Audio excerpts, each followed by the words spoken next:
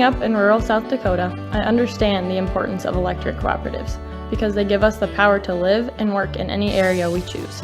They also gave me an amazing opportunity to experience the youth tour in Washington, D.C. I'm currently a student at SDSU, but one of my favorite things in life is coming home to be with my friends and family, especially my little brother Lane. West Central Electric is an important part of my life and our community.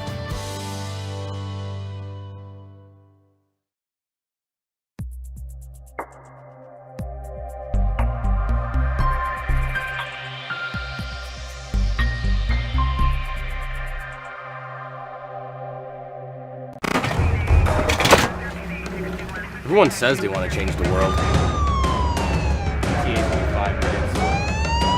But not everyone will.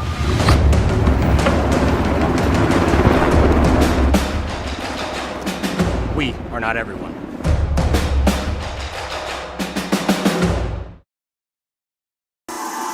When Americans needed a car that worked harder than a car, we built them a truck. And they used our trucks to build interstates and industries and communities, livelihoods, and neighborhoods. Americans needed vehicles worthy of who they are and what they can do. So, we built them a truck.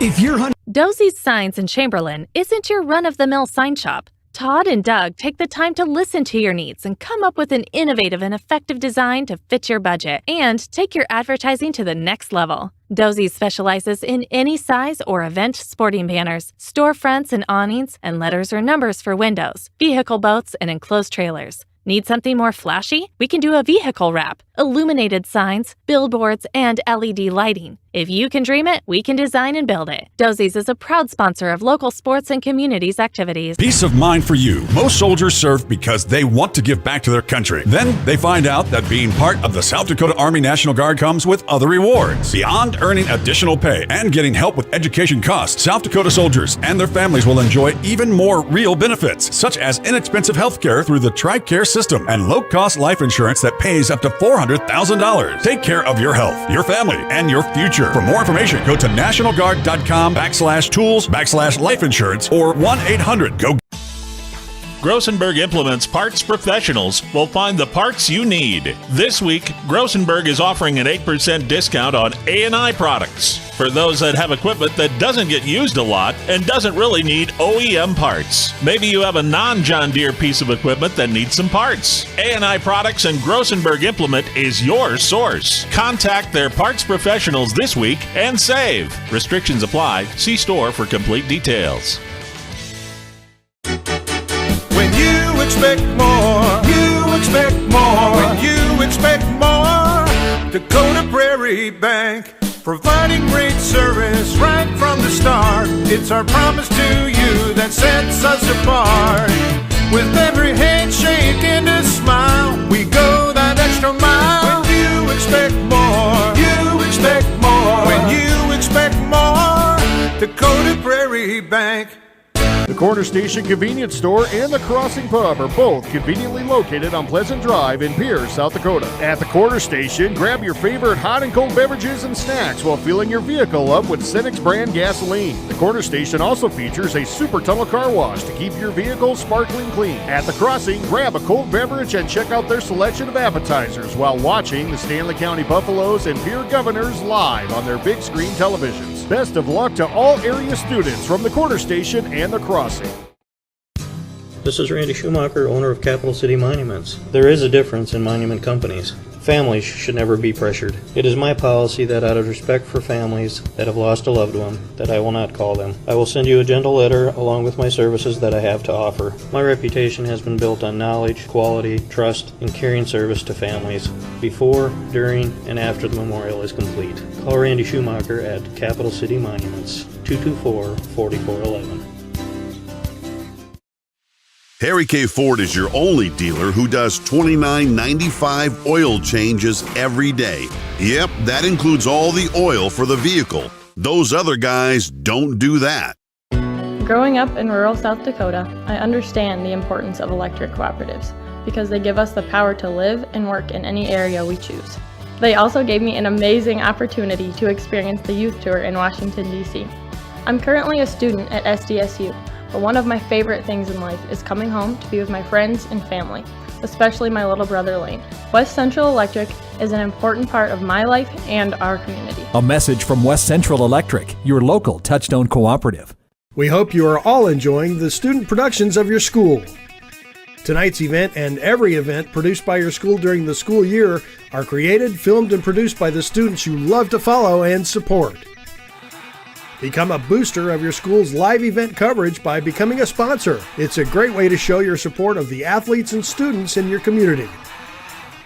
As a sponsor, you'll get great visibility for your business, organization, or family by supporting the live productions of your school. Harry K. Ford, your go-to dealer for transparency and the lowest prices. From sales to service, we pride ourselves on transparency and low prices. It's who we are every day. Family, friends, and Fords, in that order. Service Master of Pier is your go-to service experts for a wide variety of cleaning needs. Since 2003, we have developed the most effective methods and products to service virtually every type of industry. We're known for our exceptional carpet and upholstery cleaning, but did you know we also offer cleaning of all types of flooring, along with providing fire and water restoration, commercial cleaning, janitorial services, and construction cleanup. Service Master of Pier is a proud sponsor of TF Riggs Governors and Lady Govs, as well as Stanley County Buffaloes and Lady Buffs activities.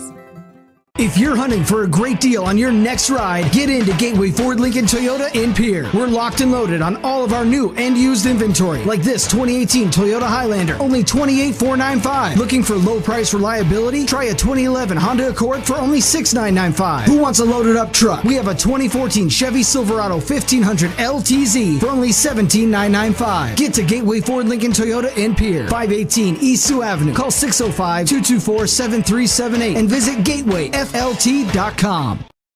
Dosey's Signs in Chamberlain isn't your run-of-the-mill sign shop. Todd and Doug take the time to listen to your needs and come up with an innovative and effective design to fit your budget and take your advertising to the next level. Dosey specializes in any size or event sporting banners, storefronts and awnings, and letters or numbers for windows, vehicle boats, and enclosed trailers. Need something more flashy? We can do a vehicle wrap, illuminated signs, billboards, and LED lighting. If you can dream it, we can design and build it. Dosey's is a proud sponsor of local sports and communities activities. Peace of mind for you. Most soldiers serve because they want to give back to their country. Then they find out that being part of the South Dakota Army National Guard comes with other rewards. Beyond earning additional pay and getting help with education costs, South Dakota soldiers and their families will enjoy even more real benefits, such as inexpensive health care through the TRICARE system and low-cost life insurance that pays up to $400,000. Take care of your health, your family, and your future. For more information, go to nationalguard.com/tools/life insurance or 1-800-GO-GUARD. Peace of mind.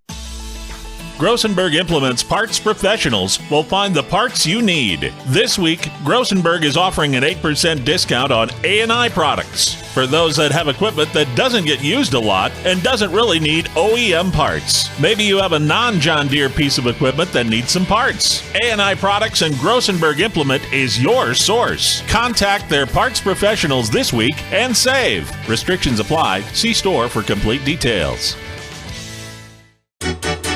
When you expect more, you expect more. When you expect more, Dakota Prairie Bank, providing great service right from the start. It's our promise to you that sets us apart.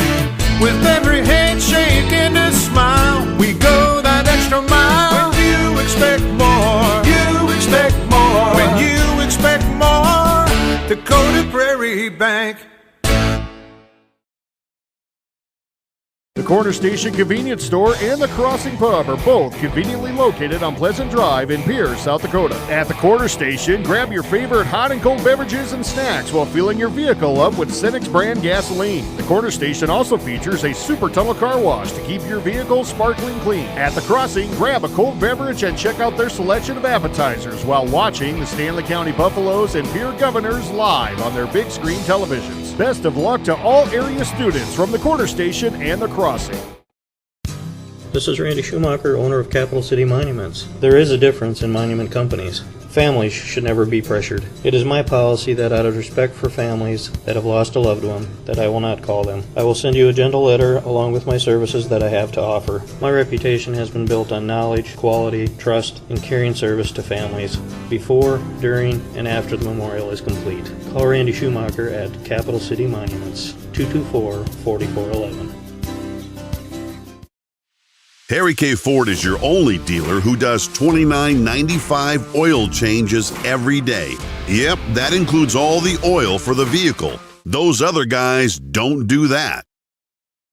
Growing up in rural South Dakota, I understand the importance of electric cooperatives because they give us the power to live and work in any area we choose. They also gave me an amazing opportunity to experience the youth tour in Washington, D.C.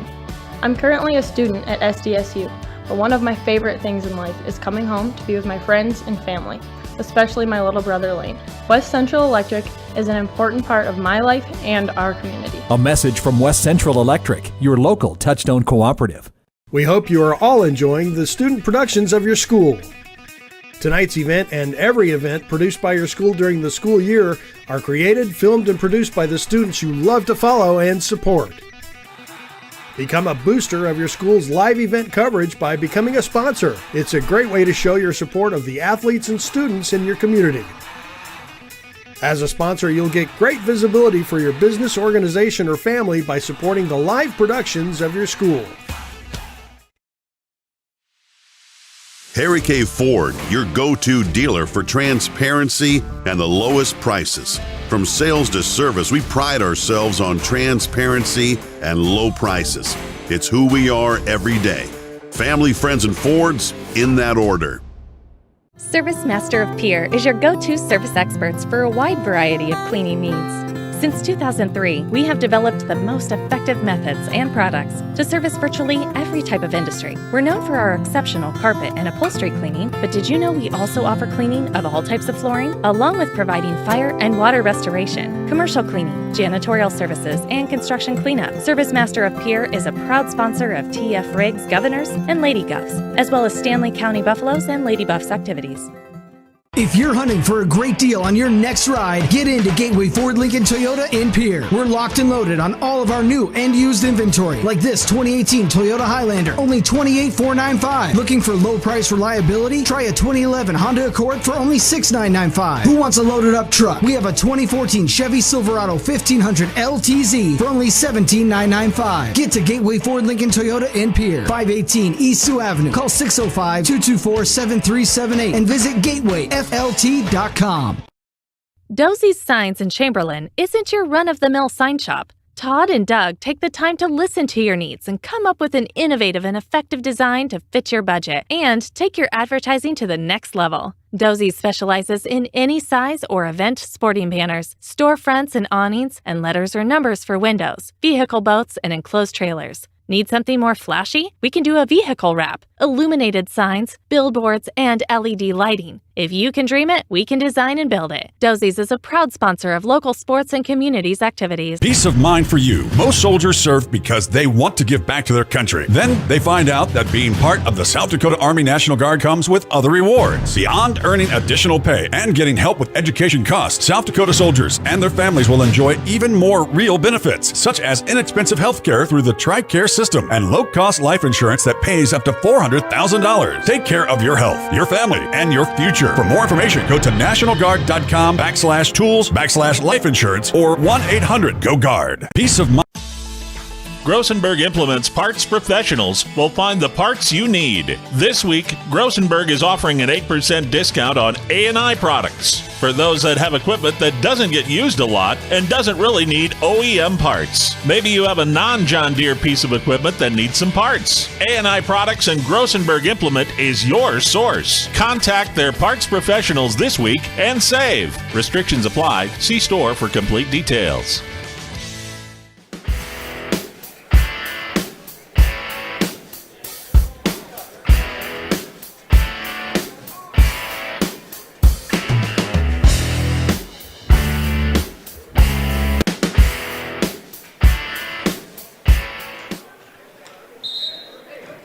Welcome to the 2021 Big Dakota Conference Tournament here in Stanley County. Jody Brozick of LiveTicket.tv taking you on the ride here this afternoon, and we're going to get caught up as we have a couple pigtail matches into the tournament. We want to make sure that we get those to you.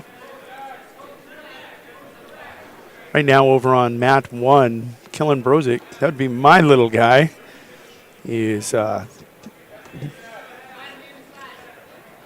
as we get, let's see, to the hub. Oh, it doesn't look like we're going to have a center council today, so I'm going to go to 138, and at 138, this is Brueggemann, who's going to get the fall. The official time on that match will be 1:12 in his match.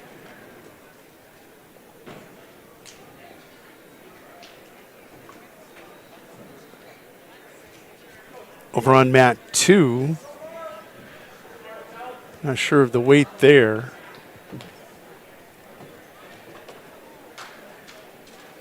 Seeing if they have a hub set up for me or if this is going to be difficult today.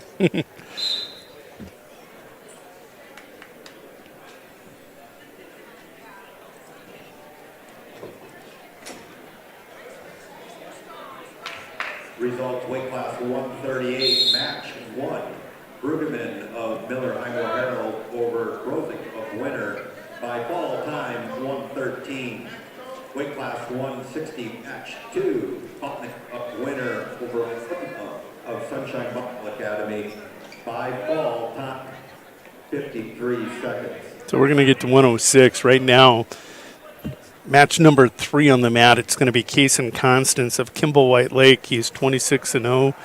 He's a freshman, ranked number 1 in the state for the Wildcats. He's wrestling Talon Ping of Miller Highmore Herald, a 7th grader who is 7-5. Match 4 over on mat 2 is going to be Mark Sundquist. He's wrestling out of Mobridge Pollock, the 8th grader at 106, is 15-7 on the season.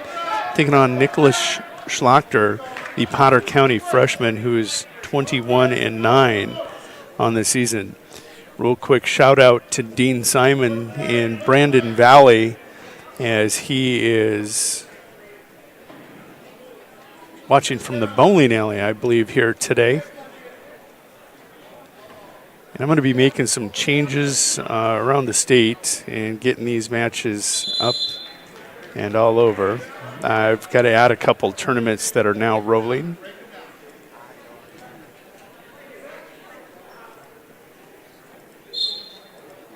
I'll keep you updated as to who is wrestling where.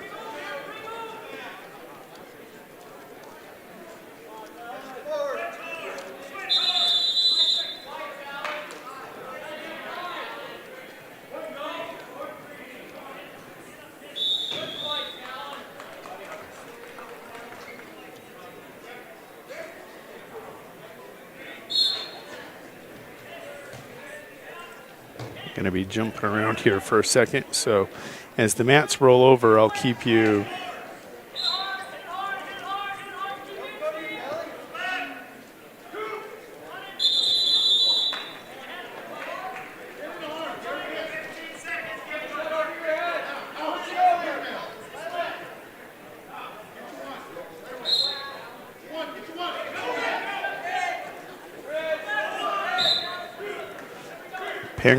Constance is going to get the fall. That's going to come in 2:21.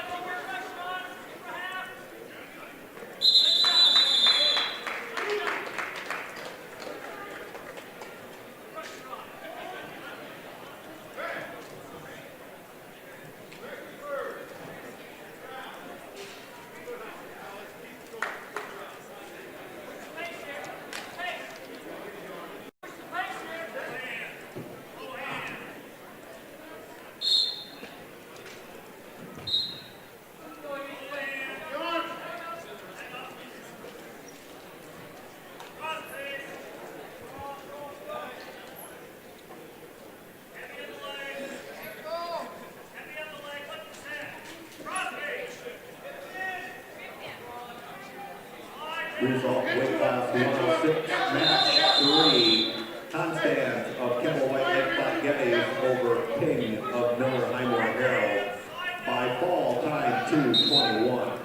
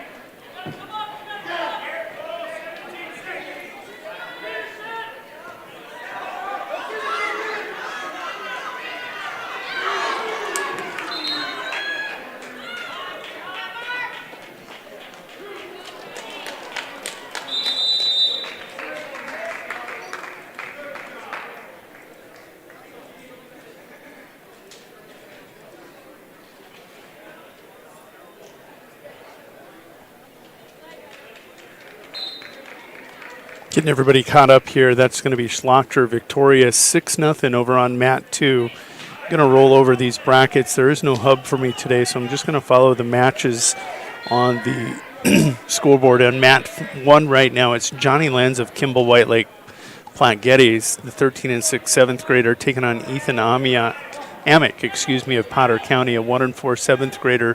Score of that match right now is 8-0 over on mat 2. They are going to roll this over. It's going to be Wiley Elwood, the Chamberlain 8th grader. He's 8-14. The Cub is taking on Tegan Herrick. And Tegan Herrick is a 16-9 freshman. He's the number 2 seed here today in the Big Dakota Conference Tournament. That one is scoreless, and looks like it's 12-0 currently. And there, Lenz is going to get that chin whip, and he is looking for a fall here against Amick of Potter County, leading 14-0, and we'll get the tech fall, looking for the fall right now.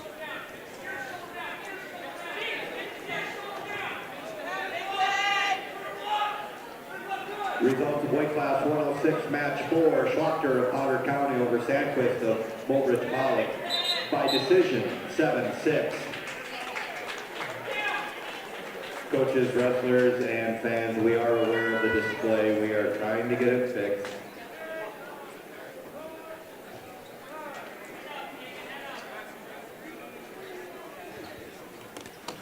So with that victory, Lenz will advance at 106. Let's go ahead and jump. They're going to push this one out to, I think, the 113-pound weight class. This is Drager Monson, top ranked at 113. He's a 28-0 senior for the Groton area Tigers. He is taking on Trip Shrimp, the Cheyenne Eagle Butte Dupree 8th grader, who's 0-2 here on the season. Looking down below us, back at mat 13, or on mat 2 at 106, which is match 6. If you're following along in the brackets, right now Herrick leading big 8-0 at the end of the first period as we go to the second. Monson playing a little catch and release. He must be a part-time angler up there in that northeast corner of the state, does a little fishing. He's able to get takedowns on Shrimp and release him. Here he's going to get that cradle, that bow and arrow cradle, looking for a fall in the first period, and he wants off the mat. He will get off the mat in 49 seconds. Top-ranked Drager Monson with the fall. He goes to 29-0 on the year. The senior will advance to the semifinal at 113. Up next on mat 1,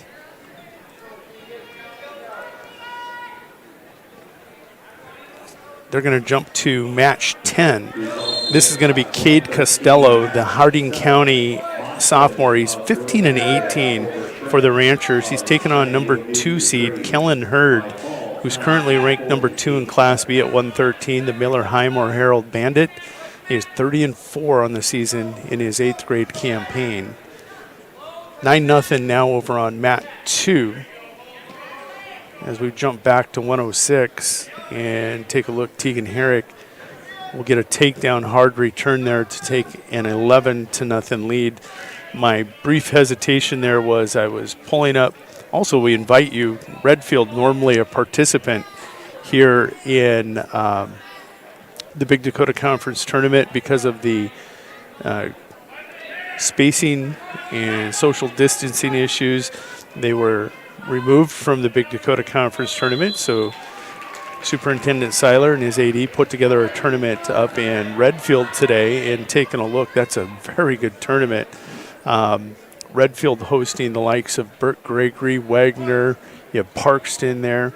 And if you want to go to redfield.liveticket.tv, you can watch that match there, or that tournament there. Caleb Brozick on the call for you. Or you can go to our homepage, liveticket.tv, and follow along there, as these two tournaments are currently the two rolling. At 113, that is going to be a fall. It's going to come in 124, match 10. You saw Kellen Hurd get the fall over Cade Costello. We're going to move to match 12 over on mat 1. And taking a look at match 12, it's Austin Blair of Winter getting his first varsity experience. He's an 8th grader, no official varsity matches. He's taken on Chamberlain Chamberlain Cub Chase Hopkins. Chase, the freshman, 12-22 here in the season. We'll see how much that experience pays dividends for him against the 8th grader. Back over on mat 2, that is match 8. Connor Osborne of Winter taking on Chase Hansen. Chase Hansen of Stanley County, 22-3 sophomore. And when you check the current rankings here in week 8, Chase Hansen, 113, checks in at number 6. Connor Osborne, wrestling unattached for Winter. He comes into this match with a record of 5-5 on the season, the 8th grader. Wrestling his 11th varsity match against the highly ranked Chase Hansen. A couple Winter kids out there with Chamberlain, Hopkins, and Hansen of Stanley County over on mat 2. We're going to try picking up some of the other tournaments for you and getting those onto LiveTicket.tv's homepage here today. Match 10, Herd of Miller Highmore Herald over Costello of Harding County by fall time 1:24.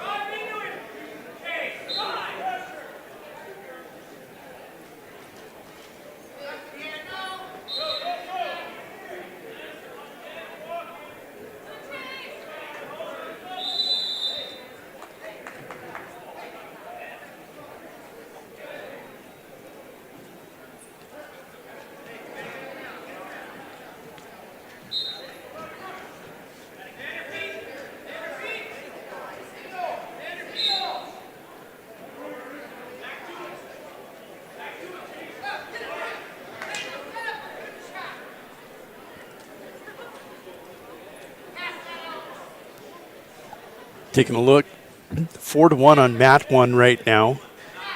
Hopkins with the lead on Blair. Taking a look, Hansen leading Connor Osborne by a score of 5-2.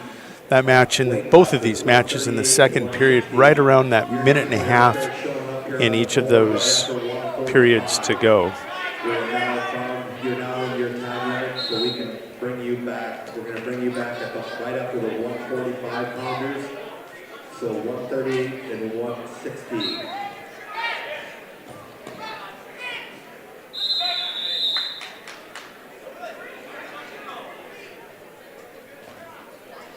Again, some great wrestling here in South Dakota between the Big Dakota Conference Tournament and the Redfield Invitational.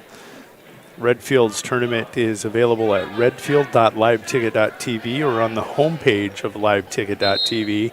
And of course, here on GoBuffsLive.com, we have the Big Dakota Conference Tournament.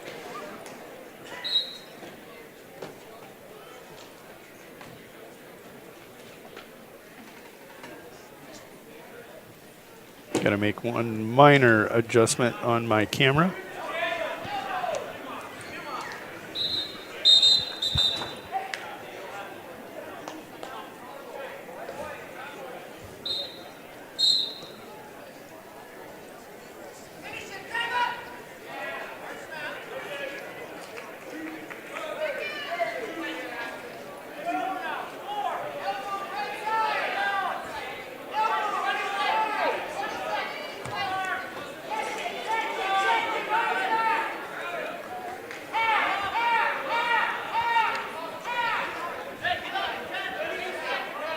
Hopkins has Blair on his back with 6 seconds to go. Blair trying to avoid the fall and get to the third period.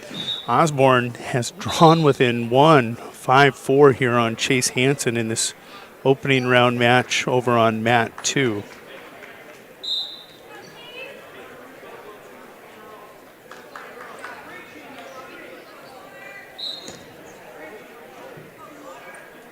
So let's get back to the brackets and we'll keep you up to date as to what is going on here. Hansen again currently ranked 6th at 113.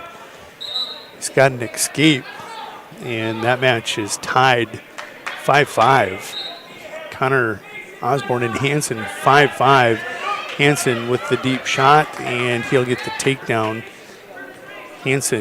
Chase Hansen will take the lead 7-5 on mat 2. Hopkins with the headlock here in period 3 over on mat 1 is looking to get off the mat with a fall for the Cubs if he can.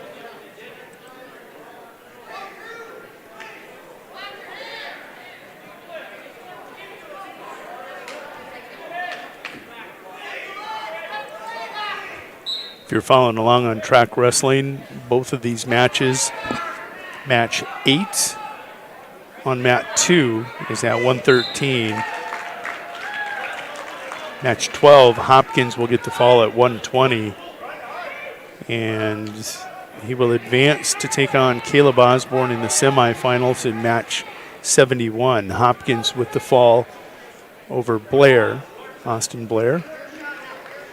And we will roll over mat 2. Looks like we're jumping up to match 18. I think that's going to be a 126-pound match. This is Kyler Constance of the Kimball White Lake Platte Geddes Wildcats, 23-1 senior here at 126, taking on Lincoln Wickstrom of Harding County, the 7-19 7th grader. When you look at 126, Constance is wrestling at 126 today, but currently ranked 3rd at 120. So jumping weights, getting matches in at a heavier weight class here today is Kyler Constance.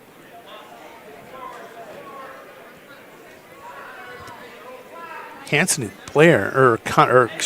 Hansen and Connor Osborne, 16 seconds to go.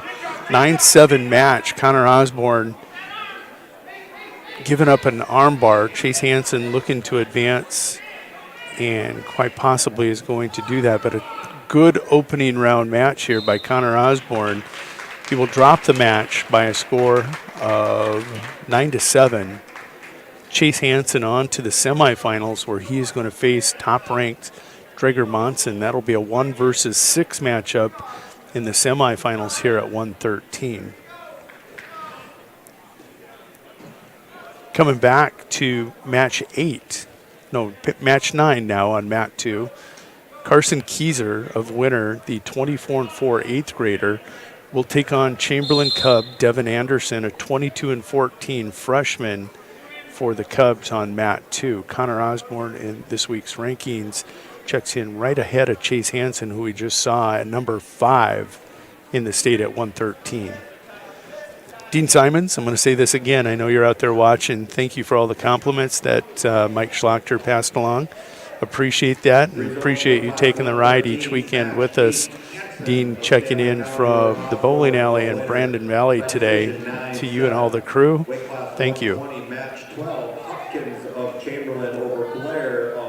Constance with a cradle and a big lead here in period 1 over on mat 1. He'll take that 8-2 lead to the second period as he runs out of time as he was hooking up a cradle.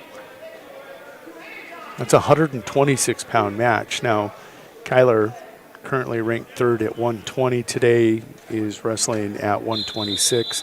23-1 gets you the 2 seed behind Dominic Santiago of the Chamberlain Cubs.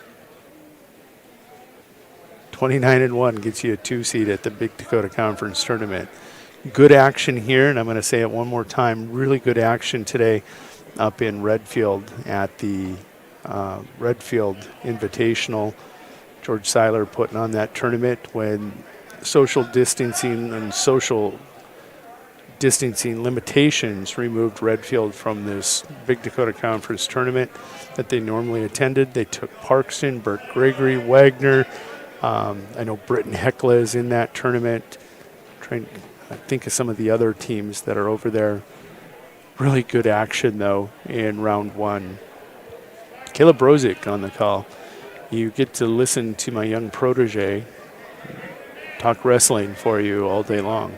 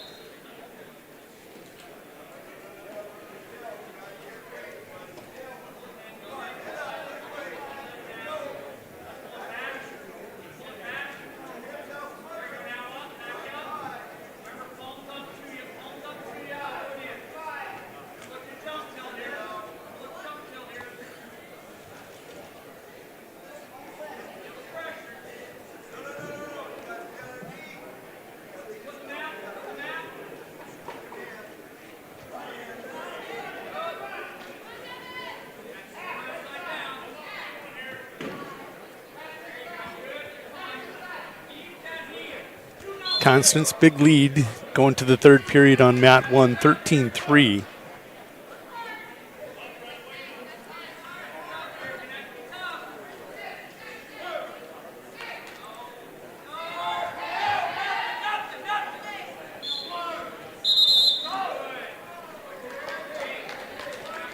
Connor Osborne will get a takedown. Don't think he got back points. Nothing awarded yet. Anderson's going to go on his feet here with Carson Keyser on mat 2. 2-0 as we start the second. It's a 113-pound match over on mat 2. Mat 1 at 126. And again, that is third-ranked Constance at 120, taking on Lincoln Wickstrom, the 7th grader out of Harding County. That's now a 15-4 match. Keyser with a takedown extends his lead to 4-0. They're at the 130 mark on mat 2.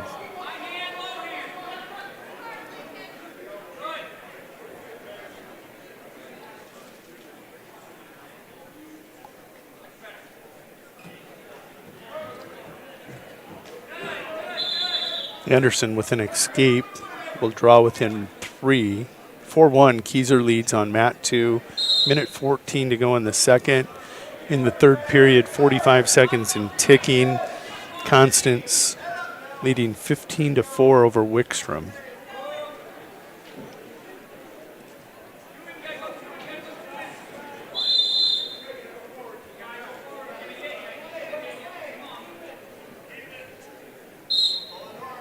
Again, as I tell you, with every tournament, go to Track Wrestling, go to Browse, click on Tournaments on the left-hand side of your drop-down box, and then when it pulls up the tournaments, click on that search feature to break it down and just type in Big Dakota. It'll pull up the 2021 Big Dakota Conference Tournament and past Big Dakota Conference tournaments. You can follow today's action or research the history of this great tournament. And then once you get in there, just jump into the brackets. Today I'm going to guide you along based on match numbers on the scoreboards. There is no hub, but I'll keep you, hope to keep you informed on which bracket you need to be at. Chin whip there by Carson Keyser is going to fail Anderson. Continuing to stay in there like a tick on a hound with that single leg. Not giving it up. Carson's chin whip not going to work, and he's holding on to try defensively to keep him from giving up a takedown. 4-1, Keyser with the lead. They go to the third. We're going to jump to match 19 over on mat 1. Match 19 is at 132 pounds, and when you take a look at that, you find Chase Varlick, Kimball White Lake Platte Getty's Wildcat, 29-2, a junior, taking on Brenton Padden, the Harding County 8th grader, who's 2-28 this season. Varlick checking the most recent rankings, checks in at 132 as the number 3 B wrestler, and he doesn't want to be out on that mat very long. He will get a fall on Padden. That comes in 35 seconds. Jack Peters coming to the mat at 132. He's a 9-8 sophomore on mat 1.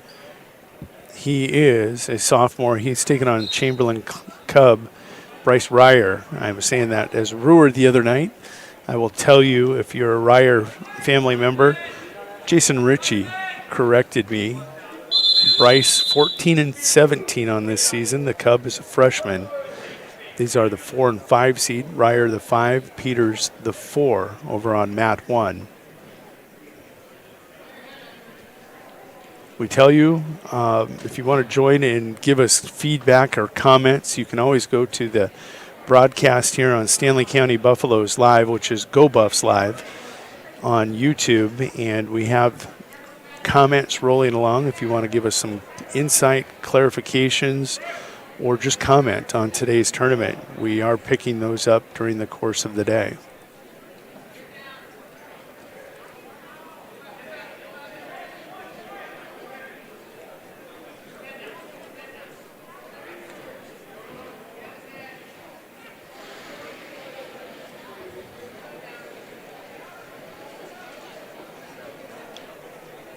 Peters will jump over that trip attempt by Ryer.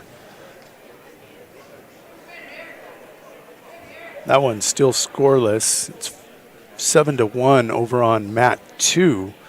A lot of blood here between Anderson and Carson Keyser. Carson leads that match.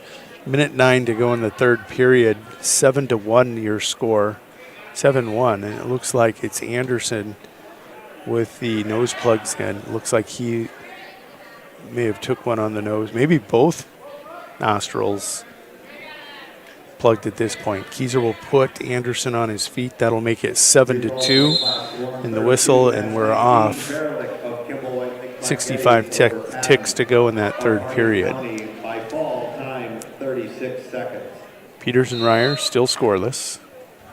They go to the second period.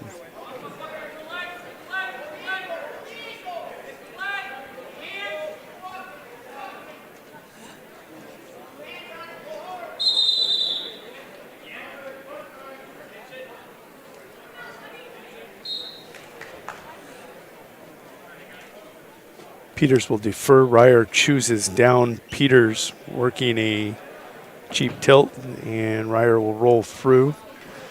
43 seconds to go over on mat 2, and Anderson again going to have to get sealed up as that nostril has started to flow.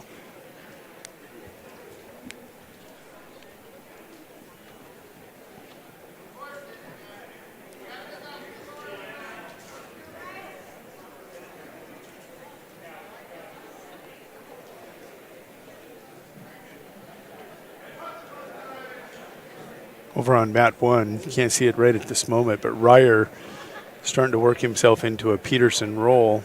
Peters trying to work far side half.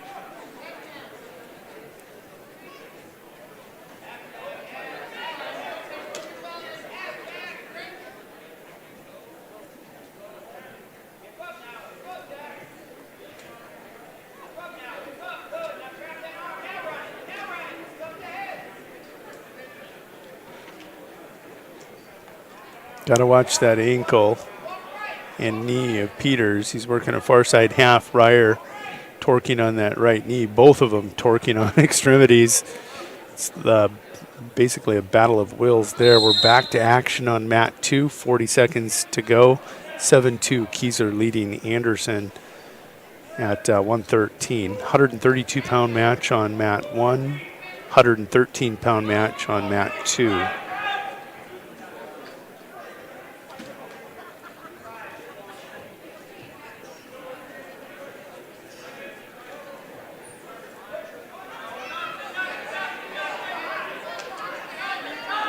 Keyser will get a takedown. That'll make it 9-2 with 12 seconds to go.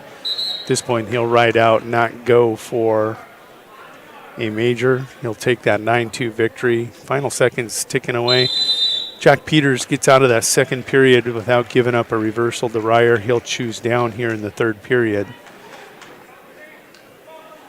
We're going to jump to 126, I believe, and this is going to be match 9. It's going to be match 15 if you're following on track. Good matchup here. Dominic Santiago of the Chamberlain Cubs, 29-10, the top seed, and he is a junior. And when you check those rankings at 26, Dominic checking in. Actually, he's unranked right now. Oh, there he is. He's at number 11. His opponent is Lucas Lenz of Kimball White Lake Platte Geddes. 14-9, 8th grader, unranked for the Wildcats, but that should be a good match. Peters with an escape now leads Ryer by a score of 1-0. Ryer with a deep shot in on a single, and looks like Peters is trying to spladle.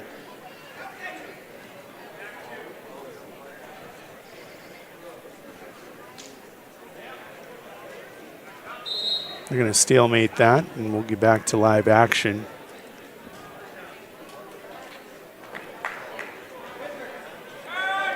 Not that it wasn't live, it was just stalemated. Peters with a takedown takes a commanding 3-0 lead with a minute to go. Santiago with a takedown just before that minute mark takes a 2-0 lead on Lucas Lenz. 132-pound match on mat 1. We're at 126 on mat 2.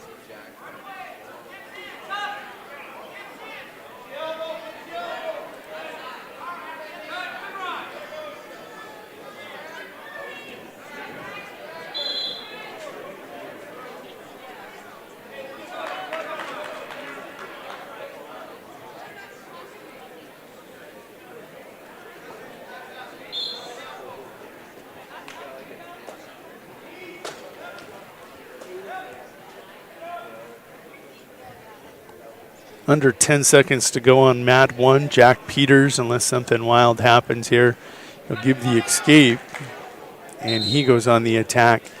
Jack Peters will get the victory here at 132. He advances to the semifinals with a 3-0 victory over Bryce Ryer of Chamberlain. He'll face Chase Varlick of Kimball White Lake Platte Geddes in the semifinal.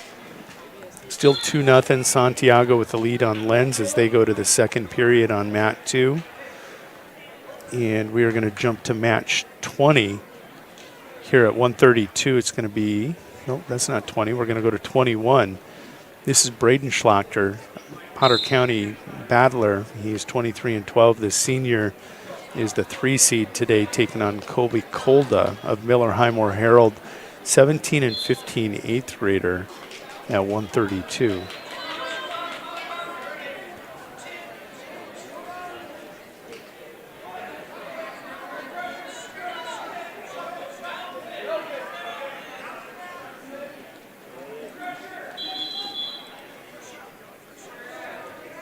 Results, weight class 113, match 9, Keezer of Winter over Anderson of Chamberlain by time 5:59. Weight class 132, match 20, Peters of Winter over Ryer of Chamberlain by decision 3-1. Santiago will come back center circle, minute 42. He'll win the whistle on Lenz. He's to his feet. Lucas going to try to get a return. Santiago just needs to, there he's got the hip. You step away and get your 1, which he does. Santiago will take the 3-0 lead on Lucas Lenz, and he is controlling the underhooks. Lenz will separate and try to set up, does set up a nice outside sweep.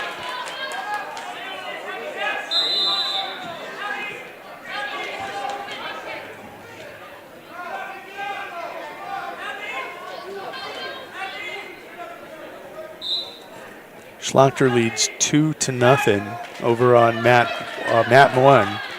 Just under 30 seconds to go here in the first period. That is match 21 if you're following on track.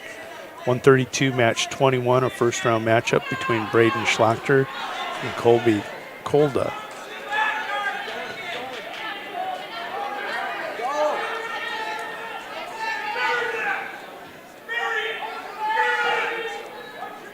Santiago with another takedown leads 5-0, was trying to work a power half from the base.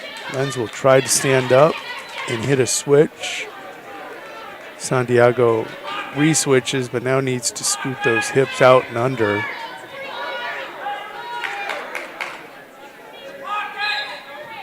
Final 5 seconds ticking away on mat 2.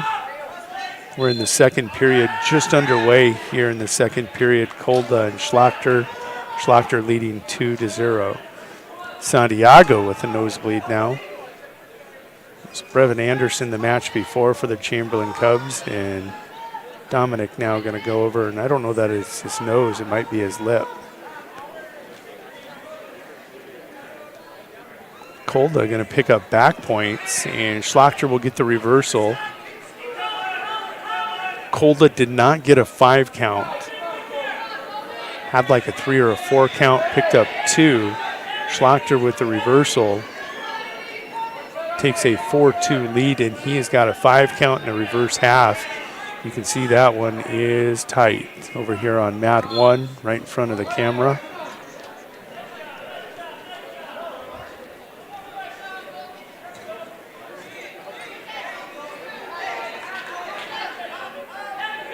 Schlachter will pick up that 3-point near fall, takes a 7-2 lead.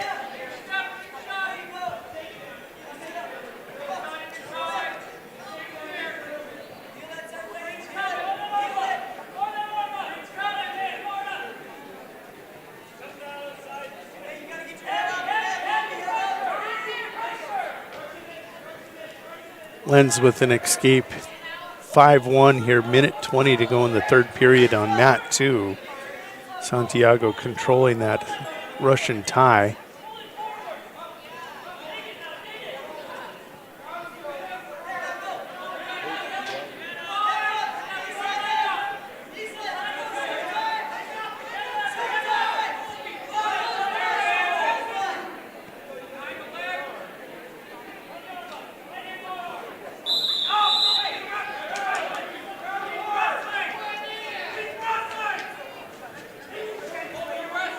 Schlachter and Kolda go to the third period at 7-2. Schlachter leading Colby. Kolda, and Schlachter chooses neutral, wants to go on his feet. Santiago with another takedown now, commanding 7-1 lead. They're just under 30 seconds to go in the third period on mat 2.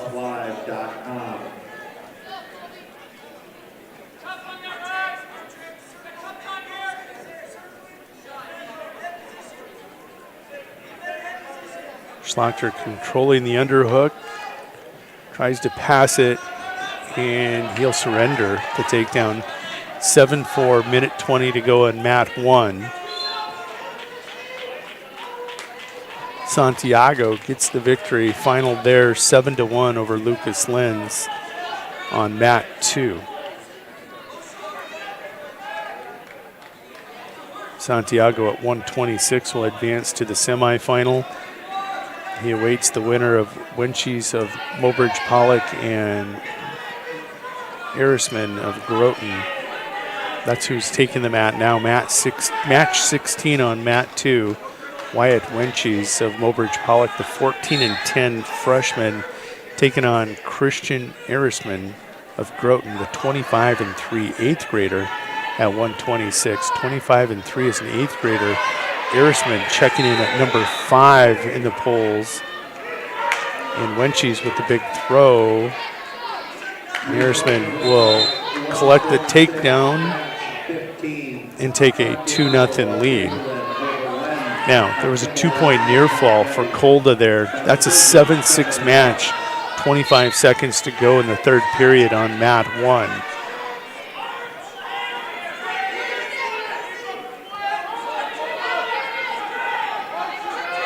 Wenches turns into a half, and Erisman will absolutely catch him. And he's going to pick up a 5 count over on mat 2. Looking back over at mat 1, there's 11 seconds to go. Schlachter leading 7-6 over Kolda.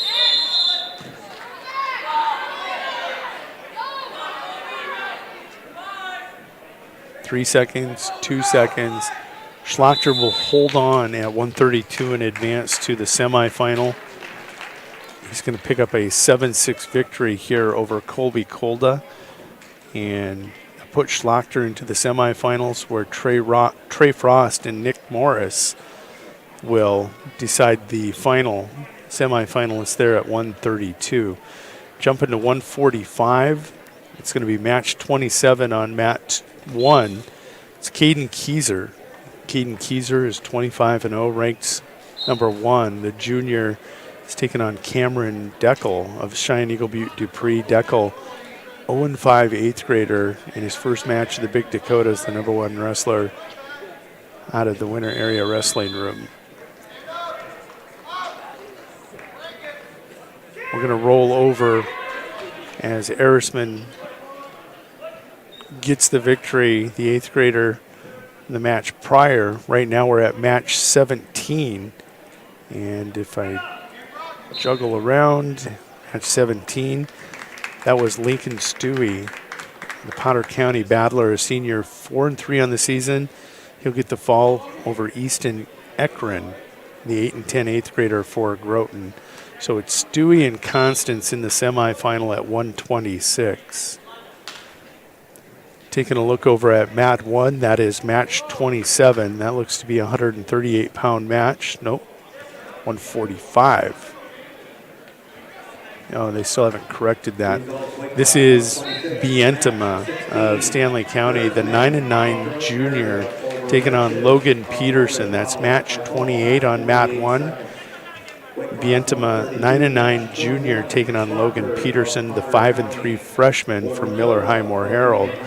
Bientema with the takedown leads 2-0 and a super tight cradle over on mat 1. On mat 2, that is Trey Frost and Nick Morris. I told you they're the final people that are going to set the semis in 132. Trey Frost, 18-7 senior for the Buffaloes, taking on Nick Morris of Groton, the 0-1 eighth grader. Frost taking a look, still not checking in to the rankings at 18-7 for the Buffs. He's in that super stacked Region 4. And when you take a look at that, Region 4, ranked ahead of him are Thane Simons. You've got Tristan Firebach of Lee Deadwood, Braden Weiss of Hill City, and Tyson Durham of St. Thomas More. Frost will probably go into that regional tournament as the 5 seed, and we'll have a first-round matchup a couple weeks down the line with Tyson Durham of St. Thomas More. Frost 18-7 on the season. Bientema leading 7-1. There's 28 seconds to go, and he'll officially get the fall in 135. Bientema onto the semifinals at 145, where he's going to face Caden Keyser, the top-ranked wrestler in the weight class here right now at Class B. It was previously announced Keyser winner over Anderson of Chamberlain by fall. The correction is Keyser of winner. Taking a look, we're going to jump to match 30 on mat 1. That's Ryder Rowland, 15-16, freshman from the Miller Highmore Herald Bandits. He's taken on Class A's number 1, Gabe Skustad of Chamberlain. The Cub is 36-2 and a senior. Only 2 losses on the season, or a 1-point and a 3-point loss to Caden Keyser, the top-ranked wrestler in Class B. Frost with an ankle pick will end up getting the fall at 132 over his opponent here, Nick Morris of Groton. Frost, the number 2 seed, on to the semifinals where him and Braden Schlachter will meet. Saw that semifinal matchup to come earlier this year in a duel, and that was quite the match. Should be a good one. Skustad leading 6-2, minute 15 to go here in the first period. And now we're going to, at 145, I believe, on mat 2. It's Cameron Pierman, the 14-8 senior from Mobridge Pollock, taking on Joey Boss, the Kimball White Lake Platte Geddes sophomore, who's 10-17. Pierman, the 3 seed today at 145. Skustad will get the fall over on mat 1, and we're going to dial her back to 138. This is going to be match 23. Carter Lenz, 19-4, a sophomore, taking on Gunnar Brueggemann, 10-14, sophomore for the Miller Highmore Herald Bandits. Taking a look at the rankings at 38. Carter Lenz checking in at number 10. And 10th ranking and a number 1 seed here today at the Big Dakota Conference Tournament over on mat 1. Pierman collects a takedown at 1:11 of the first period. Leads 2-0 over Boss. Pierman, matchup nightmare for these 145-pounders as he probably stands 6'3", 6'4". Super tall, super lanky, a lot of leverage for that young man, and he does create matchup nightmares. Boss going to do a sitting back throw. Pierman, although trapped for a moment, will reverse that on mat 2. 30 seconds to go, and the first period for Pierman to try and get the fall on Boss. Lenz gets a takedown on Brueggemann. Brueggemann will get an escape.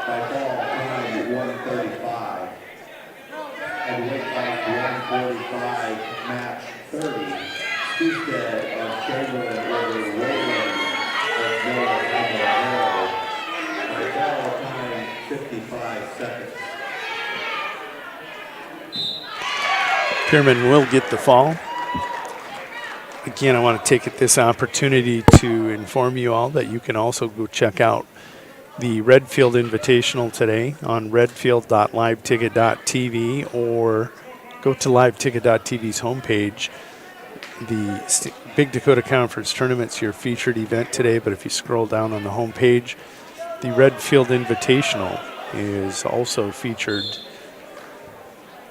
as one of the top 2 wrestling tournaments here in Class B here today. Lenz and Brueggemann go to the second period. It's 2-1. Again, Carter Lenz, 19-4 in that green and purple singlet. Brueggemann, Miller Highmore Herald in that smoky gray and gray silver singlet, 10-14. Carter Lenz, 19-4.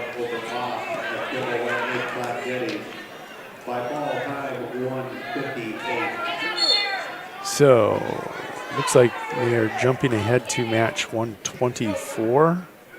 That can't be right. It's got to be match 24. And that might not be right. No hub for me today. I'm working through the brackets just like you are. This is actually match 24. This is Josh Van Huvelen, the 10-10 sophomore for the Sunshine Bible Academy Crusaders, taking on Corbin Cucker, a 13-13 8th grader for the Groton Area Tigers. Each of these kids right at that 500 mark over on mat 2, looking to tip the scales and get on the better half. Van Huvelen will get the takedown, secures that at 1:06 of the first period, 54 seconds to go. 2-0, Van Huvelen.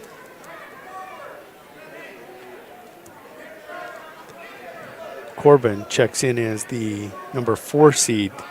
Van Huvelen, the 5 seed. Both of these matches currently out there at 138. It's 5-3 right now. Carter Lenz leading Gunnar Brueggemann. Brueggemann got a fall on Brozic and a pigtail in to Carter Lenz.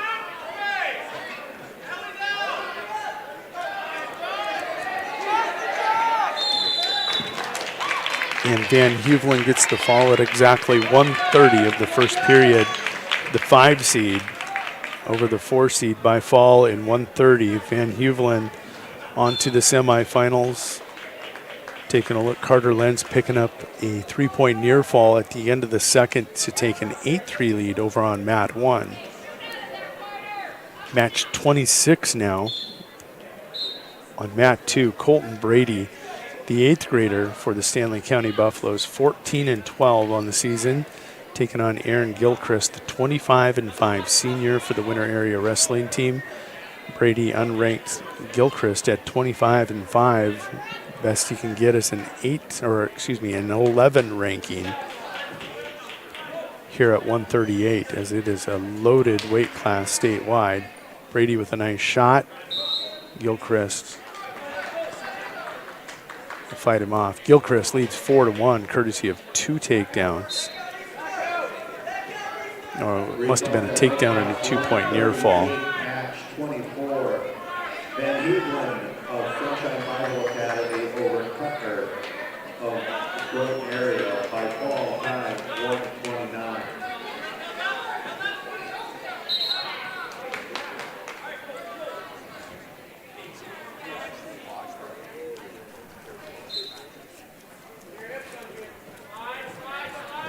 Gilchrist on the attack, in on a double, will come up, and Brady gets the wizard in. Taking a look over at mat 1, Carter Lenz has stretched that lead to 11-3, and you can see he's stretching out Brueggemann and is looking for a power half. Absolutely torquing on that shoulder. I hope the camera picked that up. It's going to be stopped for being potentially dangerous to Brueggemann's shoulder. 30 seconds to go on mat 1, period 3. Lenz leading 11-3.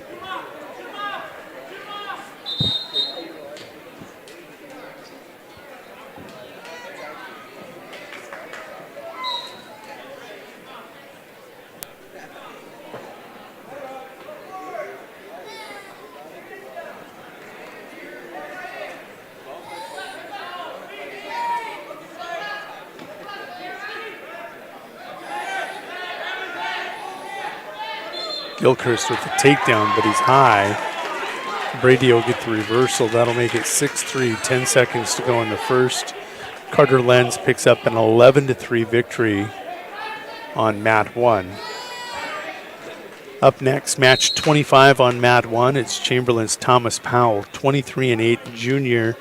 The Cub has taken on Remington Ford of Mobridge Pollock. The Tiger is 11-14 and a sophomore. Remington Ford unranked, taking a look at 138, and you'll see that Thomas Powell checks in at number 8 in the A rankings. Powell, the number 3 seed today here in the Big Dakota Conference Tournament. Gilchrist with an 8-3 lead.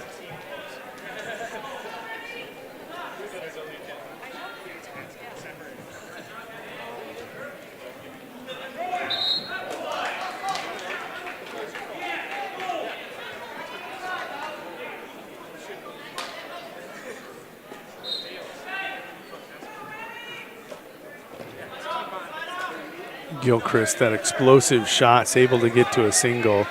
He's looking to cradle out of it. He'll back trip.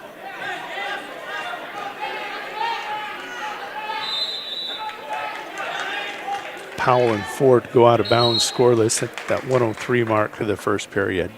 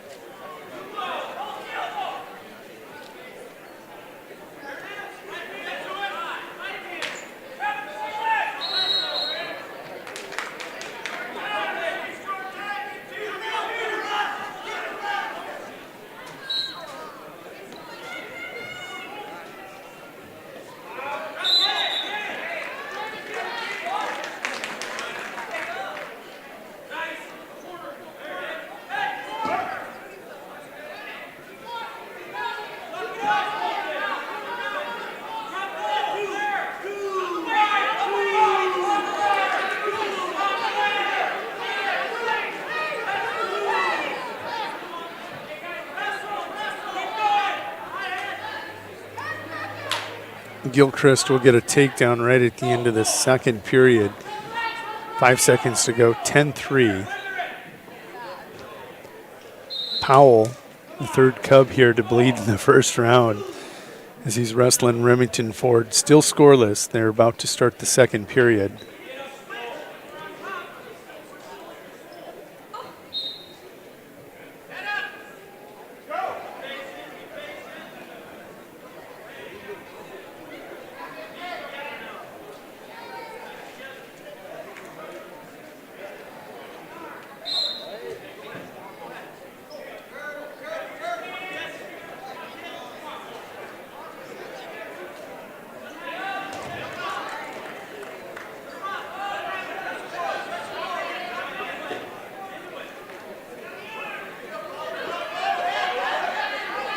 Gilchrist with a tight cradle will get the fall. The official time 4:34 over Colton Brady on mat 2 at 138 pounds. So Gilchrist on to the semifinals where he possibly awaits, well, he will await Thomas Powell or Remington Ford. We'll jump to 160 on mat 2. This is going to be Jack Kruger taking the mat, 21-4 sophomore. He's got Roger Duba of Kimball White Lake Platte Geddes. The junior Wildcat is 1-7 on the season. Kruger checking in 21-4. It's good for a 5 ranking in Class B this week.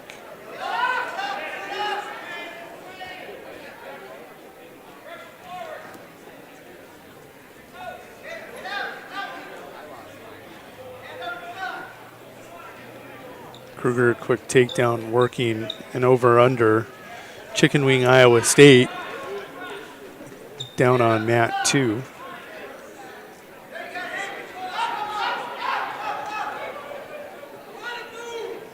Two nothing now. Powell with the lead.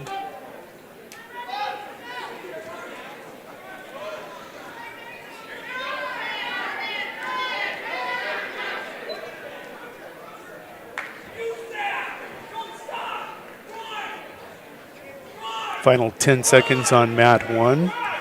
Kruger working a butcher on Duba. 53 seconds to go over there on mat 2. Powell will hold on and take a 2-0 lead to the third period. Ford with choice will choose down. Official time on mat 2. Jack Kruger will get the fall on Duba. That's in 1 minute and 15 seconds.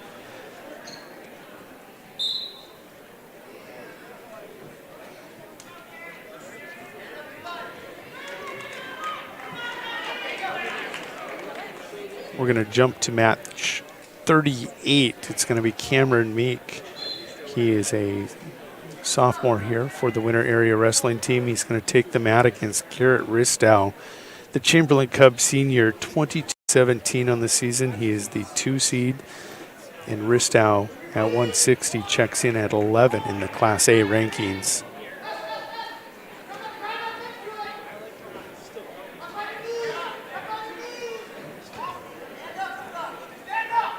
Powell leads 4-1. As Ford got an escape, he got a takedown, and now he's looking for back points. You see he's got the 5 count there. Looking for a fall is Thomas Powell, and he'll get it. Comes in 4:48 of that match over Remington Ford. Powell at 145 advances to, at 138. He will advance to the semis. We'll see the third matchup, actually fourth matchup this year between Gilchrist and Powell in the semifinals. At 160, Levi Stover now taking the mat for the Stanley County Buffaloes.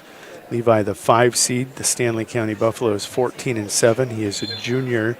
He's taking on Cole Brisby, the 4 seed of Groton, who is a 14-14 sophomore for the Groton area Tigers.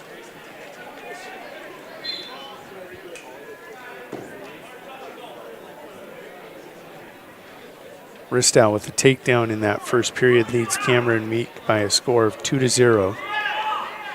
They're right at 30 seconds to go in the first period.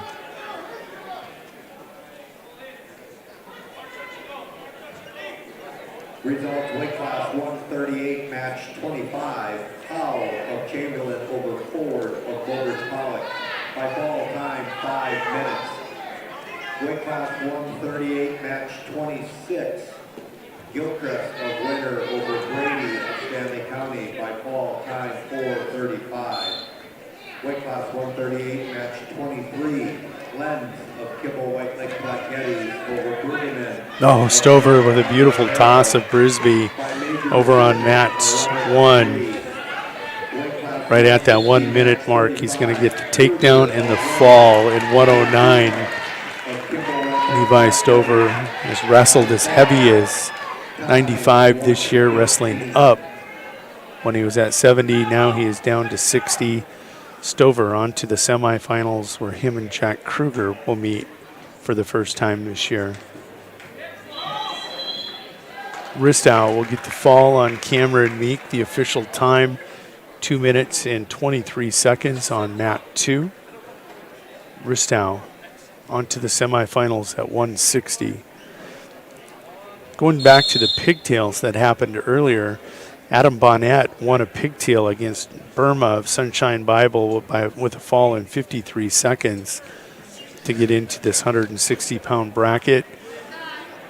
This time, Adam Bonnet's taking on the 3 seed, Peyton Coyle, 18-7 freshman for Miller Highmore Herald, the Bandits. Bonnet 2-2 as a junior here. You see Coyle going low. Bonnet underhooking, trying to toss. Over on mat 2, It is match 34. We're going to back it up to 152. Match 34. This is Evan Bartles at 152. The 8th grader is 1-0 on the season. He's taking on Trey Nealon, the Chamberlain Cub senior, 26-15 on this year. Trey Nealon checking in ranked 11 in Class A. Nealon will get the fall official time, 37 seconds for the 11th ranked A wrestler here on Evan Bartles.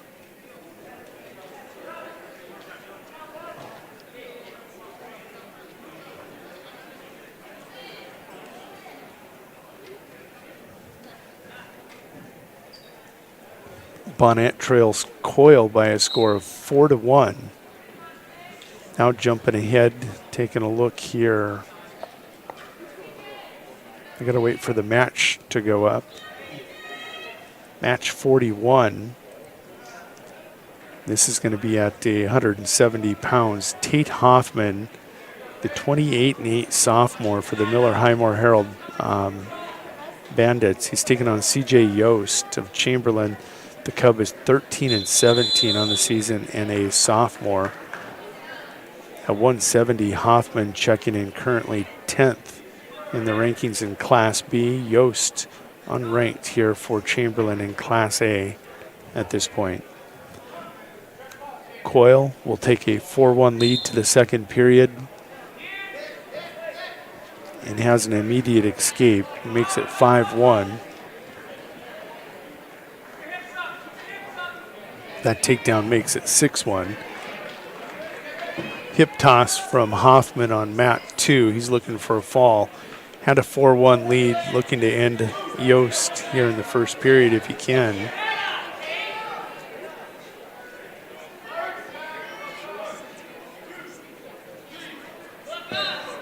Hoffman will in a minute 19. Hoffman, the 3 seed. 3 seed and ranked number 10. He'll go on to the semifinals, where he's either going to face Gage Davis or Holden Havlick. Peyton Coyle at 160 gets the fall on Adam Bonnet. Coyle will advance to the semis, where he's going to face Garrett Ristow of Chamberlain in match 96. Bonnet will go to the wrestlebacks and face his teammate Cameron Meek in an elimination match.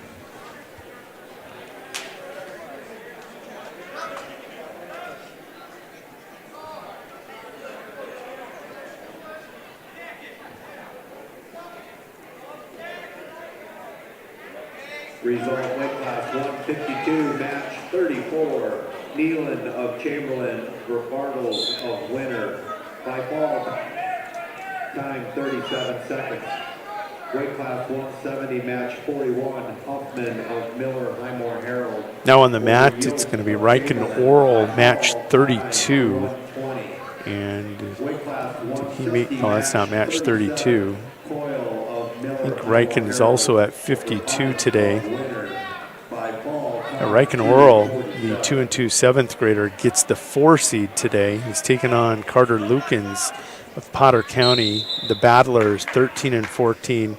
A freshman, he is the 5 seed. 4-5 matchup at 152 on mat 1. Riken Oral, the 4 seed. Taking a look over on mat 2 at 160. That is Holden Havlick. Actually, that might be at 170. Holden went to 170. He is 24-6 on the season and an 8th grader. Wrestling Gage Davis of Sunshine Bible Academy. The Crusader is 6-11 and a senior.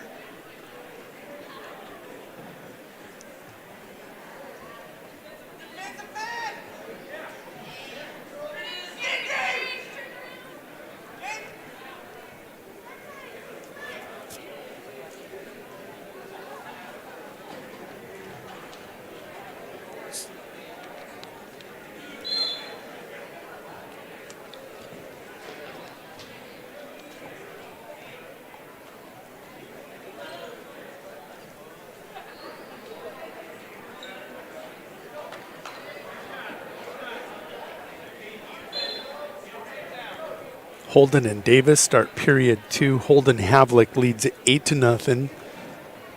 Lukens leads Reich and Oral 2-0 on mat 1.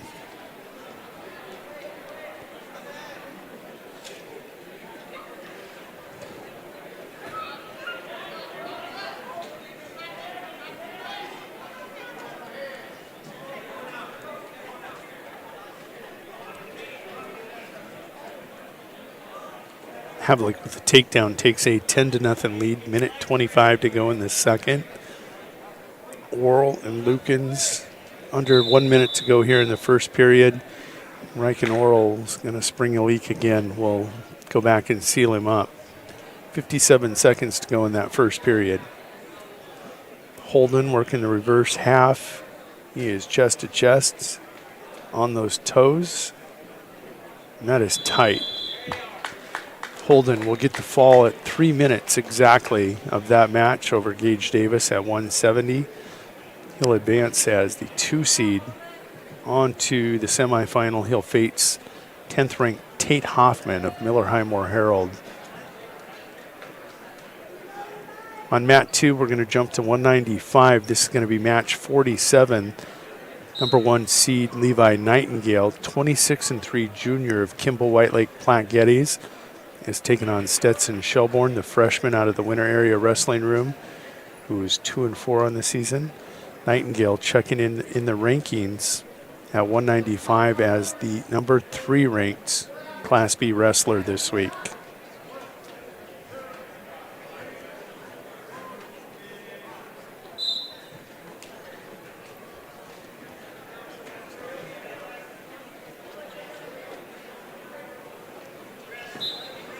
Nightingale will get the fall in 35 seconds of that first period over Stetson Shelbourne.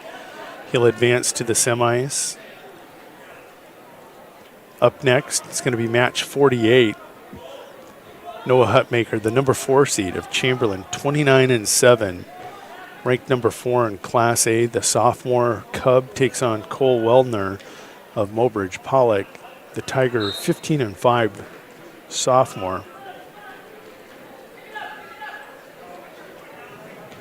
15-5, not even a sniff at the rankings for Cole. Noah again ranked number 4 behind Brink, Goldbrinson, and Rasmussen. Oral going to get a cradle and a 2-point near fall after his reversal. He takes a 4-2 lead on Lukens.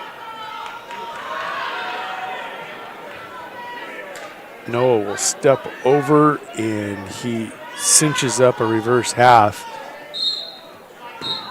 And he'll get the fall in 41 seconds. At 195, we will have a Nightingale Hutmaker semifinal. Wellner will go to the wrestlebacks where he will meet Stetson Shelbourne. Wrestling fans, just a reminder, the floor area is for wrestling personnel only. Parents, we ask that you please stay upstairs and take your photographs. Thank you.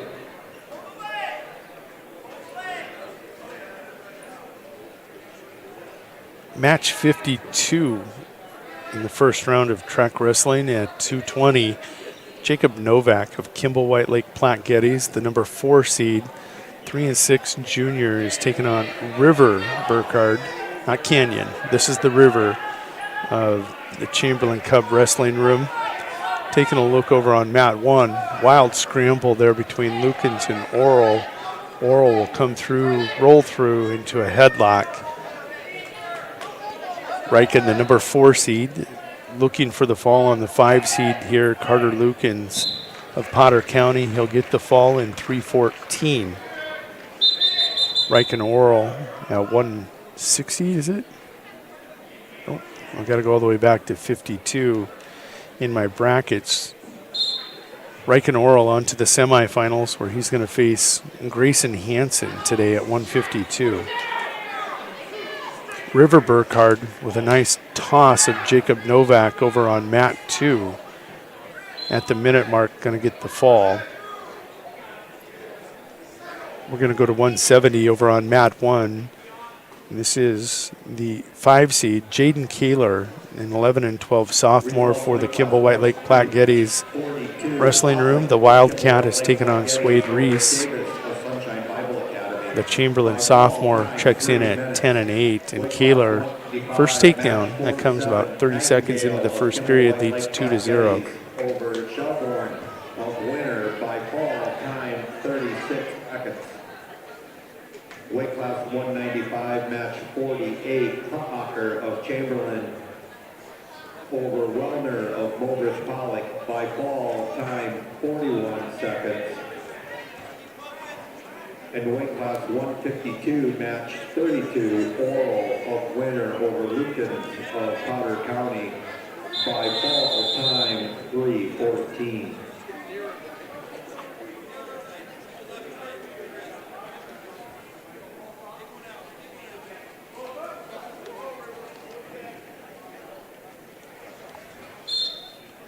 Hey, I got my guy here, Brian Menning, stepping back after doing a broadcast on bowling. Oh, wait, we didn't do the broadcast. Burkhardt leading by a score of 5-0 on Novak. Taking a look over on match 1. Kaler leading 2-0.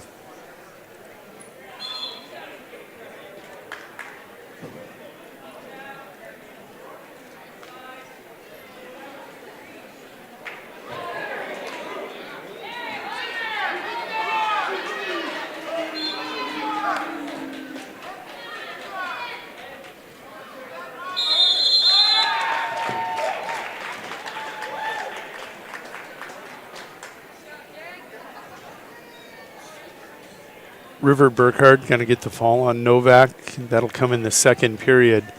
Burkhardt on to the semifinals at 2:20. Up next, it's looking like Lane Mosier at 195 is going to step to the mat. Nope, Lane going to get the call today at, 2:20? He is. Gunnar Ristow, the 27 and 12 senior from the Chamberlain Cubs, will take on Lane Mosier of the Winter Area Wrestling Room. The freshman still looking for that first victory on the season as he is 0 and 8. Gunnar Ristow checking those A rankings, checks in at number 7 in the A's over on mat 2. Novak of Kimball White Lake Platte Geddes over Burkhardt of Chamberlain by fall, time 2:43.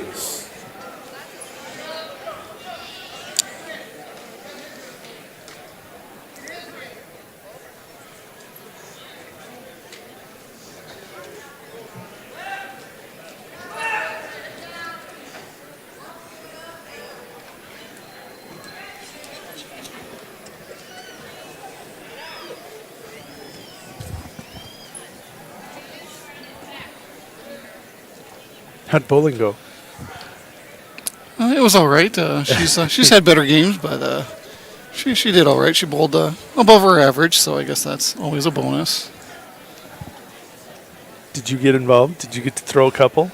I do that on Monday nights. You do that on Monday nights? Monday nights is my bowling night, so. And I'm not a bowler either, so.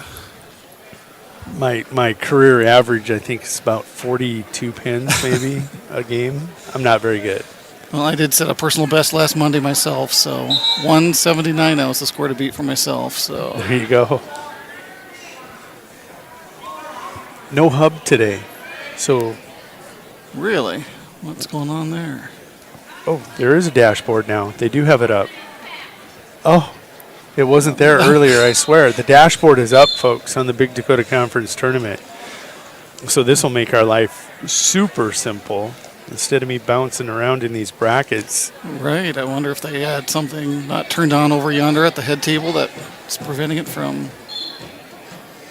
not displaying. But, yes, that'll make it much easier. I've been bouncing around. Of course, I've got to check in. The Redfield Invitational also on. Caleb Brozick up there covering the Redfield Invitational. That tournament can be seen on redfield.liveticket.tv if you want to care to go over there.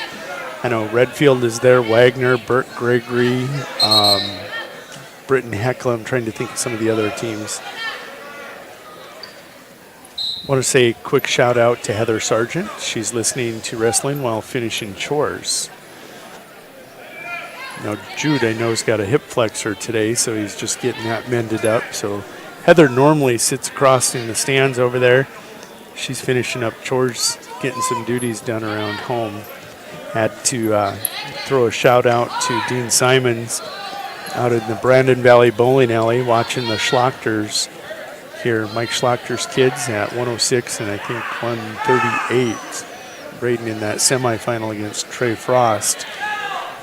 Speaking of bowling alley, I should use my bowling alley contacts and have them get a computer and maybe an HDMI cable or whatever, and have throw it up and have them hook up some broadcasts in the future as well. And Gunnar Ristow will get the fall. The official time 2:57 over Lane Mosier. Up next is going to be Canyon Burkhardt. We saw River a second ago. This is Canyon, the freshman, 29-7 for the Cubs. He will be coming to the mat against Clancy Adolph, the 8-16 freshman out of Harding County. Canyon, as a freshman, ranked number 6 in the heavyweight ranks in Class A. Coach Donovan can produce heavyweights. Candy. Is that out of Chamberlain? Yeah. Oh, absolutely. Yeah. Kenyon will get that trip in the fall. Official time 16 seconds over Clancy Adolph of Harding County. Kaler got the victory 6-0 in his match, and that'll bring to the center circle Wyatt Powers, the junior out of Chamberlain. Wyatt, 182-pounder. He is 9-20 on the season for the Cubs, taking on senior Richard Long of the Harding County Ranchers Wrestling Room. Long checks in at 10-17, and what an appropriate name for Richard. Look how tall he is out there. That is a tall wrestler, isn't it? And wow, I mean, I'm surprised by the crowd size here when I pulled up. There's vehicles everywhere in the parking lot, and good crowd there's today. There's a good crowd here today too. Still, it's good to see people getting out. Over on mat 2, that's Aiden Schoenhardt, the sophomore from Mobridge Pollock. He's 25-6 as a sophomore, taking on Adrian Knudsen, the senior for the Groton Area Tigers, who's 10-15. Now 25-6 record in Class B at 285. Gets you ranked 12th. That just reminds me, I got to talk to Bruce about getting a VIP parking place on events like this, so don't have to walk a half mile to get here. Reserved parking for the voice of the Buffs, Brian Manning. And it should just say that. VIP parking for the voice.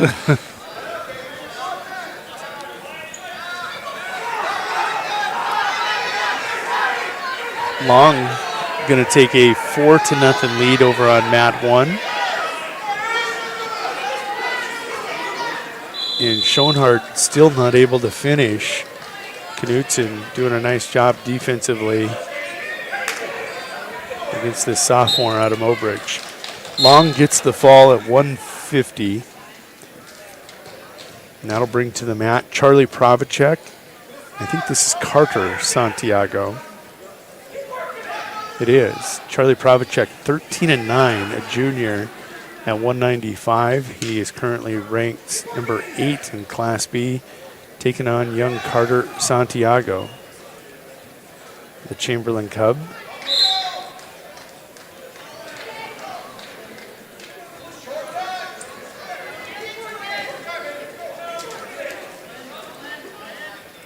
Real quick, Carter, the freshman Cub, 0-6 on the season.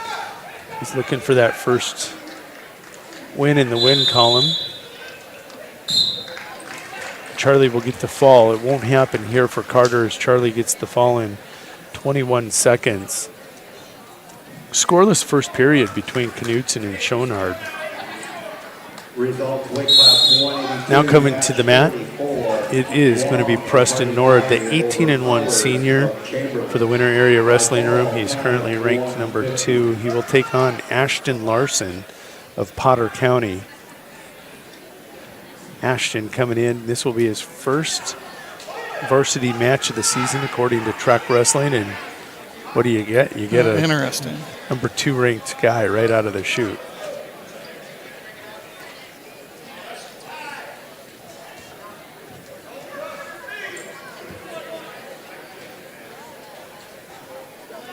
Still no points. They go neutral in period 2. I'm going to take, over on mat 2.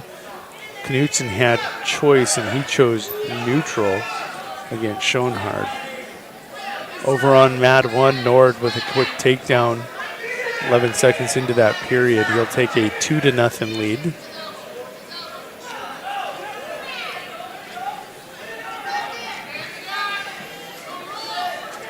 Still quite the battle over here on mat number 2 between the Groton area and Mobridge Pollock wrestler. I'd like to dig into their season in each of these kids and see how many times they've wrestled.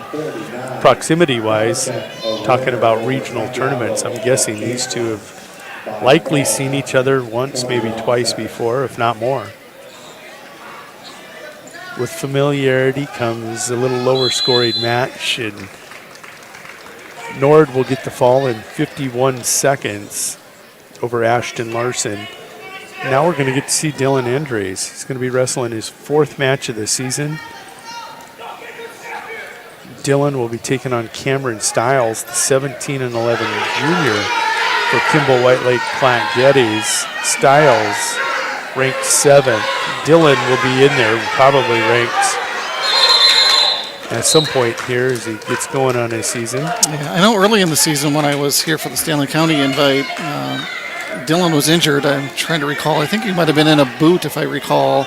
So I'm guessing it was probably a football-related injury. And so I haven't had a chance to, obviously based on his record, he hasn't had a whole lot of matches this year. So first time I've got a chance to see him again myself this year. You know, Cameron Stiles, I've watched him several times, and in a lot of his matchups, he towers over his opponents. Watch out in the corner.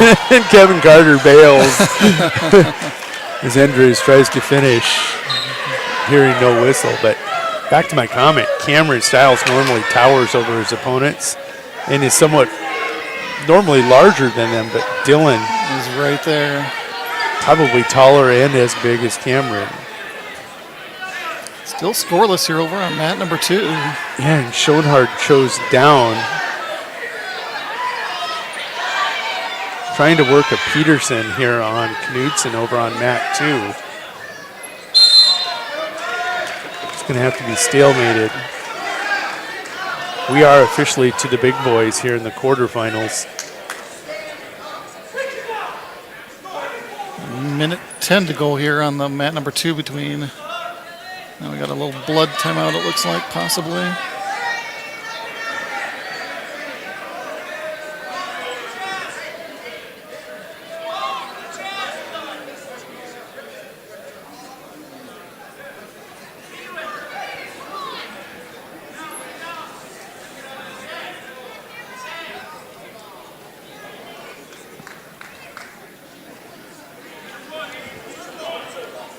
Anderson Stiles still scoreless as well, approaching 10 seconds to go in period number 1.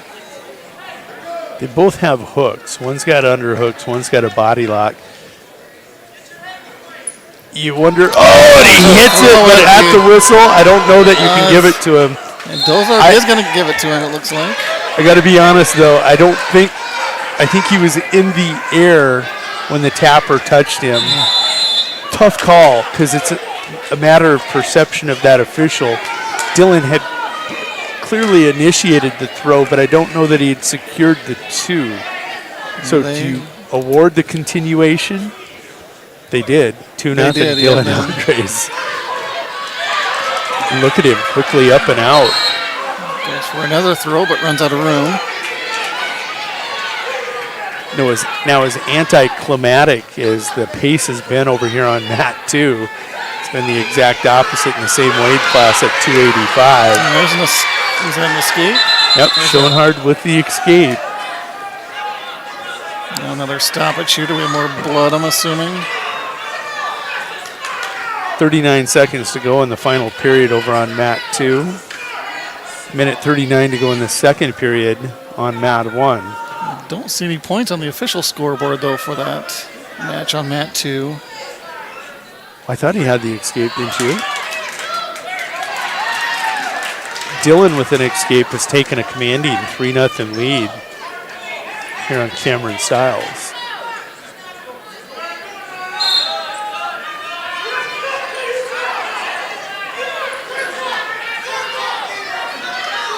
Cameron Stiles been known for throws of his own. He's trying for one there, it looks like. And Dylan able to block it for now. You know, with Dylan just getting into wrestling. Oh, and he's going to get the takedown. The thing I was wondering about, Dylan going to get called and penalized for the head check, arm check to the back of the neck of Cameron Stiles.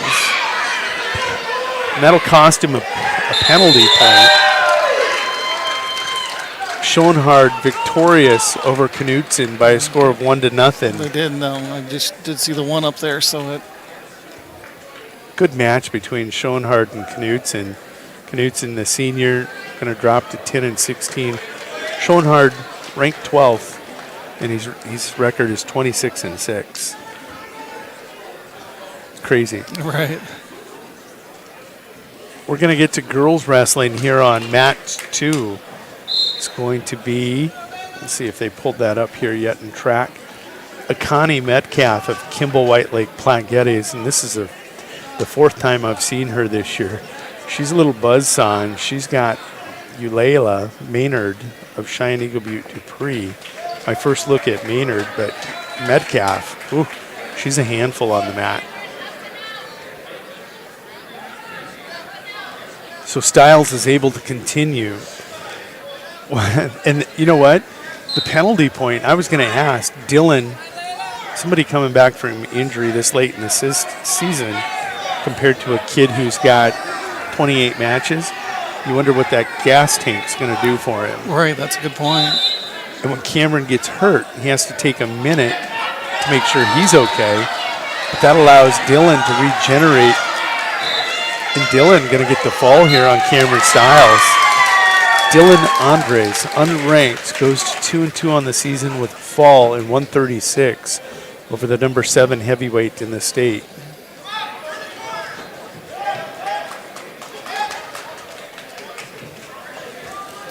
Big match. So with getting such a late start like Dylan has, is it just a matter of trying to obviously pick up as many matches as you can heading into regions and things of that nature? It's not even the volume of matches, it's the volume of minutes out on that mat, because when you get later into a state tournament, it's more likely you're going to see a 6-minute match and go the distance. You've got to have the stamina, the gas tank, to make it through some of those very competitive matches. Now, this is a good sign for him. That was the number 7 heavyweight in the state. And that'll raise some eyebrows for the polling board. And you take a look at the rankings in Region 4 at 285. Right now, there's only one heavyweight, and it was Aiden Schoenhardt, who's ranked ahead of him. So right now, with that victory, does that put him as the number 2 seed going into regions and a top 8 seed at the state tournament? Quite possibly.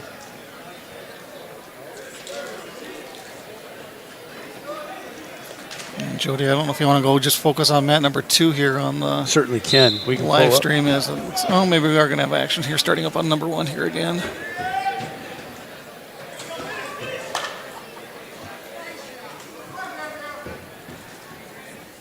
Taking a look over on mat 1. Let's see who they pulled up.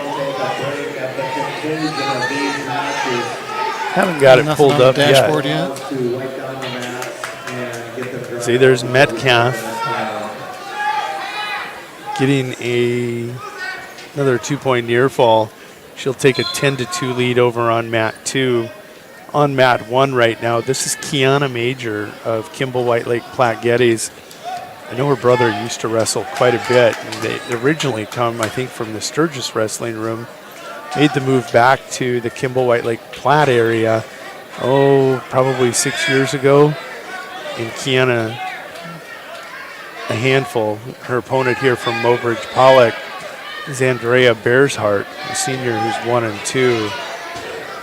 But I remember Kiana sitting down on the mat coaching her brother, and you could just see she wanted to be out there. Well, now she gets her chance here. Sure.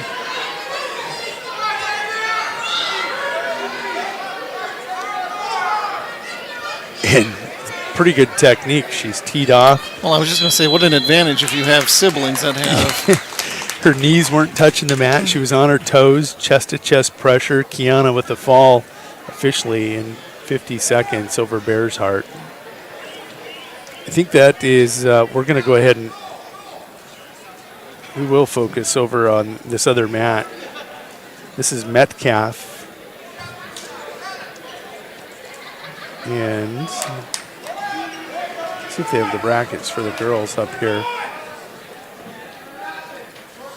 Yeah, this is Metcalf and Maynard. There's two groups of girls. Metcalf looks like she just picked up the pinfall. Telling you, she's a little bear. I think that it was going to conclude the first round. I don't know if they're going to take a break or if they're going to roll right into the semis and wrestlebacks. There's a couple pigtails that need to occur. Mike Kellen ran into a buzzsaw in Brueggemann in a pigtail in. Brueggemann runs into a buzzsaw in his quarterfinal matchup. Colton Brady runs into the number 8 wrestler in the state from Winter, will lose, and now he gets my son. They will meet for the second time in their career, and Colton was victorious the first time. So haven't heard the PE announcer make any sort of formal announcement, but I can see maybe looks like the mat cleaners are coming out, so I'm assuming we are going to probably have a bit of a break here. So we'll take that break with them. We're going to bring you a word Sounds from like the a plan. sponsors. I'm going to maybe run to the concession stand. We'll be back after a word from these sponsors.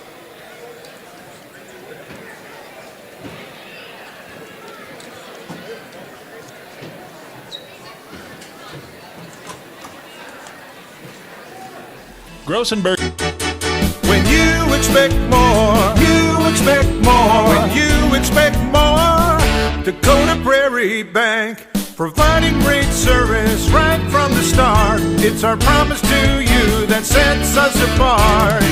With every handshake and a smile, we go that extra mile. When you expect more, you expect more. When you expect more, Dakota Prairie Bank. The Corner Station Convenience Store and the Crossing Pub are both conveniently located on Pleasant Drive in Pierce, South Dakota. At the Corner Station, grab your favorite hot and cold beverages and snacks while filling your vehicle up with Cenex brand gasoline. The Corner Station also features a super tunnel car wash to keep your vehicle sparkling clean. At the Crossing, grab a cold beverage and check out their selection of appetizers while watching the Stanley County Buffaloes and Pierre Governors live on their big screen televisions. Best of luck to all area students from the Corner Station and the Crossing. This is Randy Schumacher, owner of Capital City Monuments. There is a difference in monument companies. Families should never be pressured. It is my policy that out of respect for families that have lost a loved one, that I will not call them. I will send you a gentle letter along with my services that I have to offer. My reputation has been built on knowledge, quality, trust, and caring service to families before, during, and after the memorial is complete. Call Randy Schumacher at Capital City Monuments, 224-4411. Harry K. Ford is your only dealer who does $29.95 oil changes every day. Yep, that includes all the oil for the vehicle. Those other guys don't do that. Growing up in rural South Dakota, I understand the importance of electric cooperatives because they give us the power to live and work in any area we choose. They also gave me an amazing opportunity to experience the youth tour in Washington, D.C. I'm currently a student at SDSU. But one of my favorite things in life is coming home to be with my friends and family, especially my little brother Lane. West Central Electric is an important part of my life and our community. A message from West Central Electric, your local Touchstone cooperative. We hope you are all enjoying the student productions of your school. Tonight's event and every event produced by your school during the school year are created, filmed, and produced by the students you love to follow and support. Become a booster of your school's live event coverage by becoming a sponsor. It's a great way to show your support of the athletes and students in your community. As a sponsor, you'll get great visibility for your business, organization, or family by supporting the live productions of your school. Harry K. Ford, your go-to dealer for transparency and the lowest prices. From sales to service, we pride ourselves on transparency and low prices. It's who we are every day. Family, friends, and Fords, in that order. Service Master of Pier is your go-to service experts for a wide variety of cleaning needs. Since 2003, we have developed the most effective methods and products to service virtually every type of industry. We're known for our exceptional carpet and upholstery cleaning, but did you know we also offer cleaning of all types of flooring, along with providing fire and water restoration, commercial cleaning, janitorial services, and construction cleanup. Service Master of Pier is a proud sponsor of TF Riggs Governors and Lady Guffs, as well as Stanley County Buffaloes and Lady Buffs activities. If you're hunting for a great deal on your next ride, get into Gateway Ford Lincoln Toyota in Pier. We're locked and loaded on all of our new and used inventory, like this 2018 Toyota Highlander, only $28,495. Looking for low price reliability? Try a 2011 Honda Accord for only $6,995. Who wants a loaded up truck? We have a 2014 Chevy Silverado 1500 LTZ for only $17,995. Get to Gateway Ford Lincoln Toyota in Pier, 518 East Sioux Avenue. Call 605-224-7378 and visit GatewayFLT.com. Dosey's Signs in Chamberlain isn't your run-of-the-mill sign shop. Todd and Doug take the time to listen to your needs and come up with an innovative and effective design to fit your budget and take your advertising to the next level. Dosey specializes in any size or event sporting banners, storefronts and awnings, and letters or numbers for windows, vehicle boats, and enclosed trailers. Need something more flashy? We can do a vehicle wrap, illuminated signs, billboards, and LED lighting. If you can dream it, we can design and build it. Dosey's is a proud sponsor of local sports and communities activities. Peace of mind for you. Most soldiers serve because they want to give back to their country. Then they find out that being part of the South Dakota Army National Guard comes with other rewards. Beyond earning additional pay and getting help with education costs, South Dakota soldiers and their families will enjoy even more real benefits, such as inexpensive health care through the TRICARE system and low-cost life insurance that pays up to $400,000. Take care of your health, your family, and your future. For more information, go to nationalguard.com/tools/life insurance or 1-800-GO-GUARD. Peace of mind. Grossenberg Implements parts professionals will find the parts you need. This week, Grossenberg is offering an 8% discount on A&I products for those that have equipment that doesn't get used a lot and doesn't really need OEM parts. Maybe you have a non-John Deere piece of equipment that needs some parts. A&I Products and Grossenberg Implement is your source. Contact their parts professionals this week and save. Restrictions apply. See store for complete details. When you expect more, you expect more. When you expect more, Dakota Prairie Bank, providing great service right from the start. It's our promise to you that sets us apart. With every handshake and a smile, we go that extra mile. When you expect more, you expect more. When you expect more, Dakota Prairie Bank. The Corner Station Convenience Store and the Crossing Pub are both conveniently located on Pleasant Drive in Pierce, South Dakota. At the Corner Station, grab your favorite hot and cold beverages and snacks while filling your vehicle up with Cenex brand gasoline. The Corner Station also features a super tunnel car wash to keep your vehicle sparkling clean. At the Crossing, grab a cold beverage and check out their selection of appetizers while watching the Stanley County Buffaloes and Pierre Governors live on their big screen televisions. Best of luck to all area students from the Corner Station and the Crossing.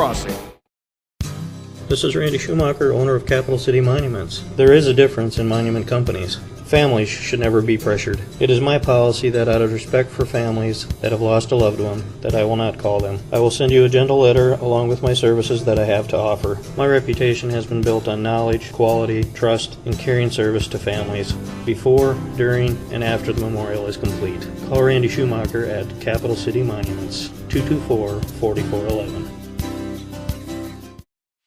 Harry K. Ford is your only dealer who does $29.95 oil changes every day. Yep, that includes all the oil for the vehicle. Those other guys don't do that. Growing up in rural South Dakota, I understand the importance of electric cooperatives because they give us the power to live and work in any area we choose. They also gave me an amazing opportunity to experience the youth tour in Washington, D.C. I'm currently a student at SDSU, but one of my favorite things in life is coming home to be with my friends and family, especially my little brother Lane. West Central Electric is an important part of my life and our community. A message from West Central Electric, your local Touchstone cooperative. We hope you are all enjoying the student productions of your school. Tonight's event and every event produced by your school during the school year are created, filmed, and produced by the students you love to follow and support. Become a booster of your school's live event coverage by becoming a sponsor. It's a great way to show your support of the athletes and students in your community. As a sponsor, you'll get great visibility for your business, organization, or family by supporting the live productions of your school. Harry K. Ford, your go-to dealer for transparency and the lowest prices. From sales to service, we pride ourselves on transparency and low prices. It's who we are every day. Family, friends, and Fords, in that order. Service Master of Pier is your go-to service experts for a wide variety of cleaning needs. Since 2003, we have developed the most effective methods and products to service virtually every type of industry. We're known for our exceptional carpet and upholstery cleaning, but did you know we also offer cleaning of all types of flooring, along with providing fire and water restoration, commercial cleaning, janitorial services, and construction cleanup. Service Master of Pier is a proud sponsor of TF Riggs Governors and Lady Guffs, as well as Stanley County Buffaloes and Lady Buffs activities.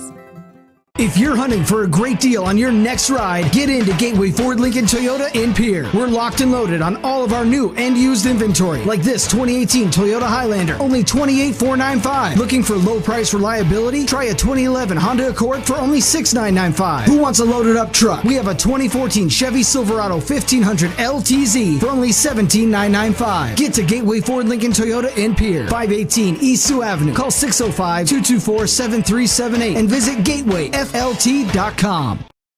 Dosey's Signs in Chamberlain isn't your run-of-the-mill sign shop. Todd and Doug take the time to listen to your needs and come up with an innovative and effective design to fit your budget and take your advertising to the next level. Dosey specializes in any size or event sporting banners, storefronts and awnings, and letters or numbers for windows, vehicle boats, and enclosed trailers. Need something more flashy? We can do a vehicle wrap, illuminated signs, billboards, and LED lighting. If you can dream it, we can design and build it. Dosey's is a proud sponsor of local sports and communities activities. Peace of mind for you. Most soldiers serve because they want to give back to their country. Then they find out that being part of the South Dakota Army National Guard comes with other rewards. Beyond earning additional pay and getting help with education costs, South Dakota soldiers and their families will enjoy even more real benefits, such as inexpensive health care through the TRICARE system and low-cost life insurance that pays up to $400,000. Take care of your health, your family, and your future. For more information, go to nationalguard.com/tools/life insurance or 1-800-GO-GUARD. Peace of mind. Grossenberg Implements parts professionals will find the parts you need. This week, Grossenberg is offering an 8% discount on A&I products for those that have equipment that doesn't get used a lot and doesn't really need OEM parts. Maybe you have a non-John Deere piece of equipment that needs some parts. A&I Products and Grossenberg Implement is your source. Contact their parts professionals this week and save. Restrictions apply. See store for complete details. When you expect more, you expect more. When you expect more, Dakota Prairie Bank, providing great service right from the start. It's our promise to you that sets us apart.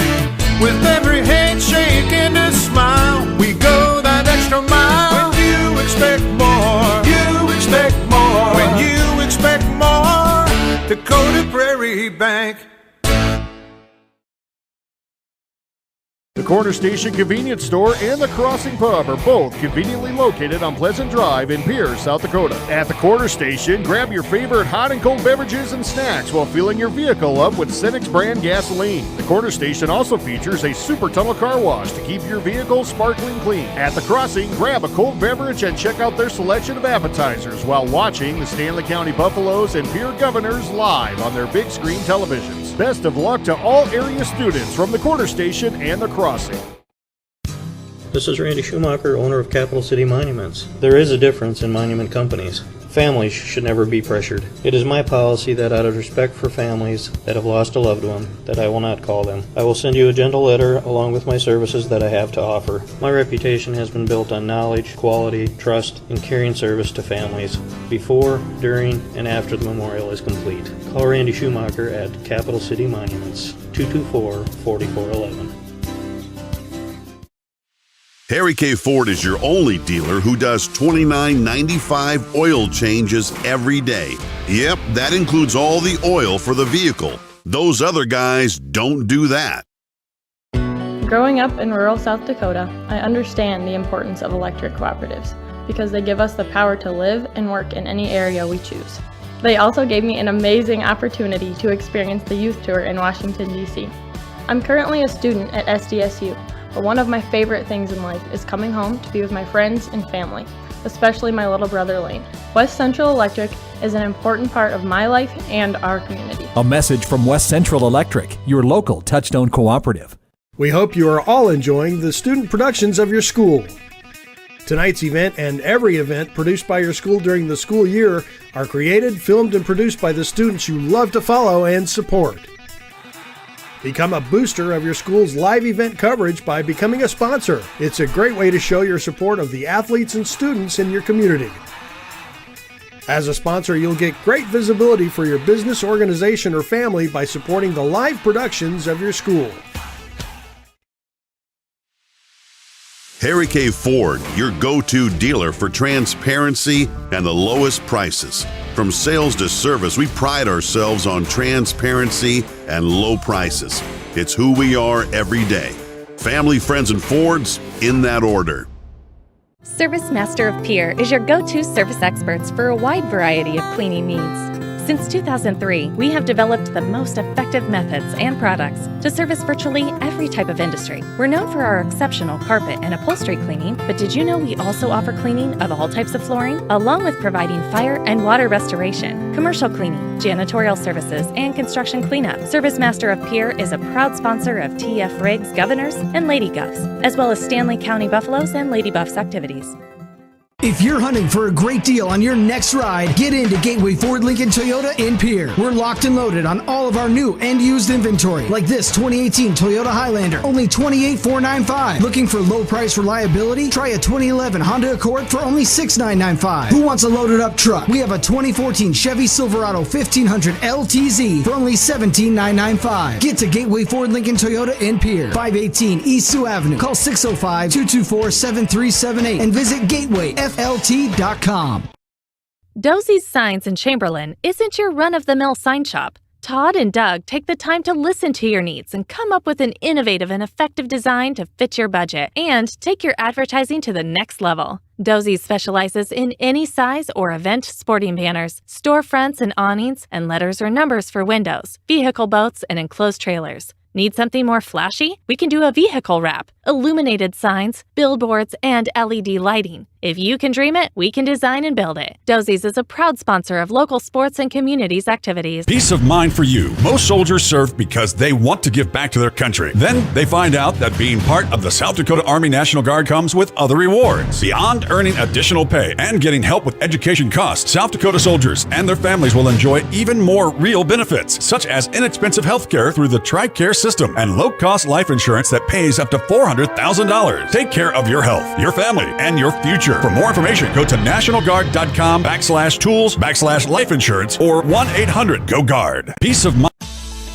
Grossenberg Implements parts professionals will find the parts you need. This week, Grossenberg is offering an 8% discount on A&I products for those that have equipment that doesn't get used a lot and doesn't really need OEM parts. Maybe you have a non-John Deere piece of equipment that needs some parts. A&I Products and Grossenberg Implement is your source. Contact their parts professionals this week and save. Restrictions apply. See store for complete details. When you expect more, you expect more. When you expect more, Dakota Prairie Bank, providing great service right from the start. It's our promise to you that sets us apart. With every handshake and a smile, we go that extra mile. When you expect more, you expect more. When you expect more, Dakota Prairie Bank. The Corner Station Convenience Store and the Crossing Pub are both conveniently located on Pleasant Drive in Pierce, South Dakota. At the Corner Station, grab your favorite hot and cold beverages and snacks while filling your vehicle up with Cenex brand gasoline. The Corner Station also features a super tunnel car wash to keep your vehicle sparkling clean. At the Crossing, grab a cold beverage and check out their selection of appetizers while watching the Stanley County Buffaloes and Pierre Governors live on their big screen televisions. Best of luck to all area students from the Corner Station and the Crossing. This is Randy Schumacher, owner of Capital City Monuments. There is a difference in monument companies. Families should never be pressured. It is my policy that out of respect for families that have lost a loved one, that I will not call them. I will send you a gentle letter along with my services that I have to offer. My reputation has been built on knowledge, quality, trust, and caring service to families before, during, and after the memorial is complete. Call Randy Schumacher at Capital City Monuments, 224-4411. Harry K. Ford is your only dealer who does $29.95 oil changes every day. Yep, that includes all the oil for the vehicle. Those other guys don't do that. Growing up in rural South Dakota, I understand the importance of electric cooperatives because they give us the power to live and work in any area we choose. They also gave me an amazing opportunity to experience the youth tour in Washington, D.C. I'm currently a student at SDSU. But one of my favorite things in life is coming home to be with my friends and family, especially my little brother Lane. West Central Electric is an important part of my life and our community. A message from West Central Electric, your local Touchstone cooperative. We hope you are all enjoying the student productions of your school. Tonight's event and every event produced by your school during the school year are created, filmed, and produced by the students you love to follow and support. Become a booster of your school's live event coverage by becoming a sponsor. It's a great way to show your support of the athletes and students in your community. As a sponsor, you'll get great visibility for your business, organization, or family by supporting the live productions of your school. Harry K. Ford, your go-to dealer for transparency and the lowest prices. From sales to service, we pride ourselves on transparency and low prices. It's who we are every day. Family, friends, and Fords, in that order. Service Master of Pierre is your go-to service experts for a wide variety of cleaning needs. Since 2003, we have developed the most effective methods and products to service virtually every type of industry. We're known for our exceptional carpet and upholstery cleaning, but did you know we also offer cleaning of all types of flooring, along with providing fire and water restoration, commercial cleaning, janitorial services, and construction cleanup. Service Master of Pierre is a proud sponsor of TF Riggs Governors and Lady Govs, as well as Stanley County Buffaloes and Lady Buffs activities. If you're hunting for a great deal on your next ride, get into Gateway Ford Lincoln Toyota in Pierre. We're locked and loaded on all of our new and used inventory, like this 2018 Toyota Highlander, only $28,495. Looking for low price reliability? Try a 2011 Honda Accord for only $6,995. Who wants a loaded up truck? We have a 2014 Chevy Silverado 1500 LTZ for only $17,995. Get to Gateway Ford Lincoln Toyota in Pierre, 518 East Sioux Avenue. Call 605-224-7378 and visit GatewayFLT.com. Dosey's Signs in Chamberlain isn't your run-of-the-mill sign shop. Todd and Doug take the time to listen to your needs and come up with an innovative and effective design to fit your budget and take your advertising to the next level. Dosey specializes in any size or event sporting banners, storefronts and awnings, and letters or numbers for windows, vehicle boats, and enclosed trailers. Need something more flashy? We can do a vehicle wrap, illuminated signs, billboards, and LED lighting. If you can dream it, we can design and build it. Dozie's is a proud sponsor of local sports and communities activities. Peace of mind for you. Most soldiers serve because they want to give back to their country. Then they find out that being part of the South Dakota Army National Guard comes with other rewards. Beyond earning additional pay and getting help with education costs, South Dakota soldiers and their families will enjoy even more real benefits, such as inexpensive health care through the TRICARE system and low-cost life insurance that pays up to $400,000. Take care of your health, your family, and your future. For more information, go to nationalguard.com/tools/life insurance or 1-800-GO Guard. Peace of mind.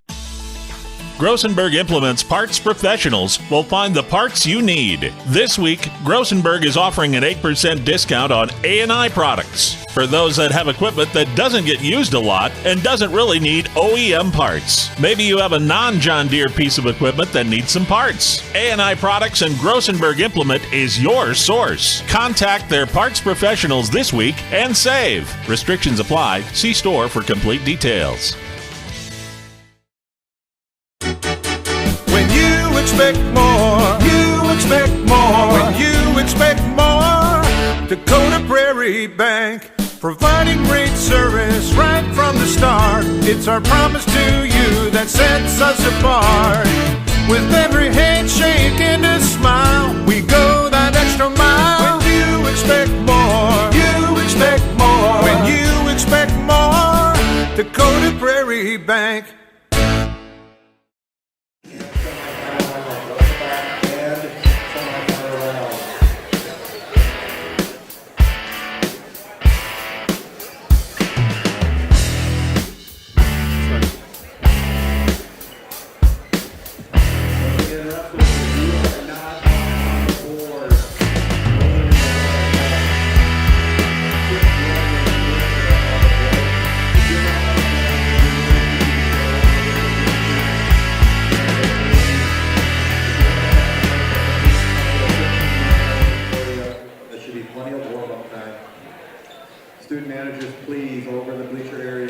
Well, welcome back to the 2021 Big Dakota Conference Wrestling Tournament.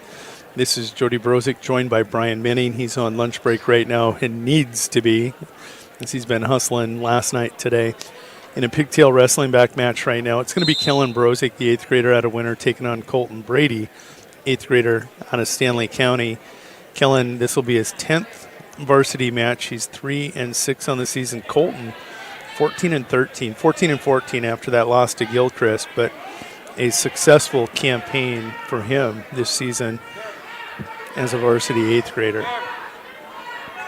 Right now, Colton controlling the tie. Kellen trying to counter with that inside leg trip and near side half. Not able to do that. We're going to go split screen, and Kellen will surrender the takedown to Colton. As I said, we are queuing up another match over on mat 2. Colton Brady with a takedown leads 2-0. These two met in exactly that same spot probably 6 years ago in AAU wrestling. Colton with a 9-6 victory on that day. This is kind of a measuring stick, and it's a half decade later. Colton leads 2-0 here after the first. The other match now is Jimmy Burma of Sunshine Bible Academy, the 8th grader. He's 2-14. Jason Burma just bringing up pie to us here, and very appreciative of Coach Burma for doing that. And Jimmy here taking on Cole Brisby. Brisby will get the fall, and that will come in 23 seconds. You know, Sunshine Bible earlier this year, just touching on their season a little bit, they had 8 wrestlers that were part of this roster to start the season, and injuries have just riddled that team this year. Probably one of the deepest rosters Jason had ever dealt with, and he saw it cut in half due to injuries. So we're going to roll over to a semifinal over on mat 2. That's going to be Johnny Lenz, the 7th grader out of Kimball White Lake Platte Geddes. He is 14-6 on the season, taking on Tegan Herrick, the freshman, 17-9 out of Miller Highmore Herald. Brady with a huge toss over on the side of the mat. And taking a look at the rankings here at 106. Lenz is not going to be ranked because he is wrestling unattached, and his opponent, Tegan Herrick, currently unranked also. Colton Brady with the reversal on that throw has picked up 2 points and will pick up another 3 for the 5 count that he has, and he will get the fall. The official time will be in 1 minute and 40 seconds. Colton Brady on to the wrestleback. He's back in the tournament after winning that pigtail. Up next is going to be this is going to be Kaysen Constance, top ranked at 106 on mat 1, 27-0. He is from Kimball White Lake Platte Geddes. He is taking on Nicholas Schlachter, the freshman out of Potter County, who is 22-9, and 22-9 doesn't get you a sniff in the rankings at 106 right now. That's crazy. It happens. That's what I mentioned the other night. It was Thursday night. The Chamberlain basketball team was in town here taking on the Buffaloes, and Chamberlain came into that contest 12-1 and not ranked in Class A. And it's like, man, what respect do you need to be able to get a vote from the pollsters? From the pollsters, exactly. And Winter is once beaten with a loss to West Central. Chamberlain's only loss is to Winter. Winter barely checks in at 7th in the polls. So that kind of gives you an idea. 1 loss Chamberlain, no respect. 1 loss Winter, a little. Very little. Injury timeout on mat number 2 here. It looks like Johnny Lenz taking a look at the ankle or the knee. It was somewhere in that area. It might have been a twisted knee or something of that nature. I didn't quite see it, but I think he's trying to walk it off. His teammate at 106, Kaysen Constance, the number 1 seed, leads 2-0 courtesy of that takedown. Schlachter, the 4 seed, I believe. And again, another opportunity to say hello to Dean Simons out in Brandon Valley watching the Schlachter kids today. Dean, make sure they have this on the big screen in the bowling alley and the Lynx, Brandon Valley Lynx bowling alley. Kaysen Constance with the fall, official time 1:09 of the first period, and they're pointing out blood. I think Kaysen may have started to bleed a little bit. They'll have to do some cleanup here on mat 1. Speaking of the Lynx, I think that's who the Lady Governors have later on this afternoon. Brandon Valley in town, and you'll have the call of that, won't you? I'll be over there and bring you that live action as well. Now taking the mat on mat 1, it's going to be Talon Ping, the 7th grader out of Miller Highmore Herald. He's a 7 and 6 7th grader. He's a bandit, taking on Mark Sandquist, 8th grader out of Mobridge Pollock, who comes in 15 and 8 on the season. This is a wrestle back at 106 on mat 1 and a semifinal on mat 2. Tegan Herrick, 17 and 9. And I think he leads 2-0 once they update the score here on track over Johnny Lenz of Kimball White Lake Platte Geddes. 106, match 63. Constance of Kimball White Lake Platte Geddes over Proctor of Potter County by fall time 1:10.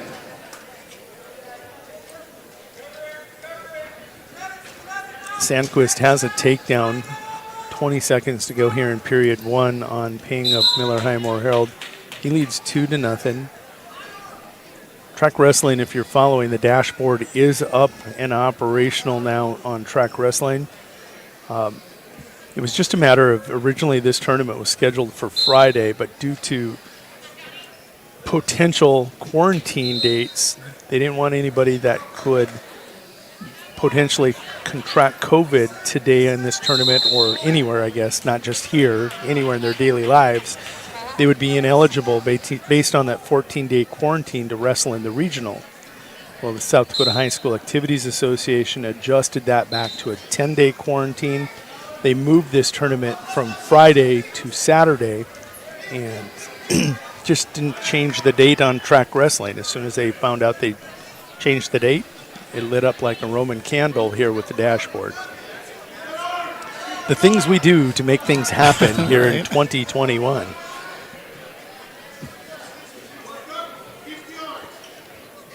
Grinding action on both mats. It's still 2-0, and I got to believe Herrick leads 2-0. Green is typically home, and that's what they have on the scoreboard here on the west side of the gym.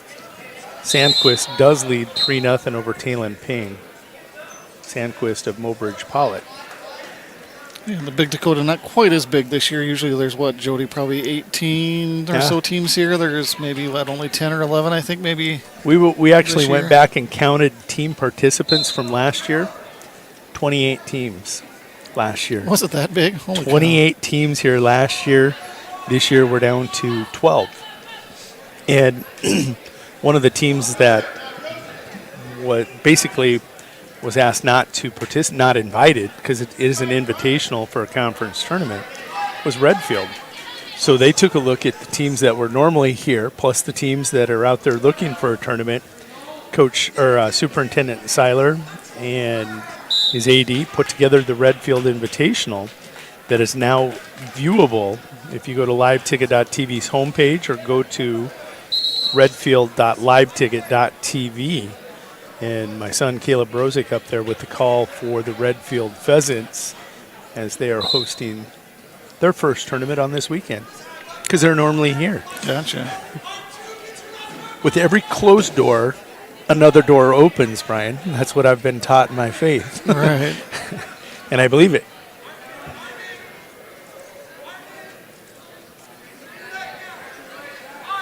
So blood time again. Let's see. It looks like Ping's the one that may be leaking a little bit. I like that term, leaking. It's not bleeding, they're leaking. Sandquist with a 3-0 lead, getting final instructions over in that corner from the Mobridge Pollock staff. Still 2-0 as we go to the third. Well, actually, minute 27 left in the third period on mat 2. Oh, and Lenz surrenders an escape. Misread the whistle. And Herrick with a free escape and is now... Oh, Lenz is mad at himself.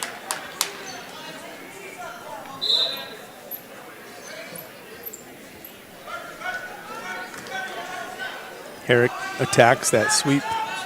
Single, gets in on the single, trying to elevate it, stand up with it.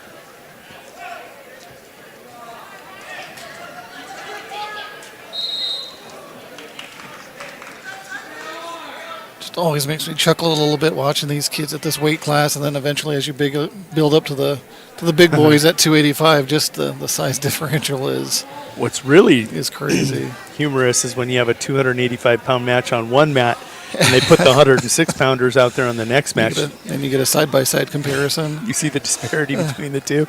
And what gets scary is when those heavyweights go rolling onto the other mat. 5-0 on mat 1. It is Sandquist with the lead real quick at 113. Monson and Chase Hansen on deck over on mat 1 if you're awaiting that match. Over on mat 2, Amick and Elwood on deck at 106, I believe, in a wrestleback match.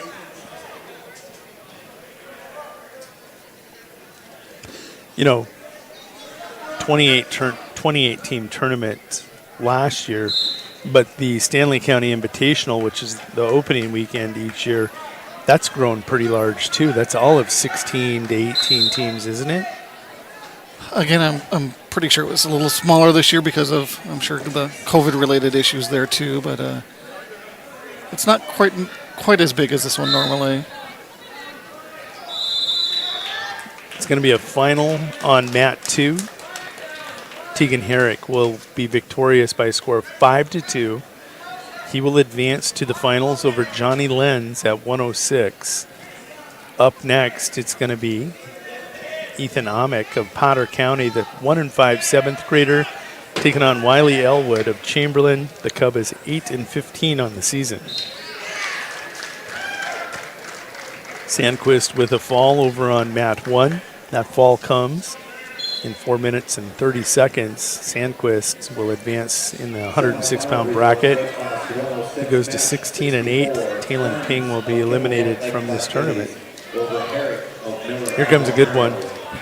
Top-ranked Drager Munson, 29-0, the senior out of Groton, taking on 6th-ranked Chase Hansen, sophomore, the Stanley County Buffalo, sophomore, 23-3 on the year.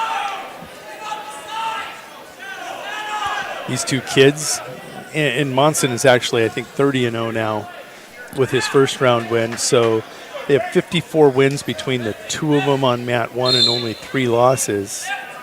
And every one of Chase's losses have been to wrestlers ranked higher than him, and he's ranked 6th. So that gives you an idea of the body of work that he's been able to put together this year.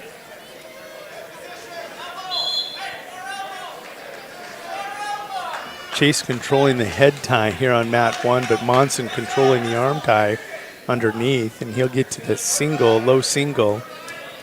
That'll be a takedown for Drager Monson. He takes a 2-0 lead. Wrestleback result, weight class 106, match 65, Sandquist of Mulbridge Poly over Ping of Miller Highmore Herald by fall time 4:31. Wiley Elwood over in that wrestleback at 106 on mat 2. He's exploded for 8 points here in the first period. It's 8-15 on the season, looking to get that 9th notch. Put him at about a 40% win mark, closing in on that. If they gave an award for best singlets, I do like those. I'm assuming they're newer Chamberlain singlets. With the Cubs? With the Cubs there. There's a new singlet coming out tonight. Winner drug them out for their duel against Chamberlain, but I think you might like those too. the singlets, the 2-piece, the 1-piece, they're really getting creative with some of the outfits these kids are wearing out onto the mat now. Actually, I can tell you they're breaking them out here in the semifinal by the looks of it.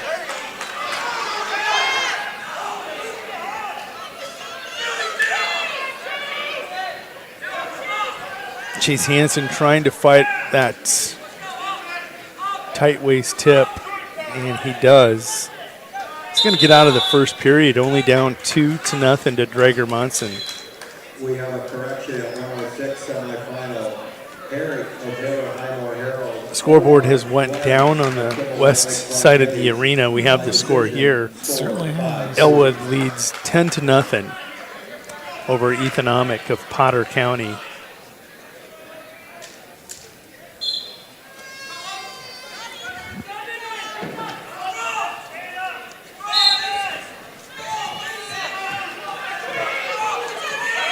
Just don't get the technology guy on it. Pardon me? I said just don't get the technology guy on the scoreboard issue.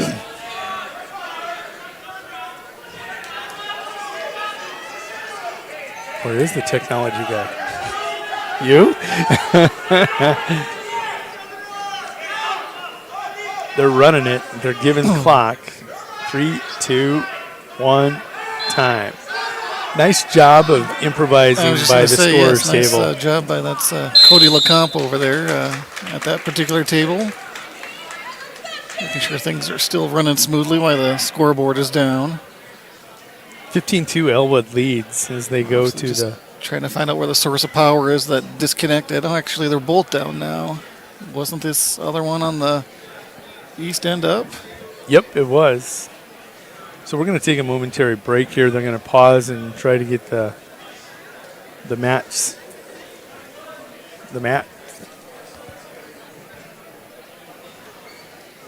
Somebody plugged in when they shouldn't have. They can't blame us because we're up on the balcony.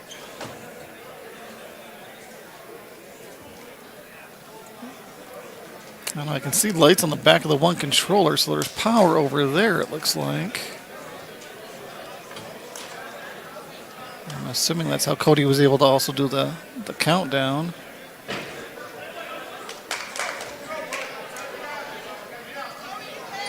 So they'll resume action in the wrestleback, and they're going to resume action. Hansen will, in that semifinal, they'll resume that also. Hansen will put Monson on his feet. He's going to make it 3-2. He's not going to go underneath.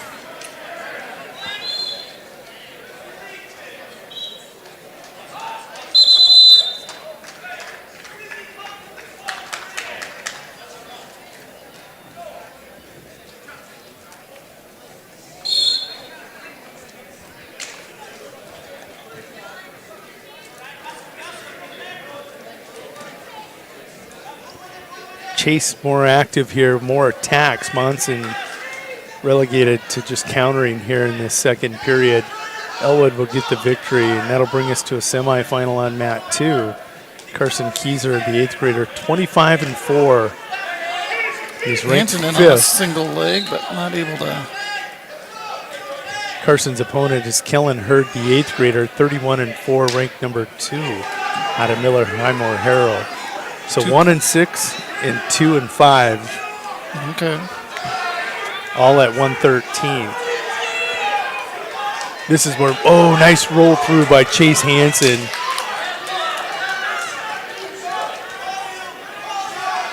Monson will not get back points. He'll get the takedown, and Hansen will get an escape. It's 5-1. They're counting down.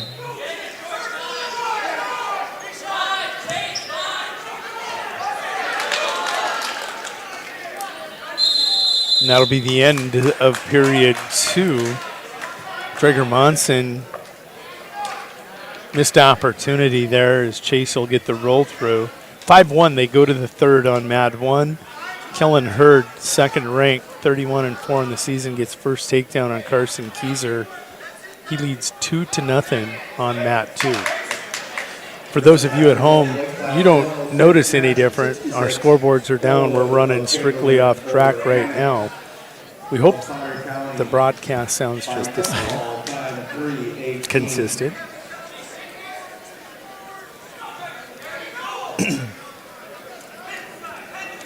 And I can't tell what the issue is because, again, I'm assuming those controllers over there have power because they're able to put up their fingers and run a countdown that way, so they must be able to. Or are they doing that on track too? As it's got does track have a counter on it? Okay, there it is. I see. So maybe those controllers don't have power down there. Keyser kind of imitating Hansen. Have so far been able to avoid that near fall from the cradle. He's going to come up and he's going to wrap the hip. He's still in a little bit of trouble. You can see they're counting down now at the table. 2, 1, and Keyser survives without giving up any near fall. Hansen looking over, trailing 5-1, and was trying to headlock. And Monson showing his quickness as he comes around one way, back to the other to get a takedown. Leads 7-1. Traeger Monson looking to go to 30-0. So, Jody, is this potentially going to have any effect on the wrestlers? Do wrestlers watch the scoreboard, or is it kind of depending maybe how close the match is or what situation you're in? The thing that's going to be missed the most is going to be the clock. Coaches watch clock and will let their kids know, but most wrestlers of the caliber of these four here on the mat, when you have 1-6 and 2-5, they know the score in their head. Okay. I've got a takedown and escape. They may look at the referee and they may look and kind of ask with their eyes, did I get the near fall? And he may flash them a 2 for a 2-point near fall. But all the really, really good kids with mat awareness, I call it, they always know the score of the match. The element that's missing now is the urgency when you get down to the final 10 seconds. Right. How much time do I have down 1? So Hurd with an escape now leads 3-0 on Carson Keyser on mat 2. Keyser in for the sweep single. Can he finish?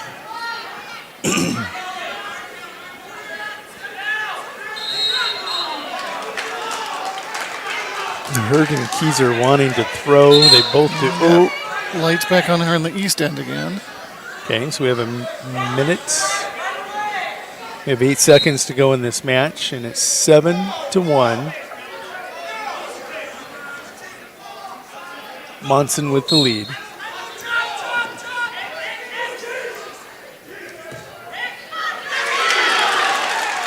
Hurd takes a 5-0 lead. Monson takes a 7-1 lead to that.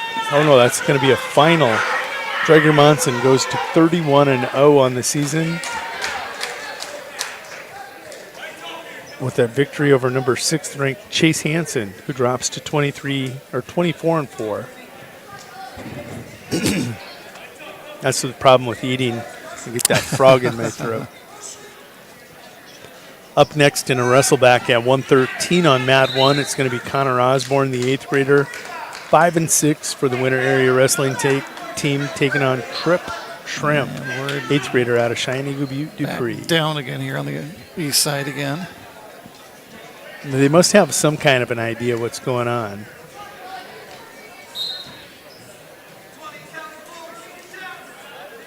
I see Bruce down underneath the bleachers, maybe unhooking, rehooking. Keyser with under 24 seconds to go here in the... I don't know, are they down at the head table too then possibly? No. Computers are still working and communicating by the looks of things.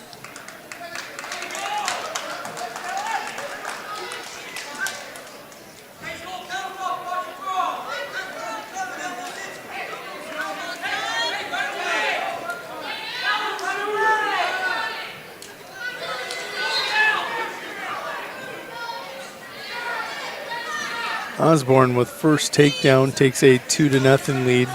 They go to the third period on mat 2, just underway in the third period. Keyser trails 5-0 to number 2 ranks Kellen Hurd. And Hurd was sitting on a throw, and he's going to collect a takedown and quite possibly more.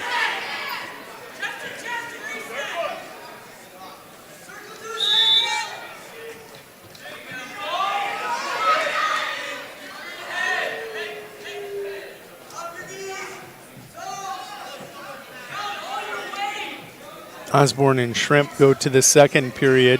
Osborne will have decision, and he will choose down with a 2-0 lead. There's Kellen the pinfall on that too. That's one young man who's getting stronger as the season goes on. He'll get the fall. Looks like official time is going to be 4 minutes and 50 seconds for Kellen Hurd.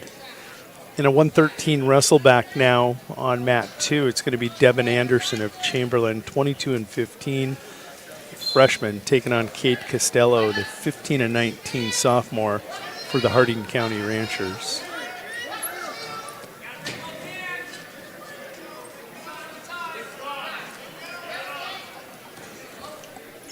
Osborne, an escape and a takedown, now leads 5-0.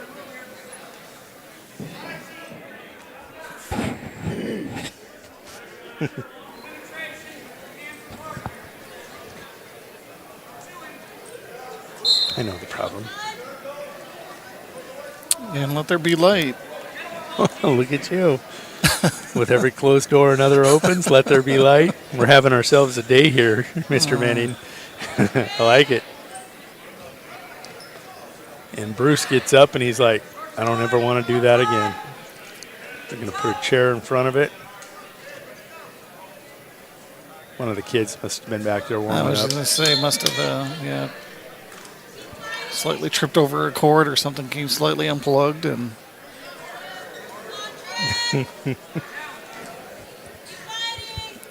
you know, normally that table's set up clear over in the corner. Right. This is all new, the 2-mat format.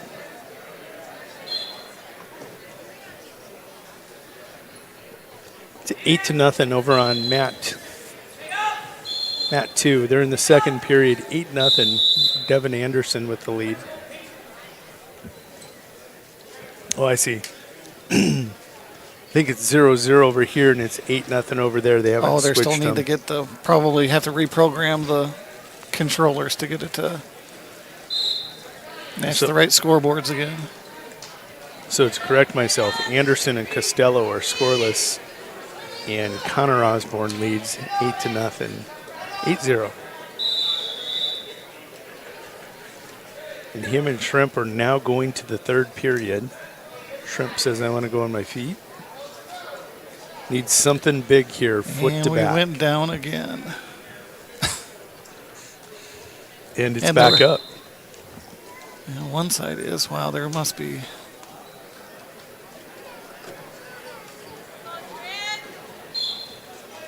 Some sort of short going on over there because there was nobody in that area and it still went down on its own.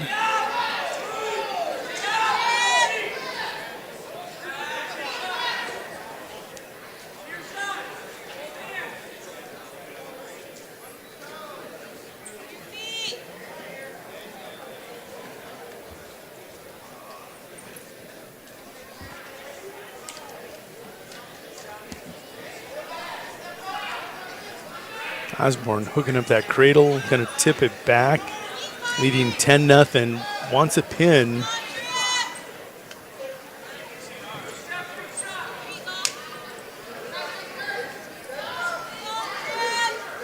And I still don't believe it's 10-0 on the other mat. They're trying to figure out how to switch those. Right. Devin Anderson leads 1-0 for Chamberlain on mat 2 in this. It's a wrestle back at 113 over Cade Costello. Connor Osborne will get the pin. And with that, Caleb Osborne will take the mats. Caleb Osborne, a junior, 16-4 for the Winter Area Wrestling Team, will take on Chase Hopkins, the freshman for the Chamberlain Cubs, who's 13-22. Osborne, in the most recent rankings at 120, jumps to number 4 here in week 8. We will get that rectified shortly. Yeah, they just made an announcement that the scoreboards currently just show the score for mat number 1, working on getting that updated for mat number 2 here in the gymnasium.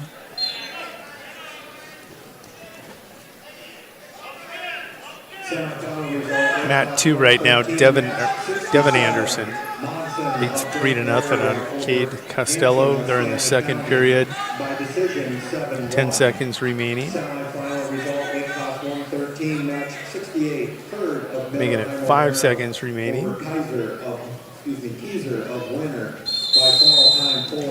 Now go to the third on mat 2. Osborne will get the fall in 43 seconds over on mat 1.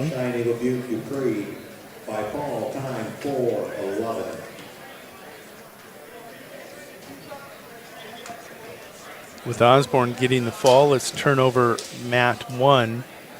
This is going to be Lincoln Stewie taking on Constance. Might be a long afternoon, Jody. They get power, then it goes out. They get power, and it goes out. And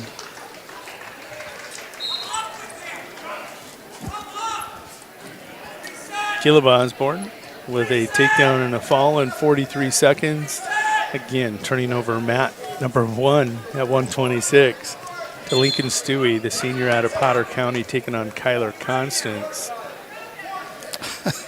Constance ranked 3rd at 120.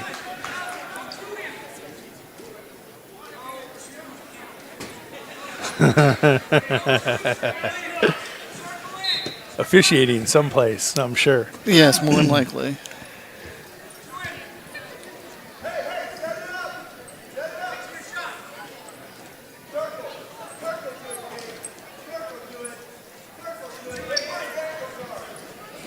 Constance will win the second takedown of that match over on mat 1. He leads 4-1. Anderson has surrendered an escape here to Costello. It's 2-1, minute 13 to go in that third and final period in a wrestle back on mat 2 at 113.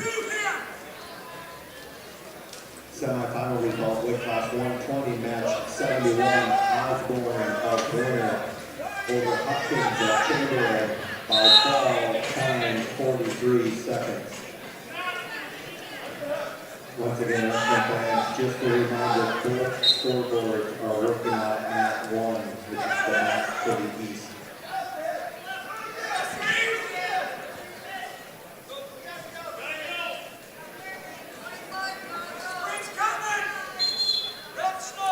(4-1), Anderson with the lead. I don't know how he picked up that final point there. To make sure Oh, actually, 3-1. They keep rotating back and forth between the scoreboards. They're confusing me up top.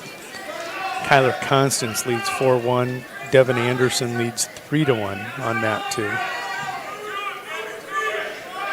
Taking a look at team standings here real quick. Chamberlain led after the first round over Winter, 36.5 to 28. Right now, Miller Highmore Herald has jumped to the lead in this tournament with 44 points. Kimball White Lake Platte Geddes in second with 41. Chamberlain in third with 36.5. Winter in fourth with 28. Groton rounding out your top 5 with 22. Still early here in the semis. This is where you're going to see a lot of points rolling over. Chamberlain picks up some wrestleback points there out of Devin Anderson. That'll bring to the mat Spencer Sargent, the 8th grader for Sunshine Bible Academy at 120. He is 13-6 on the season, taking on Cade Martian, a junior out of Harding County, 21-13. So 2 winning records meeting in a blood match here for elimination. Okay, wrestling fans, the Hawks are working like they should. Thank you for your patience.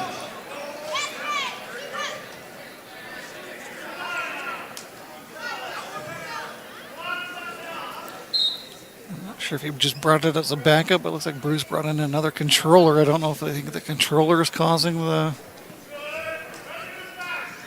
power-related issues or... 6'3" Constance over Stewie. Oh, Stewie tried to toss him over his head.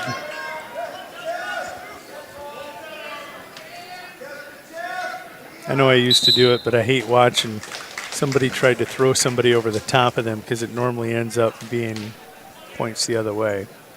Sargent will get the fall over Costello. And that'll bring to the mat at 126, a semifinal.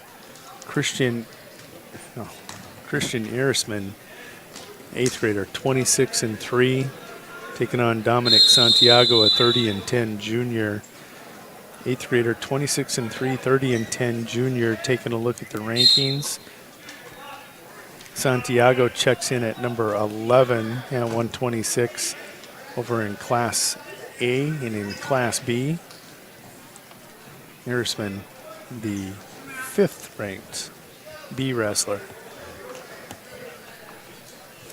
You know, oftentimes I'll see these young kids coming out of the AAU ranks, and I did not see Erisman coming. First exposure to Groton here today, and they've got a couple good kids on that scattered along their lineup.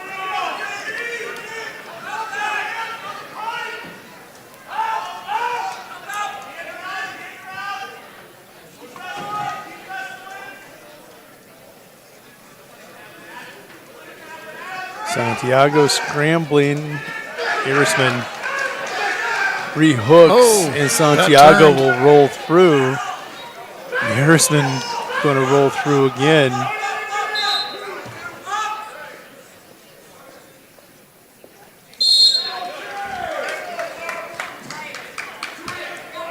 I want to see how that scored.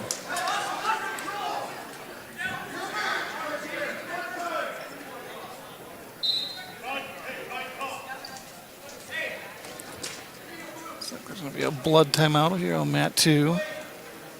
That was a wild scramble. It was.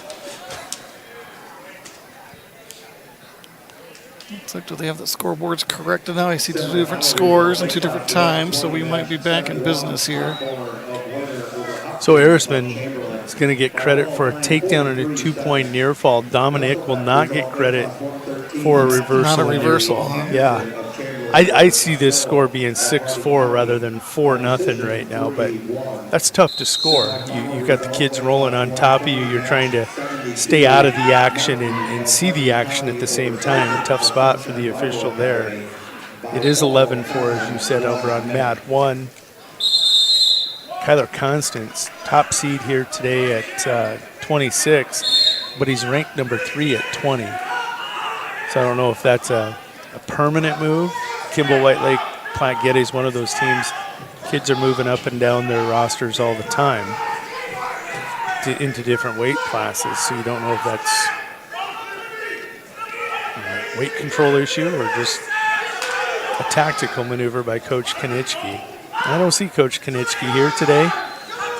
This is guard drill weekend. My wife at guard drills, her first drill in 16 years. After a 16-year hiatus, she goes back to the National Guards to serve.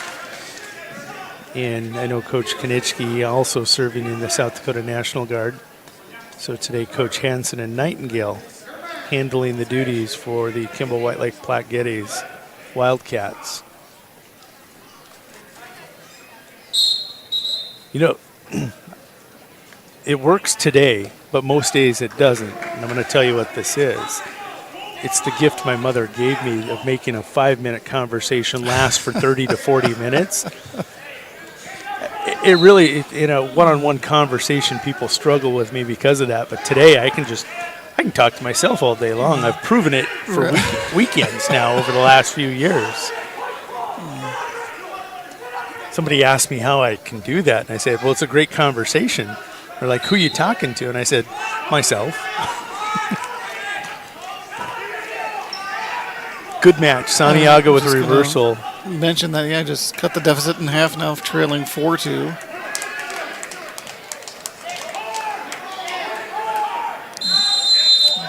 Kind of an awkward positioning for both wrestlers. Good stalemate there. Nobody was making any gains. Constance will get the victory over Lincoln Stewie. So now we're going to turn over mat 1 to a wrestle back at 126. It's going to be Lucas Lenz, the 8th grader for the Wildcats, 14-10, taking on Wyatt Wenchies, the freshman for the Mobridge Pollock Tigers, 14-11. 14-11, 14-10. That should be a good match over on mat 1. Santiago able to tie this match up on mat 2 with a takedown. See, I keep going back to that scoring in the first period. No fault of any because of the scramble, but I would have scored it 6-4 Santiago, which means he would be ahead now by 2 points. It is tied. That's all he cares about right now. He doesn't want a loss. At this point, with him in control, he's controlling his own destiny out there.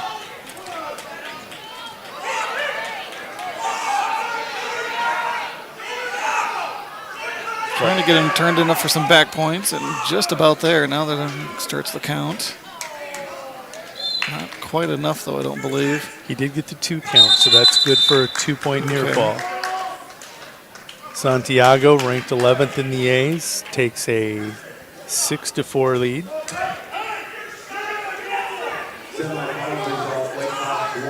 Over Erisman, and Erisman ranked 5th at 28-3, 26-3.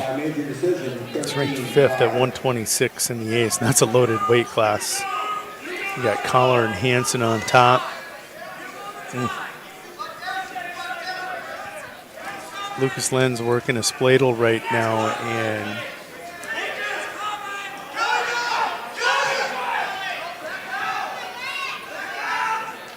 it's interesting to prevent going over in that spladle. Wenchies was grabbing his own foot, using that as leverage as it torqued on the arm of Lenz to keep from getting spladled. Wrestling is so unique. You can use their body, your body, anything. Santiago with another takedown to extend his lead now to 8-4. And Lenz with a cradle. Oh, that's tight.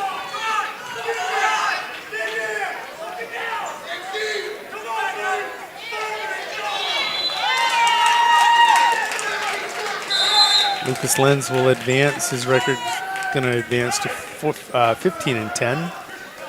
Wyatt Wenchies will be eliminated here today, and his record falls to 14-12. Up next, Jack Peters of Winter, the 11-8 sophomore now for the Winter area wrestlers, will take on third-ranked Chase Varlick, 31-2 junior for the Kimball White Lake Platte Geddes Wildcats.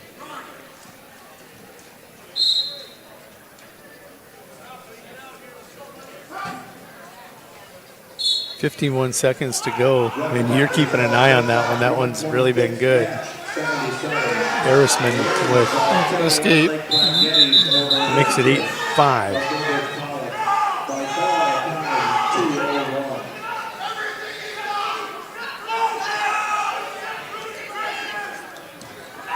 And for a throw, but looks like Santiago might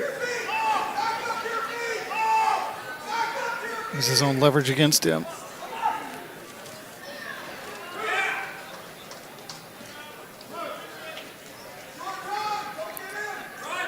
It's just great job by Santiago being trailing early in that match, just able to work his way back, and probably going to end up with a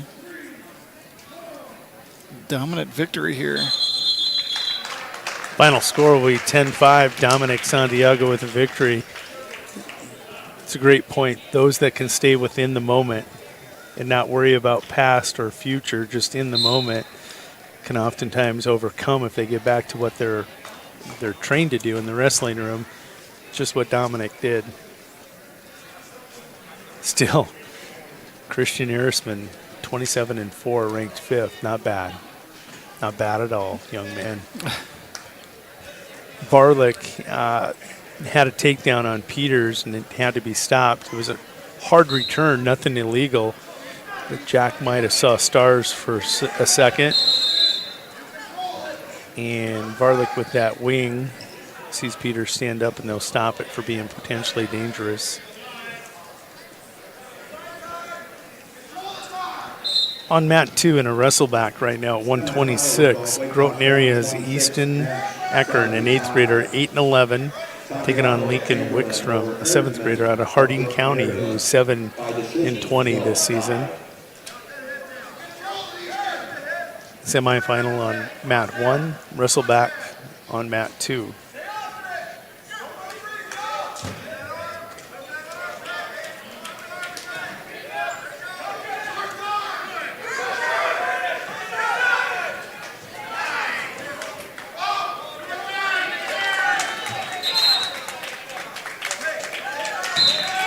Barlick will get the fall, the official time 126.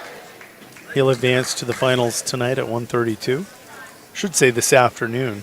I don't think we're going to get to tonight in an 8-man tournament or 10-team. Right. It's 8-man brackets, 2 of them with pigtails at 138 and 160. Up next in a wrestleback at 132, Brenton Padden, the 8th grader out of Harding County, taking on Bryce Ryer of Chamberlain. He's a freshman. He is 14-19 on the season.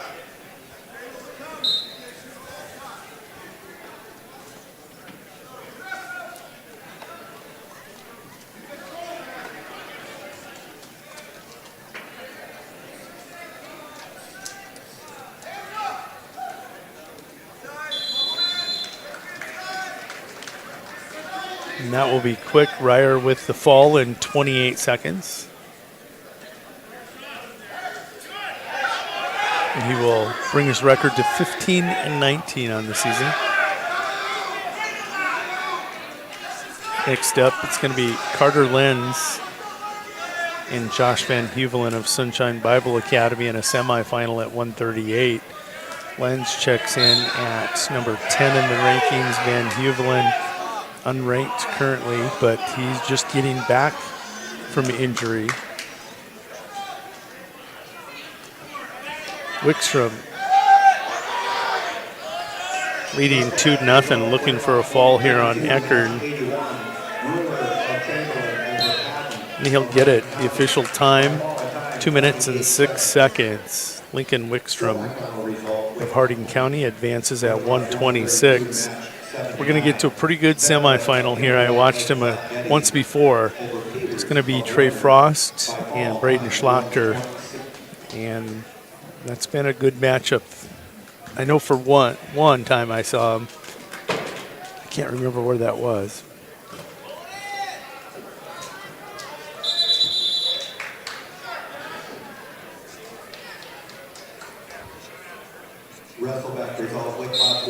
Braden Schlachter checks in, the senior, at 24-12. Trey Frost, actually he's 25-12 now. Trey Frost, the senior for the Buffaloes, 20-7 on the season. And when you check these rankings at 32, neither one of these two kids check in just in loaded weight classes with very, very good records. When you were winning 67%, 75% of your matches, and you can't get a ranking, that just means that region is ultra loaded.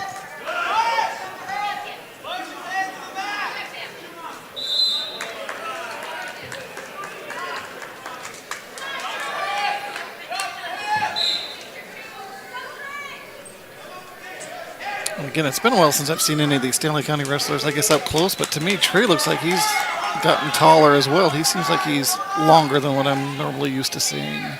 Always he's been long, but I agree he has grown even taller. The thing that stands out to me is this year he just looks a little bigger. I mean, he's been in the weight room. You can see he's put in some real off-season conditioning. A little more lean muscle mass on that frame of his.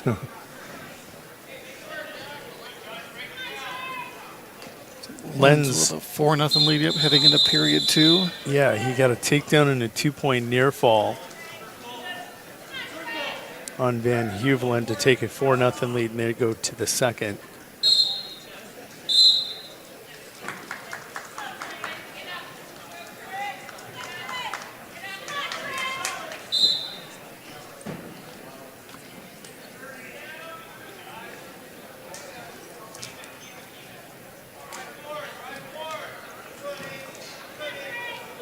I'm curious now. I want to see how many times these guys have wrestled each other.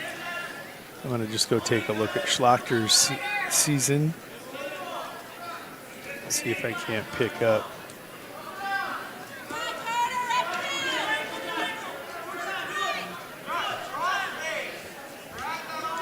Trey Frost defeated Schlachter 2-0 in the Stanley County Invitational. That was a year ago.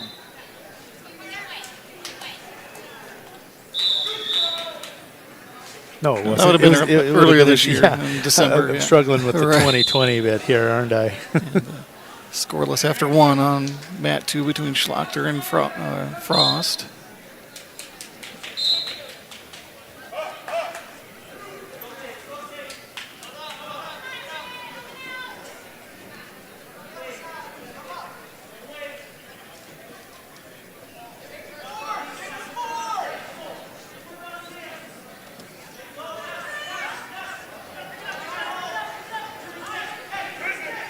Oh, yes. At the Potter County tournament last weekend, Trey Frost got a fall over him in 5 minutes and 31 seconds.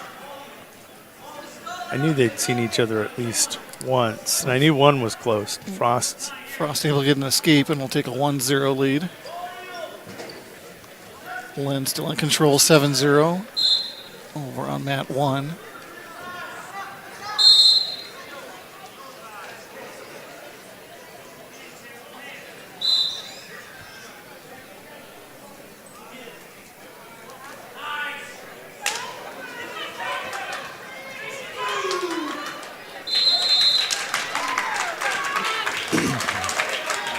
Coach Waldron, these kids are starting to identify with his coaching style, a little more physical. They finish a little harder.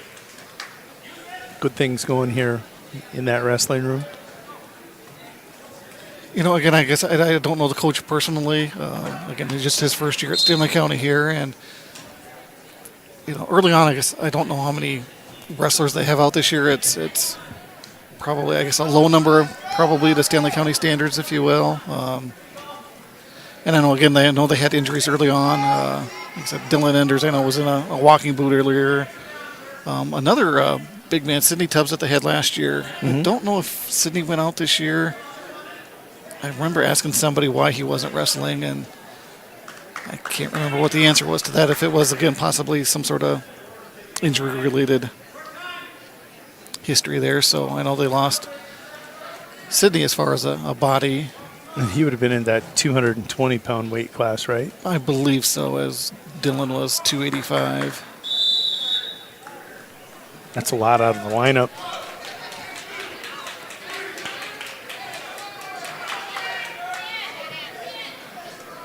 We go to the third period. Trey Frost leads 3-0.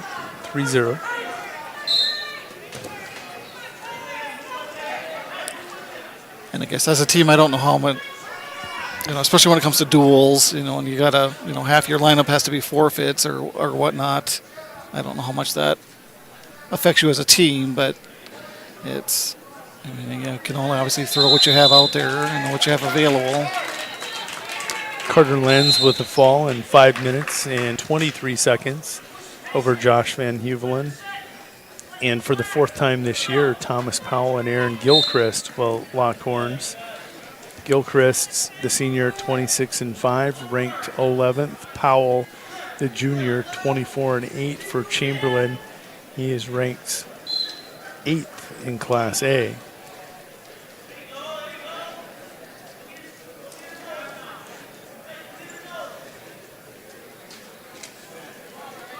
So have you ever asked, do these kids get sick and tired of facing off against one another? Or is it or would they like some fresh? They would like to see new faces. Right. I can tell you the winter kids like going down to the Valentine tournament because as of a couple years ago, we were the only South Dakota team down there. And you get to wrestle 5-6 matches in a big tournament against kids you'll never have to see the rest of the year. It allows you to take some chances, explore with some moves against some really good quality kids out of Nebraska. I remember my oldest son, Caleb, who's doing Redfield today. That year, his 7th grade year, his first year as varsity, we saw Philip that year 8 different weekends. I mean, it was like you were a co-op's team. We always ended up wrestling. I think there's 11 weekends in a wrestling season, and we saw him 8 of those weekends. Gilchrist going to get the fall in 56 seconds over Thomas Powell. That will give him a 3-1 advantage in their series. Don't be surprised if they meet later. Well, they can't. Gilchrist is on to the finals. You can't see him again. At least not this weekend. Nope. And I believe this is the last time we will see Chamberlain. At 145, Caden Kieser will take the mat, 26-0, ranked number 1, against Trent Bientema, the junior for Stanley County Buffaloes. Trey Frost gets a victory again, right at that 5-minute mark. Last week it was 5:31. This week it was 5 minutes over Schlachter. Once again, at the conclusion of this round, we will move immediately into second round wrestle box.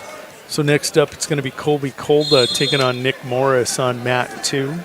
Colby Kolda Miller Highmore Herald at 132 in a wrestleback, an 8th grader. The Bandit is 17-17 on the season.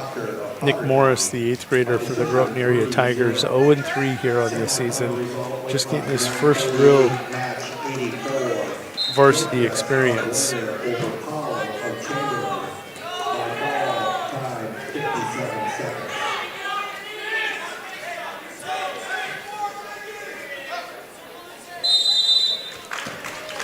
Kolda will get the fall on mat 2. With that, we'll turn it over to a 138-pound wrestleback between Gunnar Brueggemann and Corbin Cucker of Groton area.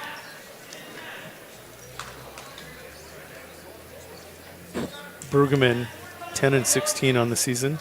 Actually, 11-16. He got that pigtail victory in, and Corbin Cucker is 13-15 this year.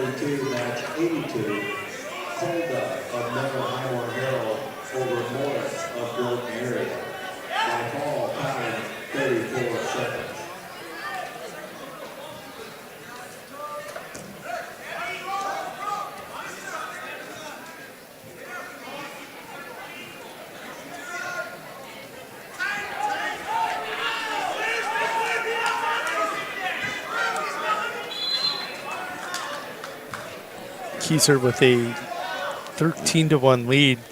I thought it was going to be 5-0. I look up, he scores points in bunches. If you look away even for a second to call the next match, he can put a lot of points on kids in a hurry.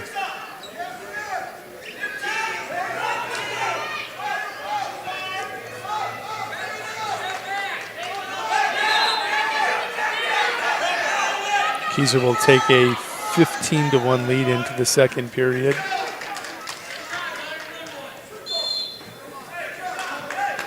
Brueggemann with a takedown and Cucker with an escape. That's 2-1 as they go to the second period.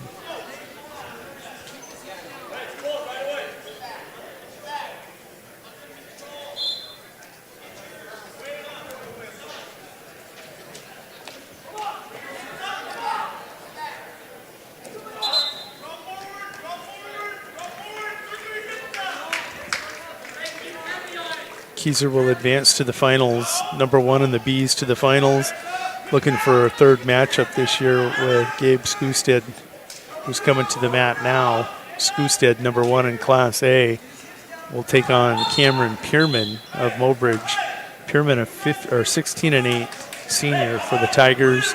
Skustad, 38-2 for the Chamberlain Cubs. And when you take a look at those B rankings, 45 Pierman, unranked currently against number 1 Skustad. So we'll get a number 1 versus number 1 tonight finals if Skustad can hold up his end of the bargain. Well, that'll be interesting.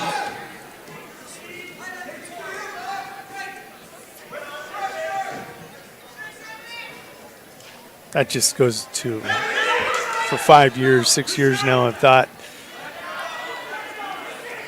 2 days after the tournament, give the kids, the state champions, 5 pounds, make them come back make weight and duel the A and B champions. And do it on pay-per-view and see how many people want to watch that or come attend. I guarantee you that thing would have 10,000, well, I won't say 10,000, but 4,000 to 5,000 viewers that would want to watch the champions duel.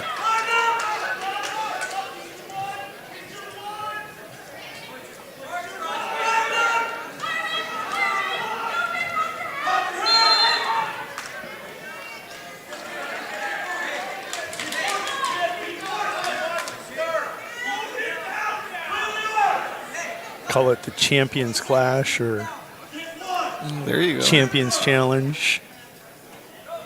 That would be fun. Anybody in on that? Go ahead and leave your comments here on our feed today. If you go to YouTube, the comment section is open. Keep your comments positive, but comment, clarify, or give us insights as we're bringing you the Big Dakota Conference Tournament here on Go Buffs Live. Skustad with a 4-2 lead. And looking across the way, Brueggemann 7-2 over Cucker.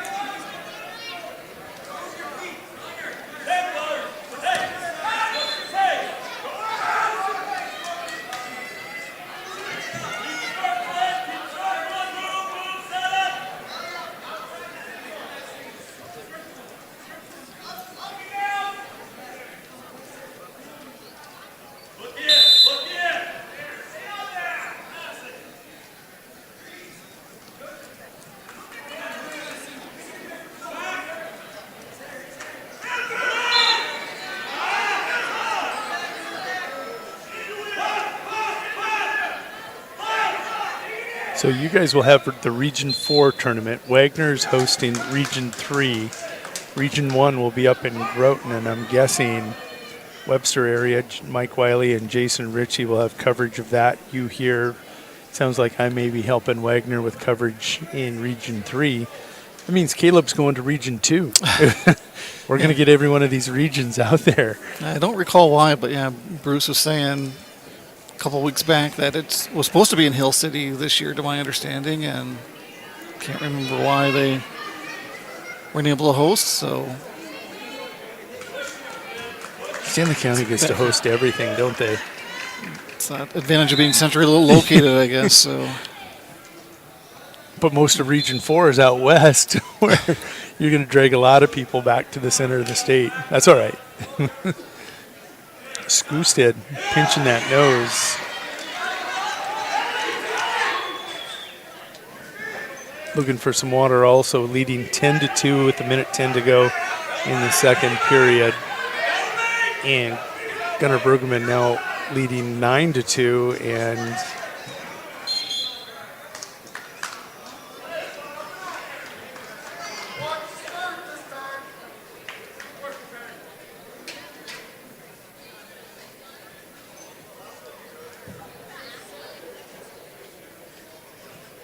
Bergman's lost to contact.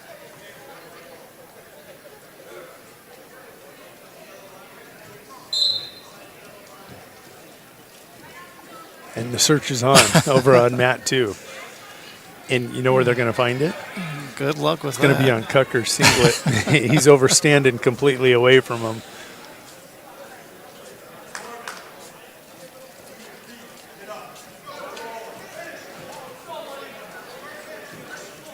Caleb used to have problems with contacts too.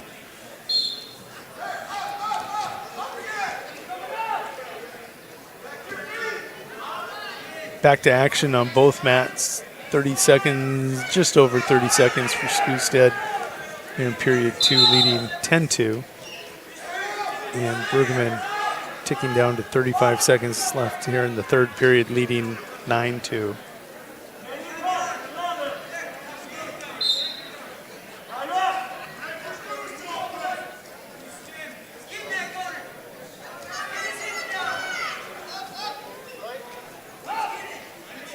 And Pierman with an escape.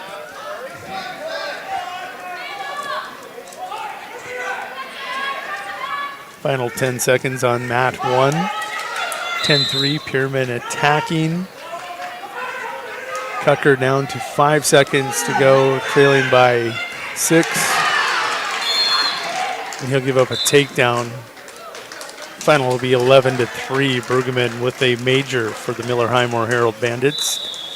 And that'll bring up next Remington Ford and Colton Brady. Colton Brady with a pigtail pin on my son, Kellen. Big throw. Now he gets Remington Ford, the sophomore for the Mobridge Pollock Tigers, who's 11-15.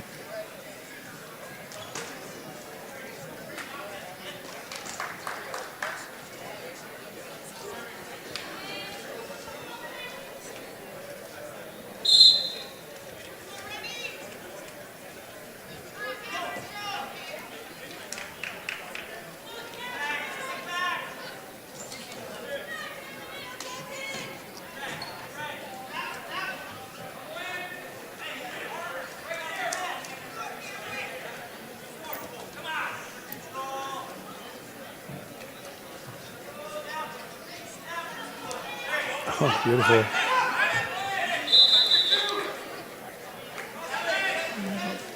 Skewstead still leading 10-3, minute 10 to go in that match. No points awarded yet now. We got 2 on for Ford. Wonder if his nickname is Fairlane. Remember that movie? Ford Fairlane? A little bit. Colt needs to separate and can't.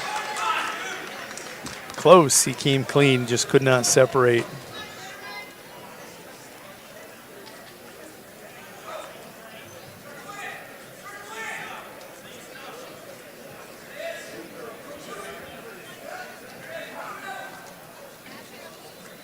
Coaches, wrestlers, and wrestling fans, up on the board, you're seeing 106 and 113. Those weights are not up. 170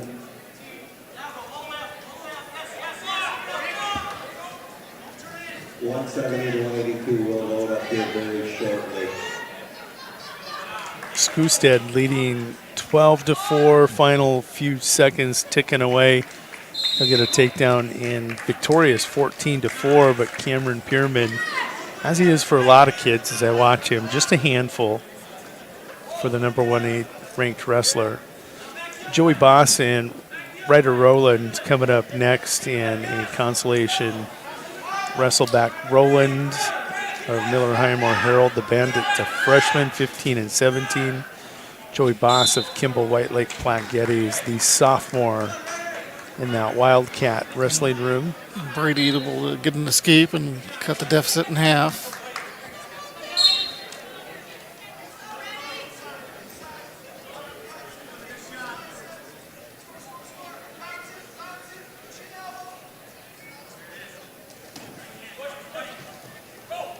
Wrestleback results with class 138, match 85. Bergman of Miller Highmore Herald over Kucker of Grove Area by Taking a look at team scores real quick. Kimball White Lake Platte Geddes in first right now with 72. Winter in second with 71.5. Chamberlain in third with 56.5. Miller Highmore Herald in fourth with 47. And Stanley County now in fifth with 32. Those are your top five here. Brady able to come up with a takedown and take a 3-2 lead now towards the end of the second period. You know, he's 16-14 on the season as an 8th grader. 30 matches under his belt. This is 31st. I relate this back to my oldest son's experiences about in that 8th grade year. These pay dividends. I mean, some kids can go to the finals as 8th graders. They're rare exceptions. But you see a lot of these kids that do well in the 7th and 8th grade level. With this many matches being this competitive, he's got a very bright future ahead of himself when he gets to that sophomore, junior, senior year. And not that he can't be competitive this year or next year, but you start to see that pendulum swing, and he's already on the right side of it. And like a lot of these kids, and I'm sure a lot of them have, I'm pretty sure that Colton's one of those kids that has come through the AAU wrestling and have been wrestling, you know, AAU for years and years. And there's a difference, though, when you make that jump from AAU to high school. The intensity changes. Sure. You got to have better conditioning than you can get away with when you're in middle school.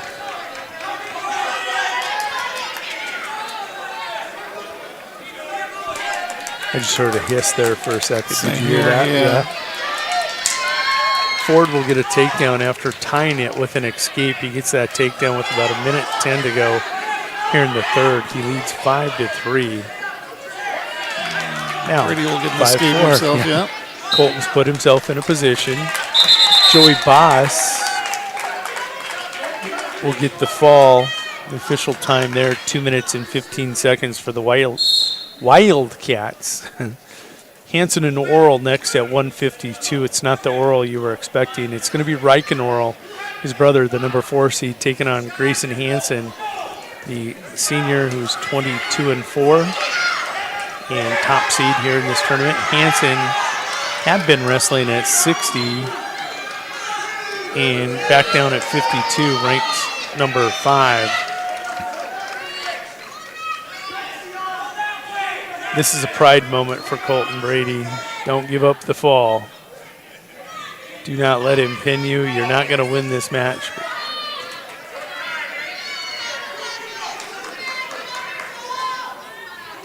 Ford, 87-4. Might be Ford's own arm that's it was under Ford's. Brady's back. Yeah. Not allowing the shoulders to. Good observation, and it was accurate. Ford advances 10-4. Going to be the final score there over Colton Brady. Brady will go to 16-15. Ford is going to go to 12-16 on the season. And as an 8th grader, those have got to be the tough ones where you know you're right there in it, and you let it slip away at the end, and it's pretty much 50-50 at that point. And I noticed Coach going to talk to him, so it's just one of those learning moments, as they all are. Now on mat 2, Cameron Dinkel of Cheyenne Eagle View Dupree. At 1:45, the 8th grader taking on Logan Peterson, the freshman, out of the Miller Highmore Herald wrestling room. And Peterson looks to be going to get a fall in 39 seconds, so we'll roll that over. Mat 2 now will become coming up in a semifinal at 1:52, Trey Nealon and Hunter Brueggemann. Nealon, a 27-15 senior for Chamberlain, coming to the mat. Brueggemann, a senior, 15-10 for the Miller Highmore Herald Bandits. And when you take a look at the A rankings, Nealon checks in at 11, and Brueggemann at 52 is not currently ranked. Grayson Hansen leading 5-0 here in the first period over Riken Oral. Riken got the 4 seed today and got the fall on Carter Lukens in a first round matchup. Grayson Hansen completely different, ranked number 5.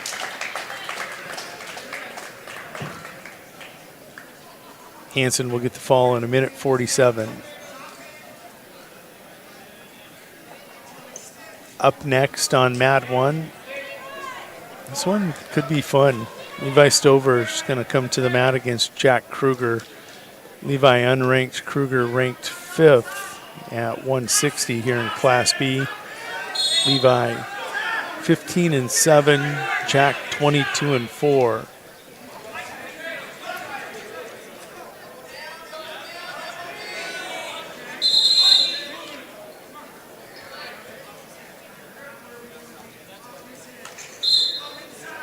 Nealon leading 2-1.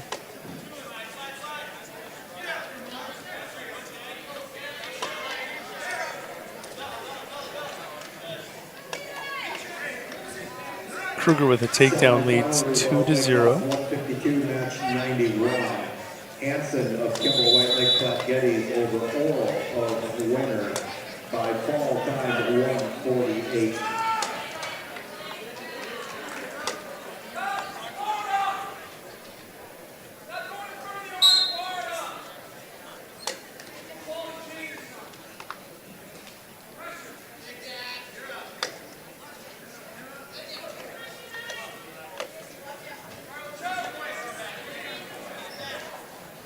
Kruger still leading, just leading 2-0. Minute 10 to go there in the first. Nealon will take a 4-1 lead to the second period on Brueggemann.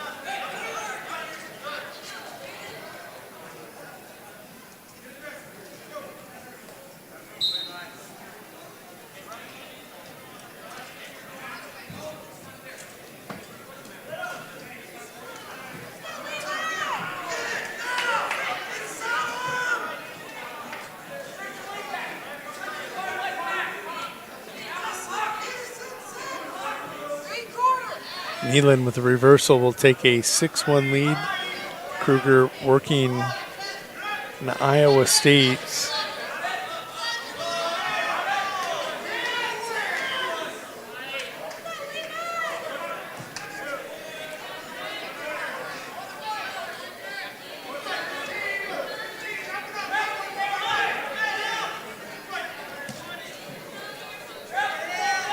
Kruger got a 4 count.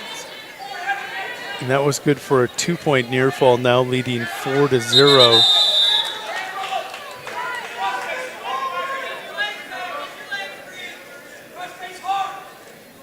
Kruger will defer.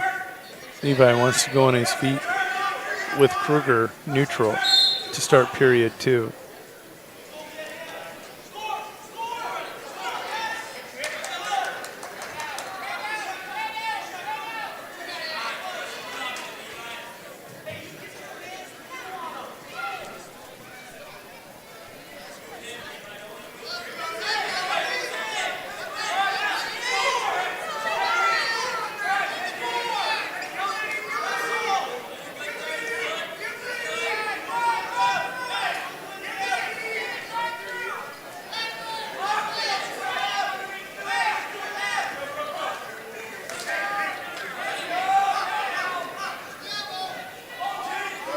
Kruger will get the takedown, lead 6-0. Nealon closing out the first period with a 9-1 lead on Hunter Brueggemann. Stover in a bit of trouble as he was cradled up there for a moment trying to reverse it. And does.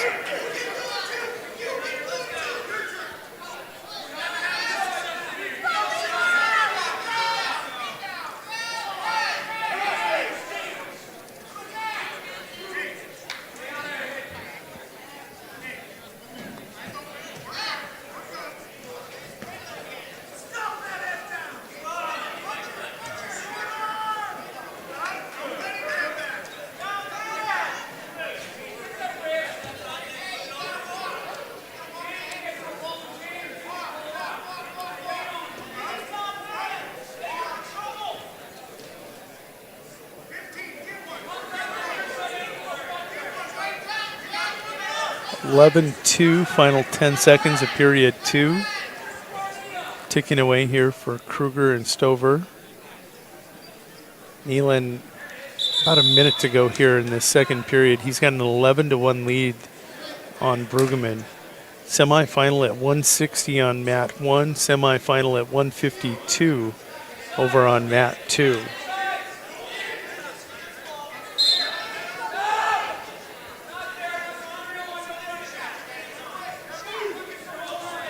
Now, I know they said at the conclusion of this round they are going to go immediately to second round wrestlebacks, and there'll be a break after those second round wrestlebacks. We're about halfway through the semifinals right now. Stover with an escape. No, actually, they went neutral, didn't they? Neutral on that start of the third, yeah.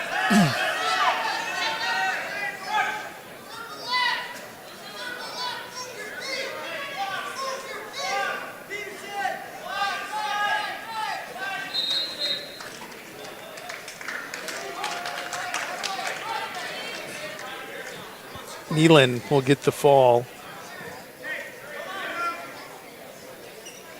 over Brueggemann. Nealon on to the 152-pound finals. He'll face Grayson Hansen in the finals. Up next is going to be Peyton Coyle taking on Garrett Ristow. Chamberlain at 160. Peyton Coyle, 19-7, a freshman from Miller Highmore Herald. The Bandit taking on Ristow again, this Chamberlain senior. The Cub is 23-17 on the season.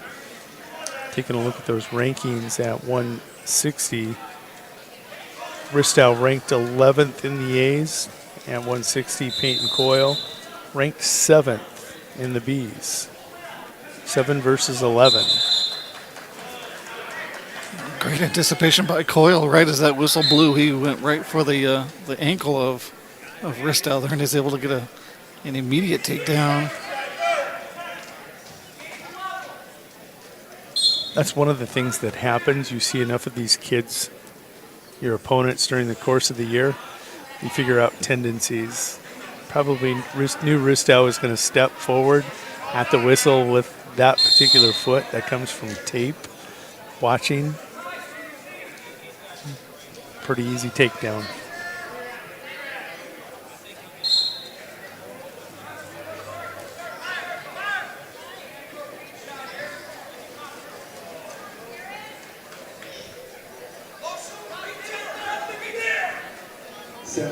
Still 14-2. That's going to be the final.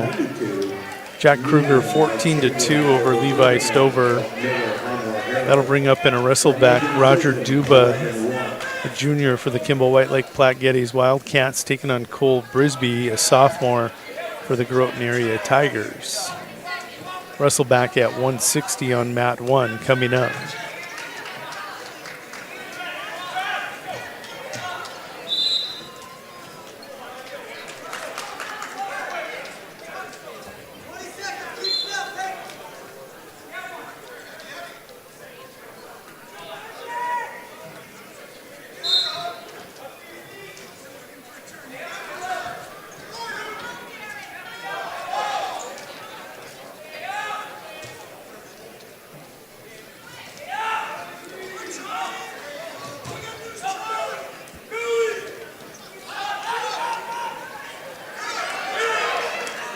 Brisby with the takedown leads 2-0. Peyton Coyle, minutes to go here in the second. No, they're just starting the second. 4-1 lead. Coyle leading Ristow 4-1.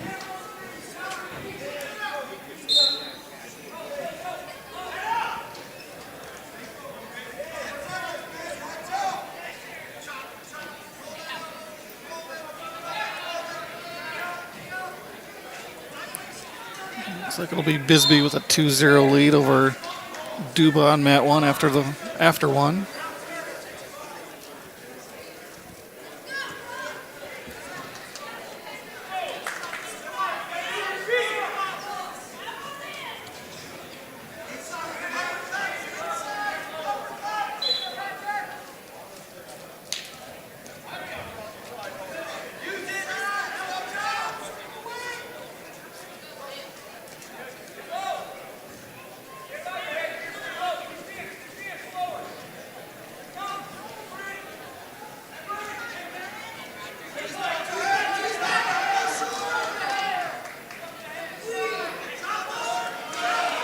Coyle is really, really impressing me this year.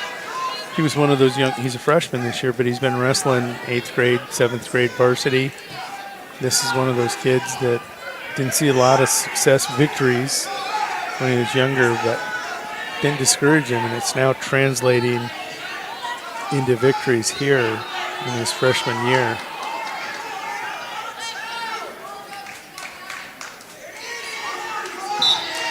Coyle will get the fall. That comes in 3 minutes and 29 seconds. Peyton Coyle on to the finals, where he will see Jack Kruger in the finals. That'll bring up in a semifinal at 170 Sam Kruger, the two-time defending champ, top-ranked at 170 this year. Sam is 25-0, and he will be taking on Jaden Kaler, the sophomore, for the Kimball White Lake Platte Geddes Wildcats, who comes into this match with a 13-12 record.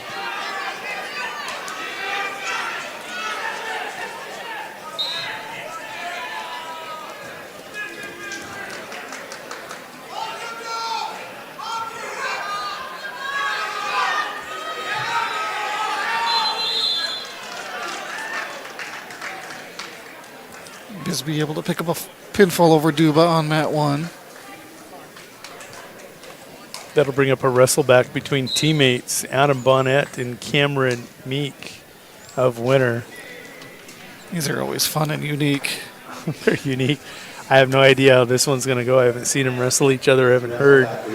Kruger with first takedown leads 2-0 on Kaler.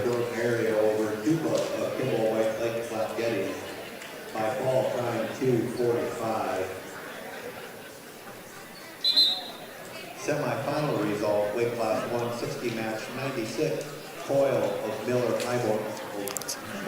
Blood timeout on mat 2. Bristow of Chamberlain by fall time 3:29.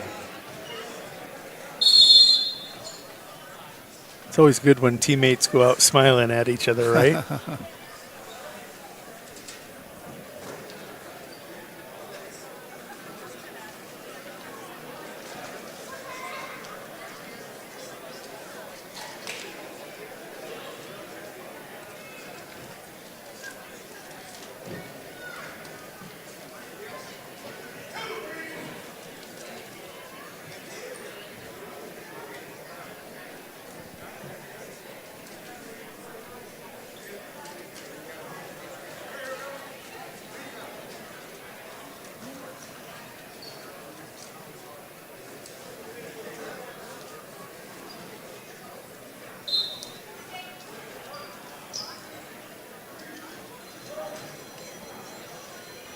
Kruger and Kaler have resumed action. 1:10 to go here in the first. Adam Bonnet going to get the fall over Cameron Meek. Teammates now at 182 in a semifinal. Mobridge Pollock's Jesse Bearsheart, a sophomore, 12-7, taking on senior out of Cheyenne Eagle Butte Dupree, Hunter Stombach, 19-2. So taking a look at these rankings at 82, Bearsheart checks in at 12, 19-2 in Class A at 195. Stombach, not good enough for a ranking. And then one person at 182, Stombach is ranked 9th. 9th versus 12th in the Bs. I know one person across the river interested in this matchup at 182 as Tom Stotts, his boy Gavin Stotts, wrestles for Pierre at 182, and so he's doing a little bit of scouting, I know, for the Class A wrestlers here. Oh, sure.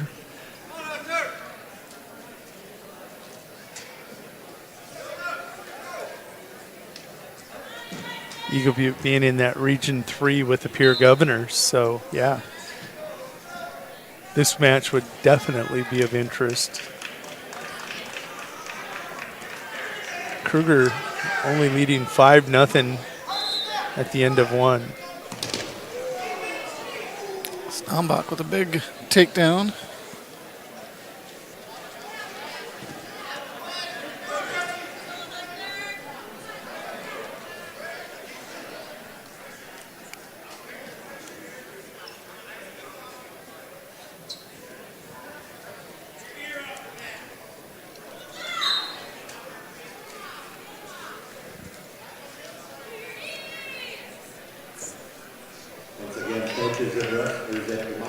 we will move directly into second round wrestlebacks at the end of this round. We will move into second round wrestlebacks at the end of this round. There will be no break.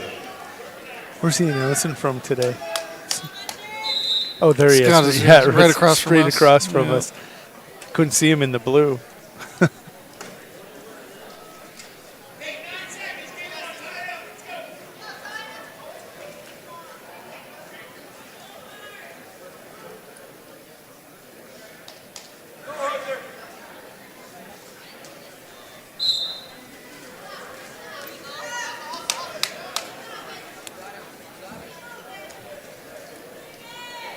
That'll conclude period one on mat one. Stombach with that 2-1 lead. Bearshart, the recipient of a penalty point there. Kruger now with under a minute to go in the second, leading 11-0 on Jaden Kaler.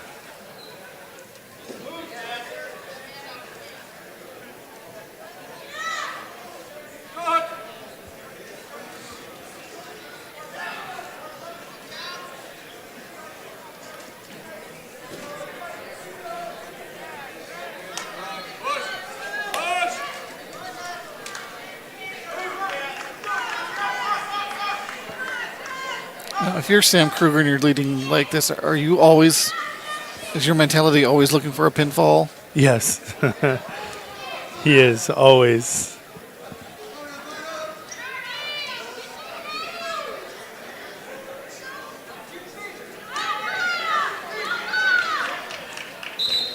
And too often you get opponents when you go out there that are, oh, Stombach. Stombach, a big physical 82-pounder.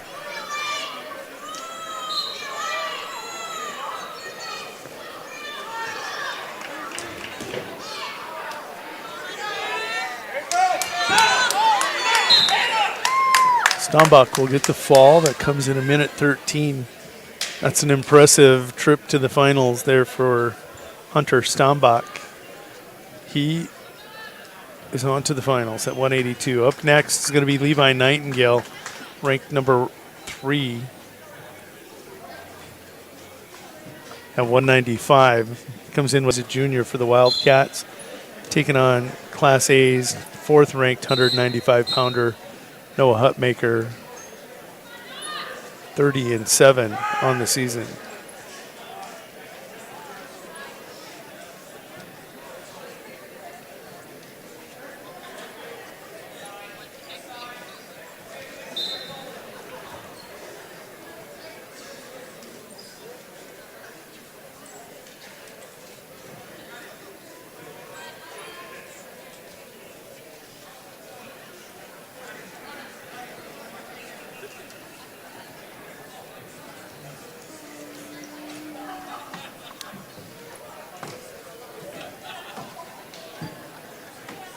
Semifinal result. Kruger just a point away from ending his matchup with 50 seconds to go. Stombach of Shiny Labutte Dupree over Bearshart of Boulder. As you asked the question about him always going out looking for a pin, oftentimes when you're Skoosted, Keyser, Sam Kruger, ranked number 1, kids come out and their whole goal is to not get pinned by you. And so maybe on the edge of just wanting to wrestle 6 minutes and not get pinned, so they'll stall.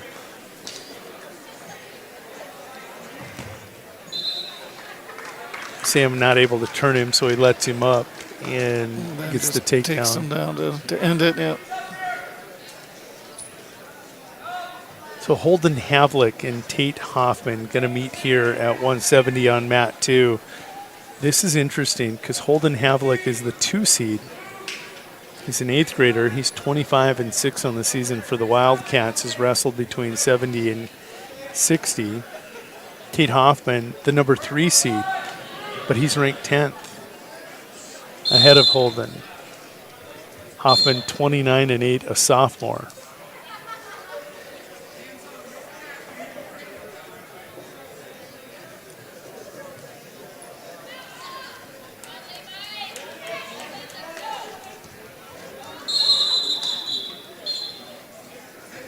Great setup by Havlick. Touch and go, gets in deep on a double. Hoffman, great counter with the hip toss at the edge of the mat. End result just ran out of room, yeah.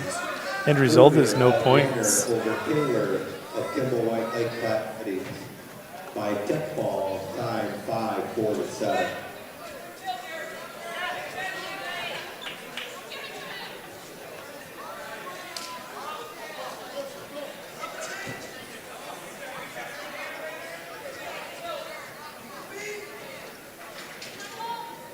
Nightingale and Hutmaker went to the second period scoreless. Minute 15 to go in that second period over on mat 1 between number 3 in the Bs and number 4 in the As. Hoffman gets in on a high crotch, can't finish. Havlick with heavy hips will fight that off. Holden will switch to a single off that high C, now to a double. And again, Hoffman looking to chin whip over on the edge of the mat.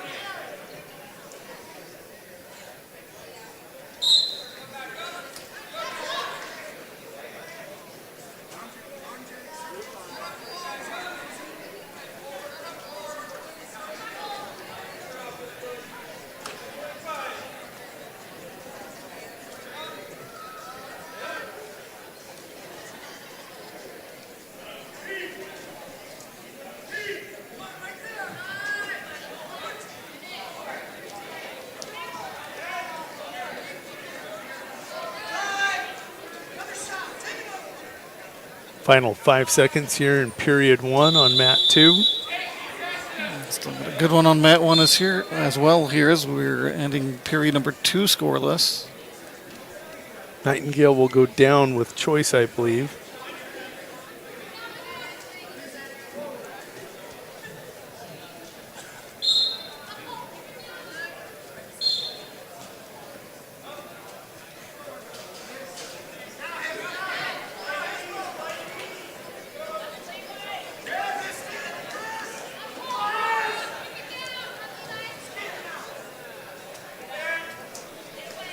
Two really good matches going on right now. Low scoring. There's just all kinds of activity in these matches. I was just saying, going to say it's probably depends on your perspective, but a 0-0 match can be just as exciting as a 12-13 type of match. And Noah in a little bit of trouble here, trying to hold on, get a stalemate. And we'll give up the reversal here to Levi Nightingale. Levi takes the lead 2-0.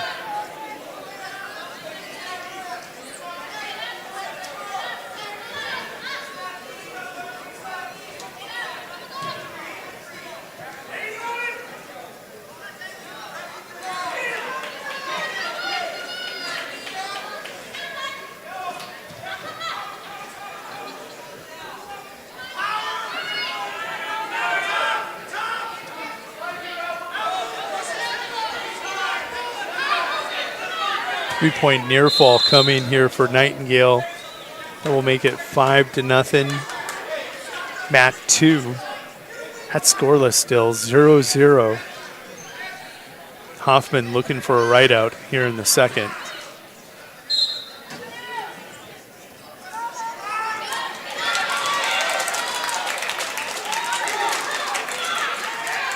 And here's the first two of that matchup.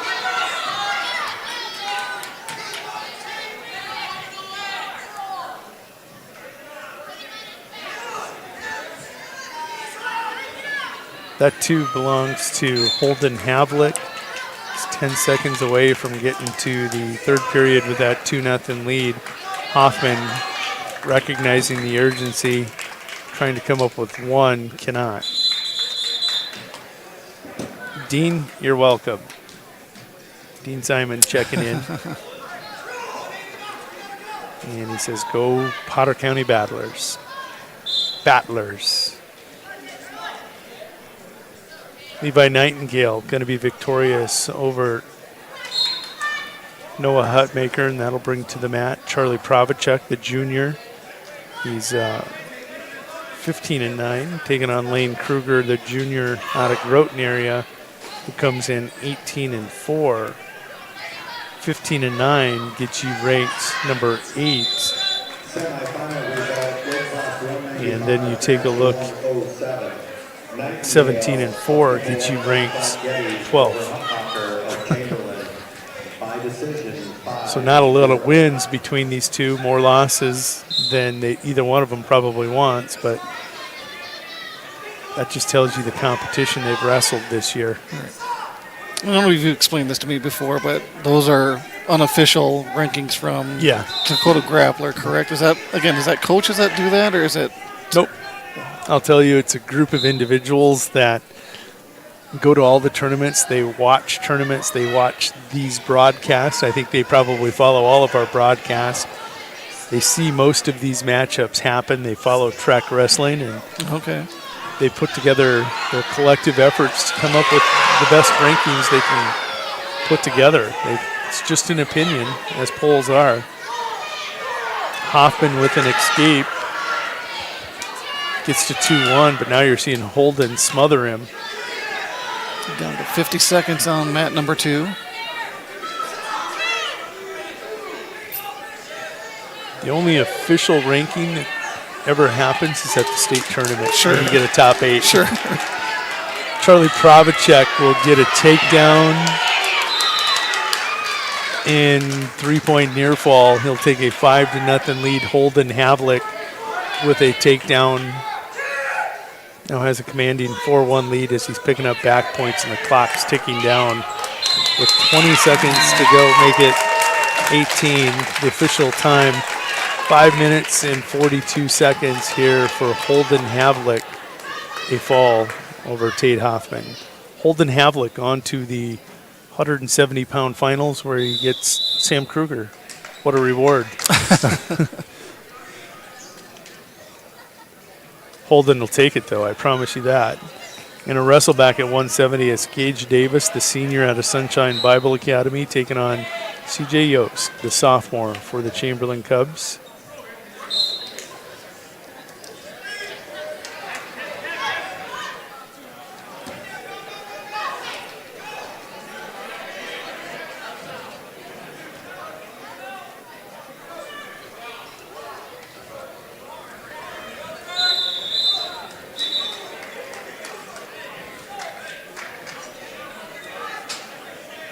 Minute 44 to go in the second. Charlie Pravacek with the lead, 2-0. I think it's a good time to let everybody know again that over on redfield.liveticket.tv, Caleb Brozick has the call as the Redfield Invitational is taking place. They're in final round of wrestlebacks, basically the Consolation semifinals over there in Redfield right now.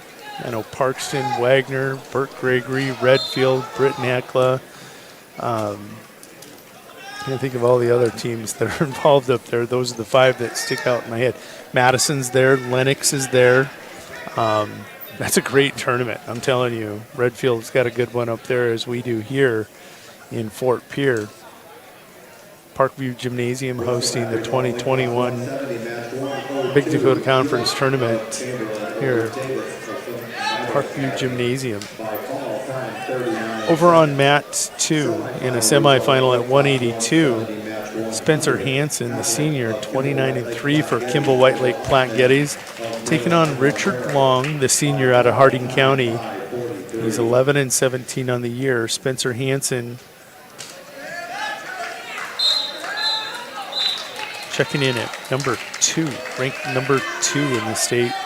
Jacoby Kraus started the season ranked 7, has worked his way to number 1, checking those rankings at 182.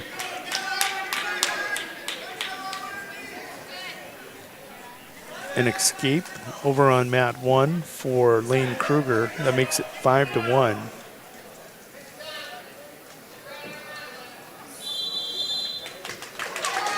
That fall for Spencer Hansen comes in a minute 16 over Richard Long. And Long is tall. Reminds me of Trig Olson from a couple of years ago. Harding County always has tall kids.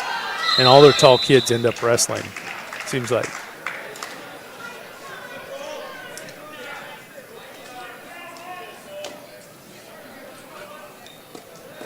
Up next in a wrestleback at 195, Stetson Shelbourne, the freshman for the Winter Area Wrestling Room, will take on Cole Wellner, the sophomore from Mobridge Pollock, who comes in with a record of 15-6, the Tiger. He's got the eye of. As you get to the end of the semifinals and these second-round wrestlebacks, got to have a little fun. Our first-round wrestlebacks. Wellner with first takedown. And 2-point near fall. That'll make it 4-0. Pravicic with an escape now leads 6-1.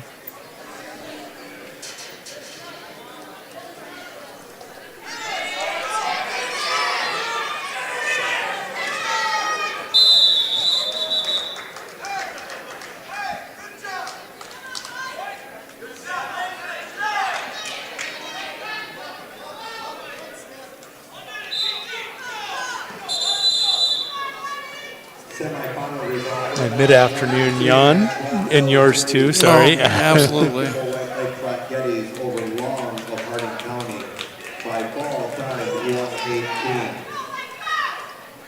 Shelbourne will put Wellner on his feet, and that'll make it 4-0.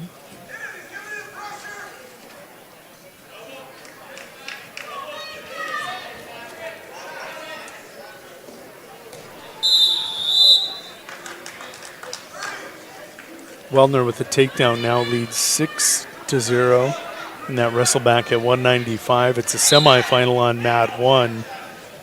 Number 8 ranked Charlie Pravicic leading 6-1 over 12th ranked Lane Kruger.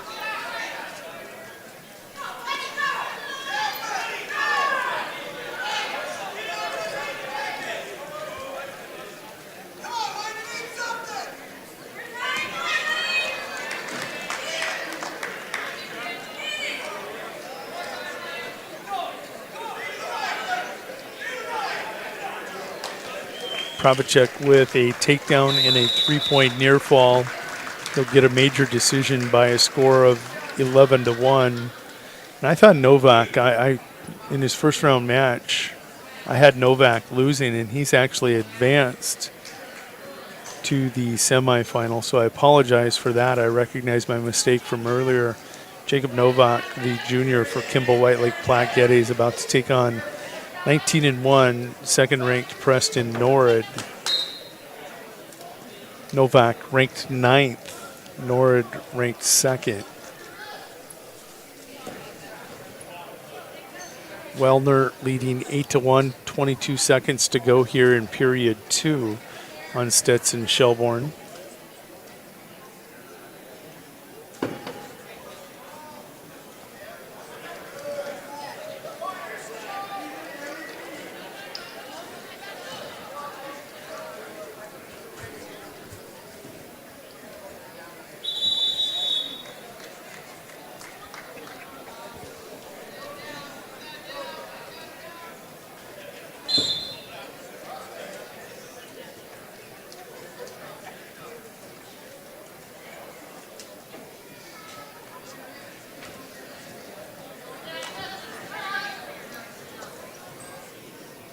We start the third. Stetson tries a lateral drop.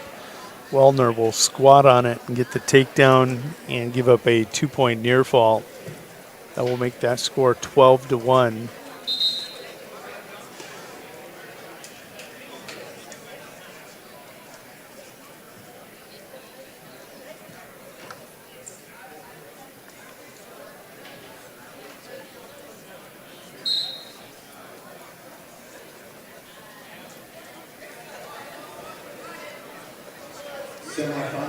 Cradled there from Preston Norrid. Novak will kick clean. It's good for a 3-point near fall. Had a 5 count apparently. 5-0 there. Wellner with another takedown with under a minute to go. 14-2, his lead over Stetson Shelbourne.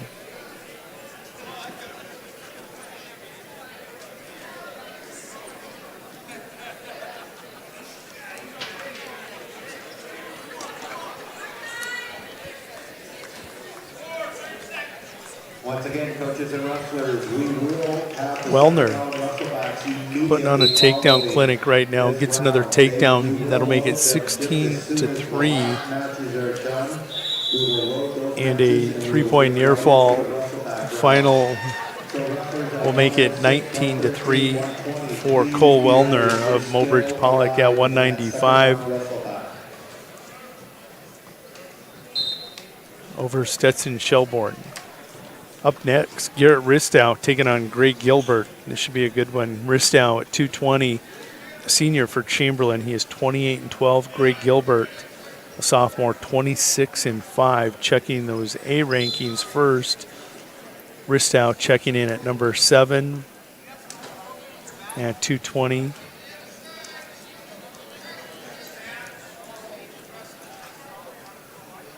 Gray Gilbert here, not ranked currently. So you ask about the rankings. Gray Gilbert, a sophomore, 26-5, and just nowhere to be found in those rankings.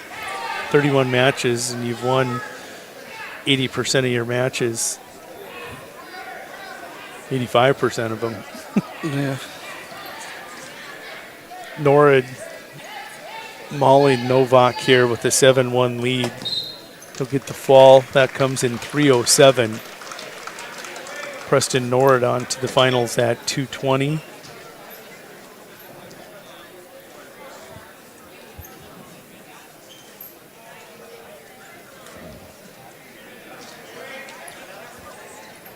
Up next over on mat 1, it's going to be River Burkhardt, taking on Ashton Larson, Potter County Battler at 2:20 and a wrestleback. We saw River Burkhardt.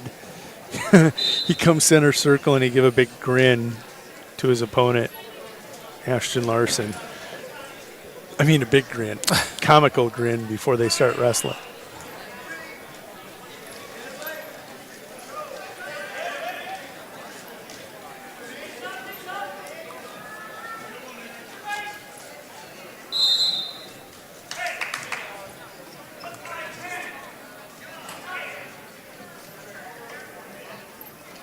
We're going to end up scoreless after 1 on mat 2. Semi-final result, the class 220 match with 111. Norwood of winner over Novak of Kimball White Lake Flat Jetties by fall time 3:08.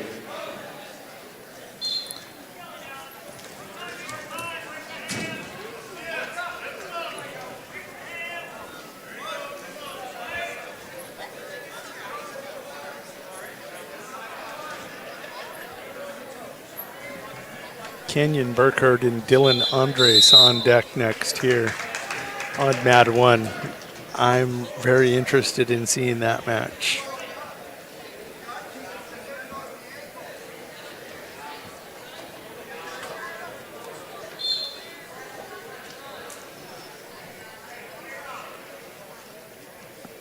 Still scoreless over here on mat 2. What on paper looked to be a very good match is becoming a very good match. Gilbert 26-5, a sophomore against Gunnar Ristow, 28-12, senior.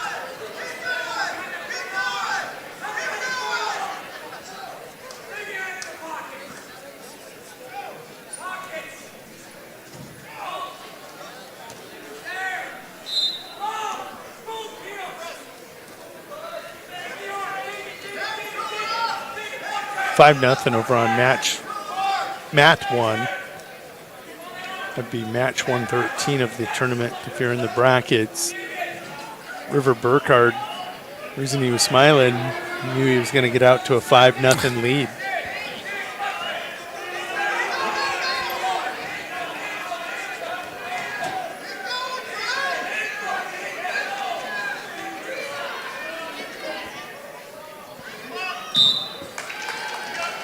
And River Burkhardt will get the fall. Yep. Official time there is going to be 1 minute 35 seconds. And now in a semifinal at 285, Kenyon Burkhardt, a freshman, 30-7, ranked number 7 in class, or number 6 in Class A, taking on Dylan Andres, who's a senior. He's 2-2, but he just knocked off the number 7B wrestler. So he's just getting back into action this season. Boy, if you wanted to make a statement, this would be a good spot to finish doing it. It's an escape for Gilbert. He leads 1-0 on Gunnar Ristow. Final few seconds tick away in period 2 on mat 2. Ristow points down, says, I'll get an escape.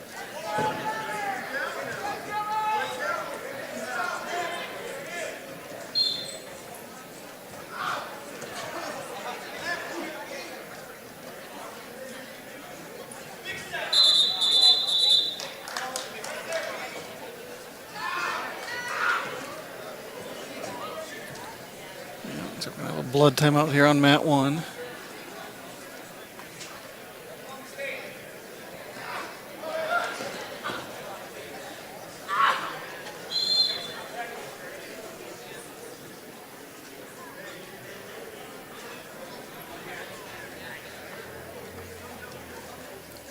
So is it usually just a clash of heads that causes all the nosebleeds?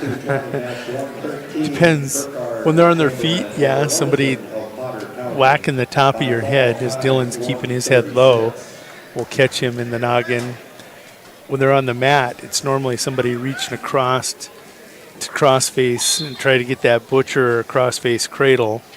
Or if you shoot, oftentimes you'll catch somebody uppercut with a crossface. The nose is so vulnerable in the sport of wrestling. And once you break your nose, it's impossible to keep it. Any little bump, knock on the nose is going to cause it to leak. Right. You see their heads there. They're pulling on each other's heads. Right. They'll duck, and just that momentary flinch might be enough to get you a takedown. You have a 2-point lead, and he can go get his blood time afterwards. It's kind of a gladiator game of chess, if you will.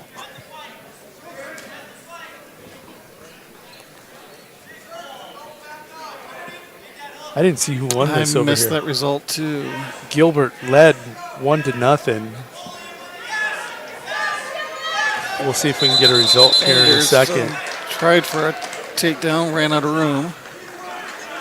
At 285 in a semifinal, it'll be Jackson Solik of Chamberlain, the senior Cub, 16-8, will take on Aiden Schoenhard, ranked 12th in the B's, 26-6 sophomore.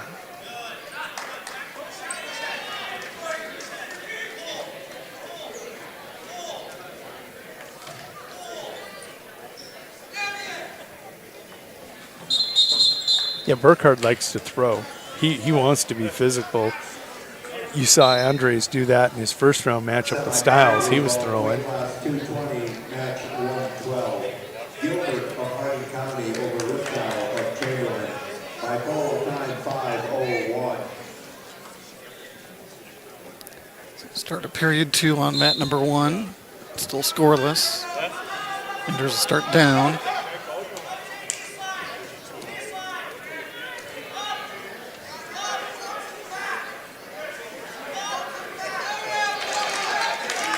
Look at this, Jackson Solik with a takedown, looking for a fall on the 12th ranked B heavyweight. He's wrestling unattached today for Chamberlain, as he can't beat Burkhardt, and he'll get the fall. So one Chamberlain Cub heavyweight, the JV wrestler, into the finals. Kenyon Burkhardt and the winner of this Andres one, will wrestle him. In a wrestle back at 285 on mat 2, Clancy Adolph, the freshman out of Hardin County. He's 8-17. He's going to take on Cameron Stiles, the junior out of Kimball White Lake Platte Geddes, who was 17-12. Stiles, ranked 7th, was upset in the first round quarterfinal by Dylan Andres.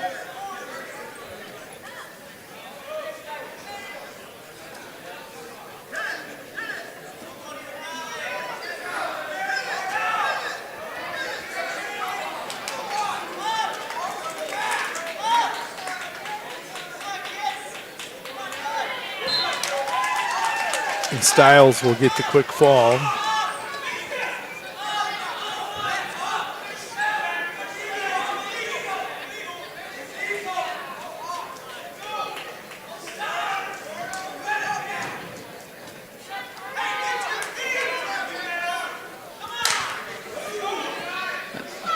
Makes me chuckle when the coach and your teammates are yelling at you to get to your feet like it's the easiest thing in the world when you have 285 pounds on your back. And it doesn't matter if you're 285 if you're 106, have 106 pounds on your back. That's a lot. But the coaches just think it's easy. Trust me, Coach Donovan used to think, I get so, yeah. This is Kiana Major taking on Zandria Bearsheart again of Mobridge Pollock. First round, these two met, and Kiana Major got the fall. Start neutral at the start of round 3 here between Enders and Burkhardt.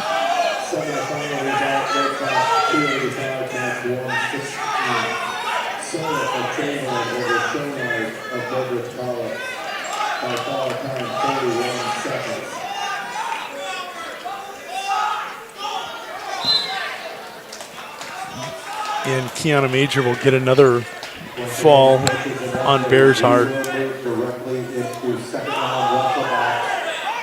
this round is cleared from the board, the referees will pop up on the mat. Oh, it's a quarter ton of weight slamming down onto that mat.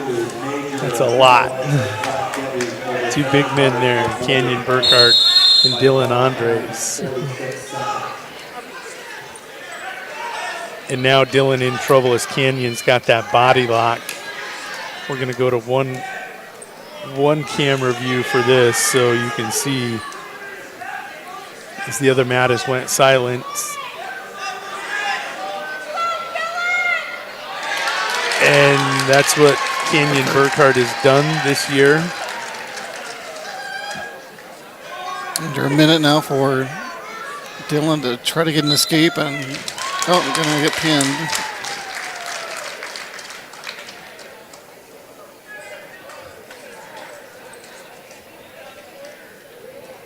Kenyon on to the finals. Let's take a look and see what's coming up here next on this match. It's going to be one girls match before I think we're going to roll right into the final wrestlebacks, but this will be Metcalf versus Eulalia Maynard of Cheyenne Eagle Butte. They're doing a best of 3. Excuse me. And Metcalf got a fall the first time these two young ladies met.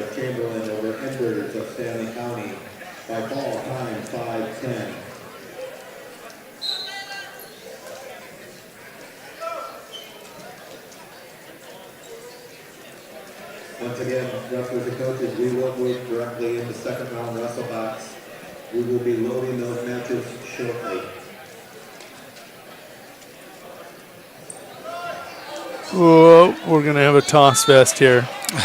Metcalf anchors down and will settle in to a takedown, leads 2-0. They both locked up like a couple young bulls wanting to toss each other around. Probably a poor analogy when you're talking about girls wrestling and young bulls hooking up and locking horns, but there was definitely going to be some action. Maynard with an escape that will make it 2-1. We are going to go directly into the next round. Wrestlers and coaches, second round wrestleback matches are up on the board. This is a So I'm assuming with this being the first year of sanctioned girls wrestling that High School Activities Association probably isn't going to... They will award a state champion. They will have a state tournament of some sort, huh? Okay. I just figured. It's listed on their webpage, and it does look like they will crown state champions at 4 different weight classes. Okay.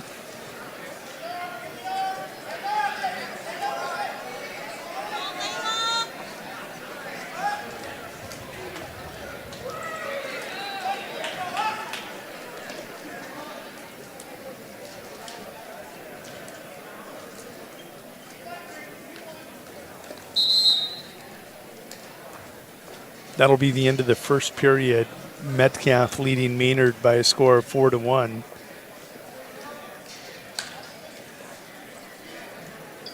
Now, is that all going to be tied into the boys' weekend too? Is that going to be all in the same place? Do you know? Let's take a peek. I think it is. But it's the first time I've been asked the question, and we will find out. It is going to be tied into the championships. Once again, wrestlers, please check the board. 106, you're up. Please check the board. Let's get to a mat. Let's keep moving. And if you take a look at all the towns, all of them are listed. I know not all those towns have girls. And this does list the towns that do. So you take a look.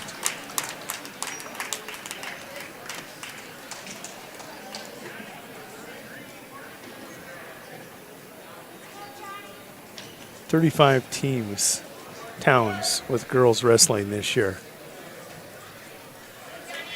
Pierre has the largest number. I think there were 18 on their roster. So we're going to go to wrestlebacks right away. The final round, Consolation semifinals. It's going to be Mark Sundquist over on mat 1 taking on Johnny Sandquist, the 8th grader from Mobridge Pollock. The Tiger is 16-8. Johnny Lenz, the 7th grader, 14-7. Over on mat 2, it's going to be Nicholas Schlachter, the 22-10 freshman from Potter County, taking the mat against Wiley Elwood of Chamberlain.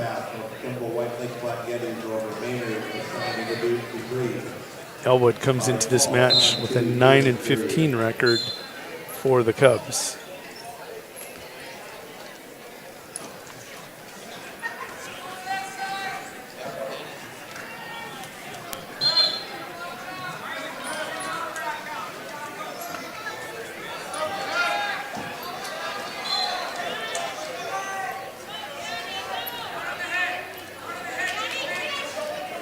Lenz, first takedown, 5 seconds left to go in that first period. He leads 2-1. 2-0. Did not surrender the escape. Sandquist, if he had backed away, could have collected a point. Did not create separation there as he spun, did a sit out. Spun and faced and stayed stuck in a front headlock.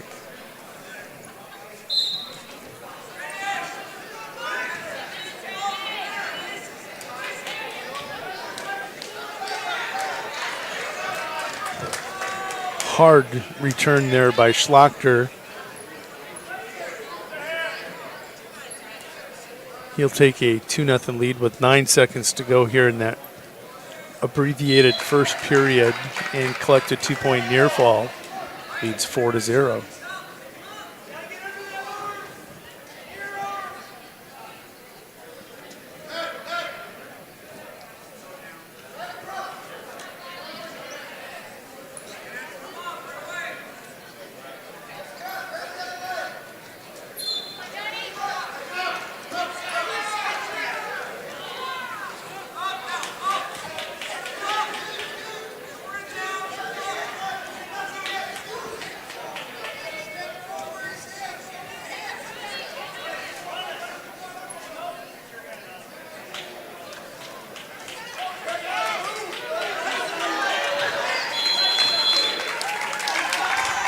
Schlachter onto the Consolation Championship with a fall in 1:24 over Wiley Elwood of Chamberlain. That's going to bring Chase Hansen and Devin Anderson to the mat. Hansen 23-4, ranked 6th in Class B against Devin Anderson 23-15. I don't think Anderson is ranked in the A's. He's not at this time. Sandquist with a reversal, but Lenz still on top 7-3 on mat 1.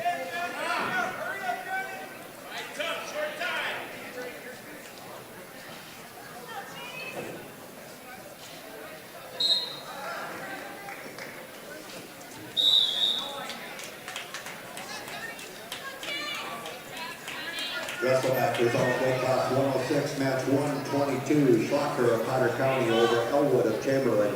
By fall time. Are they about wrapping things up in Redfield already? Did I see something about I championship did. Matt there? It is championship match and the Consolation championship match over on mat 4.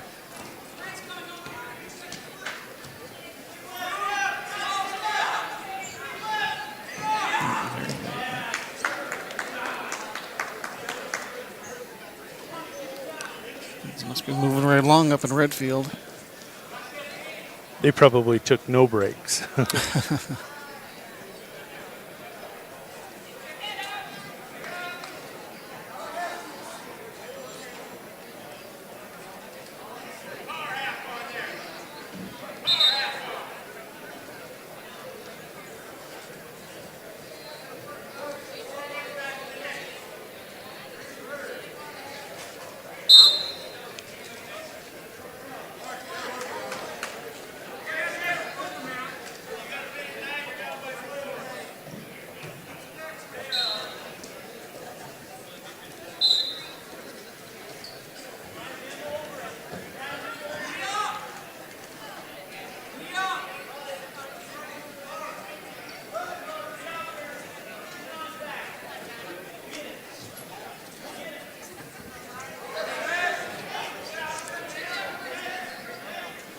Hanson with a 2-0 lead.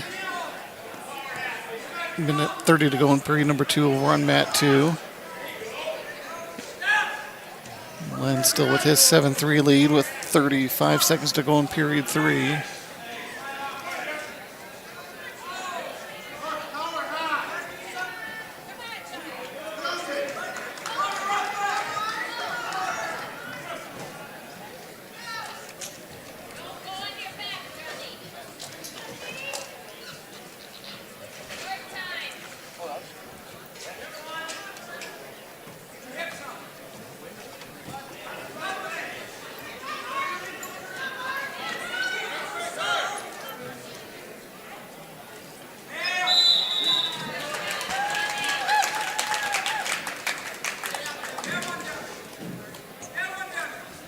Hanson back on top in his match after a reversal, leading 4-3 now with 35 seconds to go in period 2 over there. Lenz comes away with a victory in his matchup.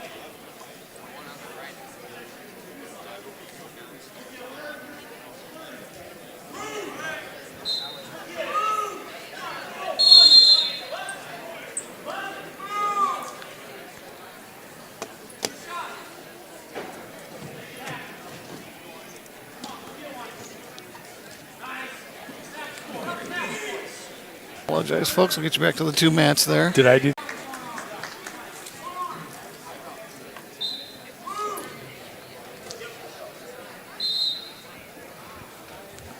Our apologies, folks, if we were down there for a moment. I think we're back now, and Hanson in a battle here as he's tied up 4 apiece. With his opponent, Devin Anderson. Over on mat number 1, we got, that must not be updated correctly. That doesn't look right. Now it's updating here. As a couple of Winter Warriors are facing off here once this refreshes.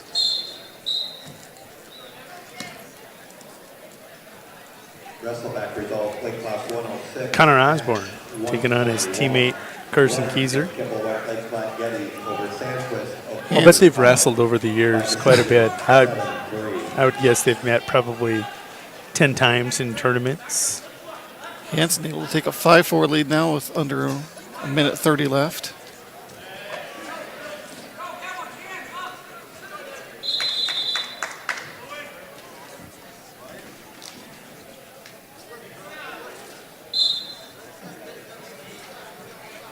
You know, Anderson has been tough today. Really, really tough on opponents.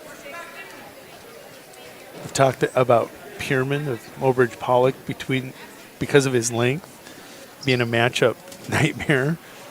And when you look at Devin Anderson, I've seen him do it this season quite a few times up at the Lee Wolf Invitational out at the Rapid City Invite, he just makes it hard on his opponents. And Chase is every bit as long as him, but Chase ranked 6th in the A's, or in the B's, and Devin, nice season, 23-15.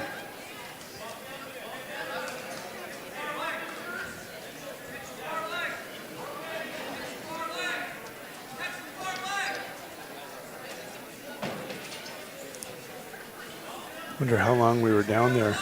Yeah, I'm not sure.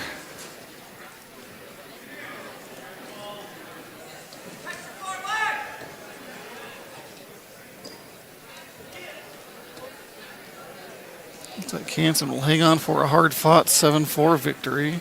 Under 10 seconds to go now.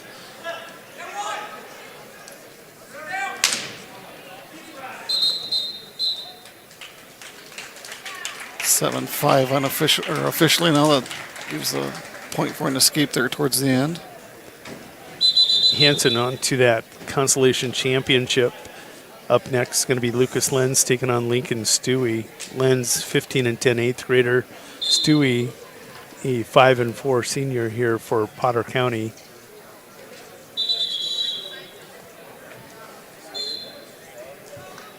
Coaches and wrestlers, we are aware that the girls' brackets are currently completed.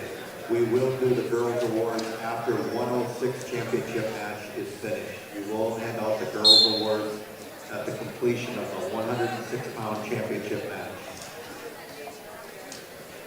Wrestleback result, weight class 113, match 124, Hanson of Stanley County over Anderson of Chamberlain by decision 7-5.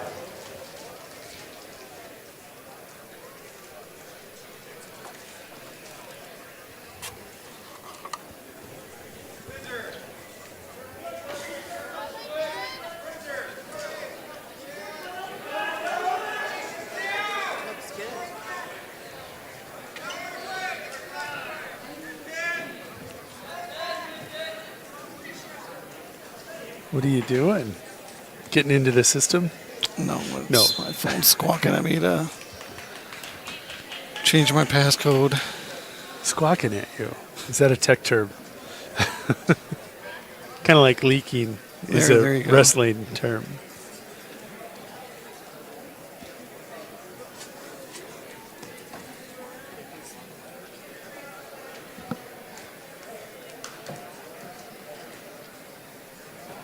More blood stoppage on mat 2. Still scoreless heading into period 2.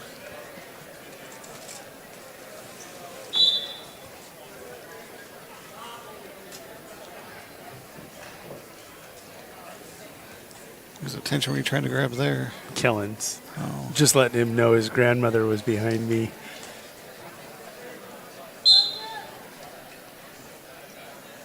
I know he was really invested in this match between his teammates Connor Osborne and Carson Keyser, but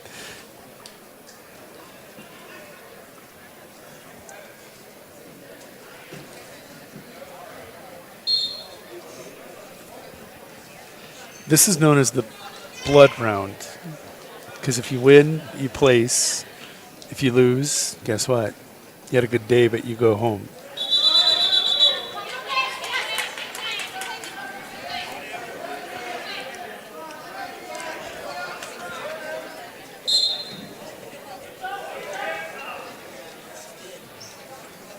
And the nose has been beat up quite a bit in the first couple rounds.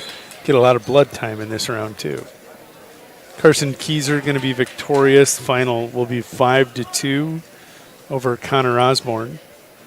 Up next, it's going to be Austin Blair, the 8th grader for winner at 120, taking on Spencer Sargent, the 8th grader from Sunshine Bible Academy, the Crusader, 13-7 here on the season.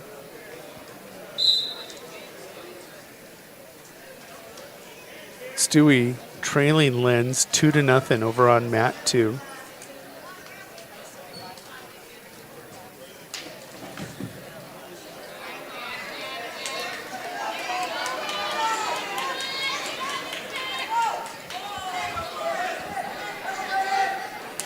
Sargent with first takedown will cross body ride, and Turk cannot get a count. There he might.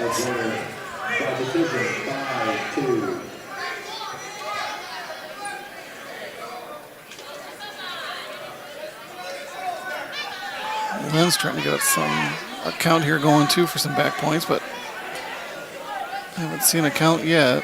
There we go. Now he's starting.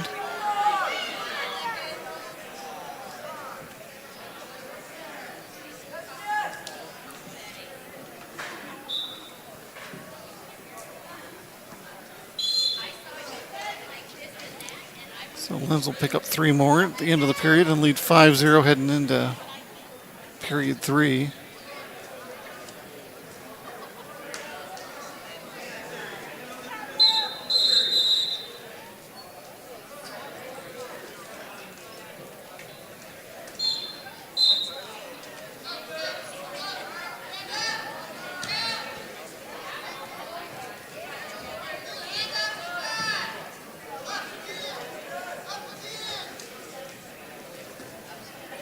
Sargent's just being a buzzsaw out there on mat 1.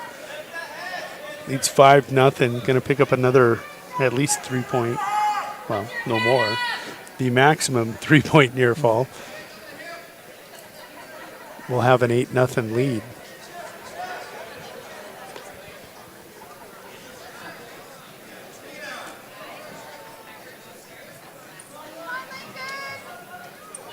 And Len's just total control right now on Stewie, leading 5-0.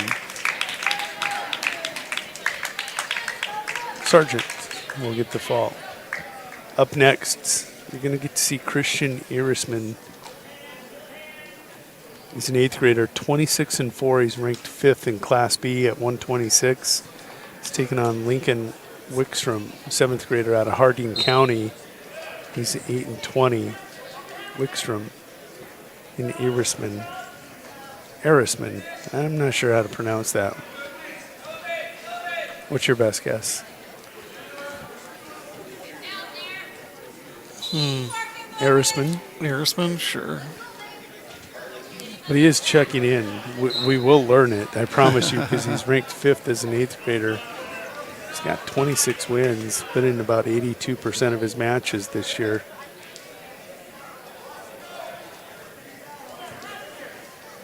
Wickstrom, the 7th grader. We're getting a look here at the future for the Harding County Ranchers. Len's 2 seconds away from a 5-0 victory over Lincoln Stewie.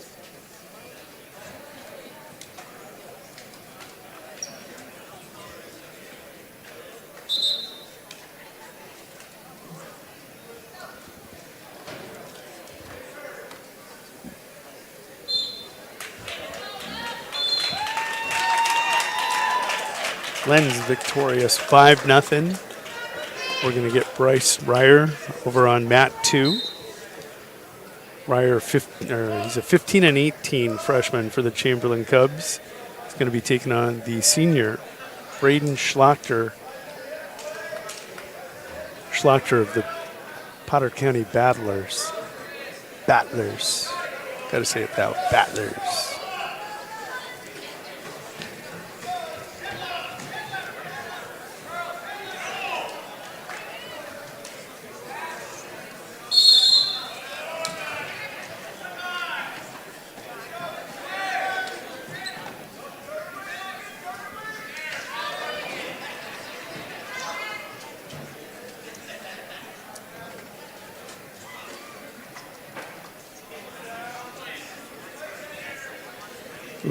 Irisman with that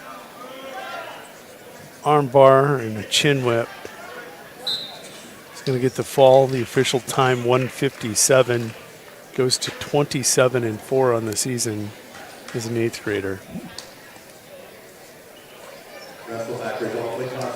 That'll bring to the mat Jack Peters. Jack Peters, 10-9 sophomore for winner, taking on Colby Kolda, the 18-16 8th grader for Miller Highmore Herald.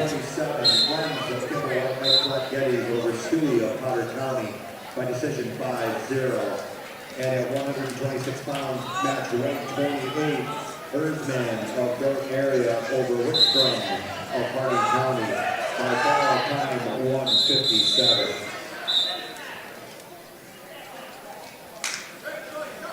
Scoreless first period between, what was that, Schlachter and Ryer? Yeah. That abbreviated first period, it shortens them up,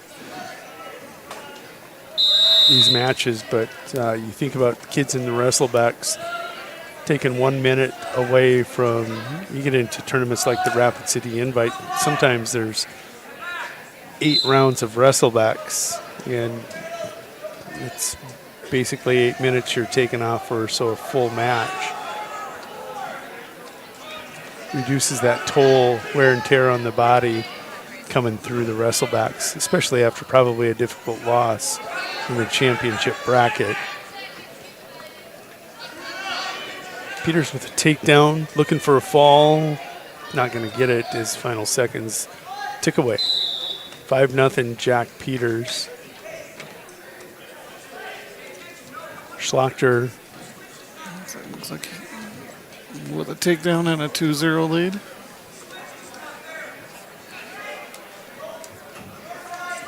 Well, it must have been a near fall because he started on top. If you go here on track, okay, it tells you Ryer chose down and Schlachter had the 2-point near fall. Okay. They give you a lot of information. Learn something new there. These are the results, previous result matches. If you missed it, you can come back to it. Current matchup, and this is the depth chart of who's coming up. You can see quite a ways down.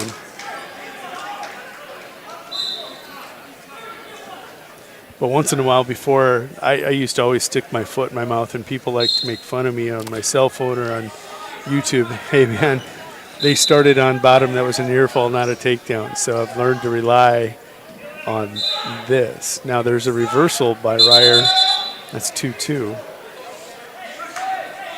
See, people think I'm smart and I can see everything. It's track wrestling now that saves my behinds. Peters with a 5-0 lead. He deferred, and Kolda chose neutral. Kolda with throw. He's going to land the takedown, 5-2. So I guess all of our trust actually goes to the computer operators at the tables. That it does. They click it on the really right buttons. And it really does. It's not us that are intelligent. It's the people at the tables that we have to give credit to down below. It's 2-2 between Schlachter and Ryer. They go to the third.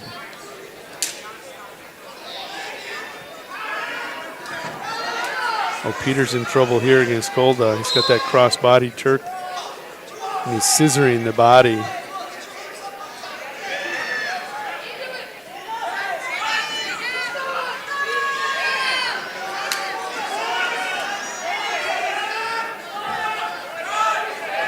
You don't see many people scissors the body. I remember a young man from Chadron I wrestled decades ago.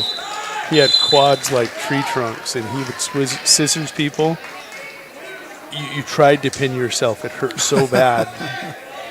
Seeing Kolda do that out there was just brought back memories of all the internal damage I suffered today because of Tucker Thompson.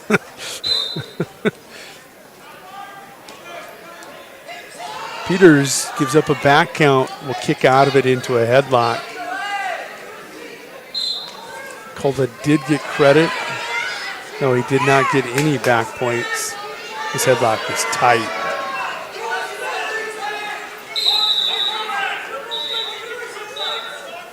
Schlachter with a reversal is taking a 4-2 lead.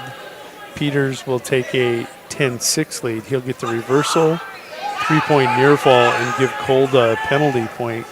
Didn't see what that was for. Probably didn't have an arm. Probably slipped off that arm in the headlock. That's me guessing again, and somebody's going to tell me, do you even watch these matches? Well, I'm watching every match, folks. Peters into a cradle.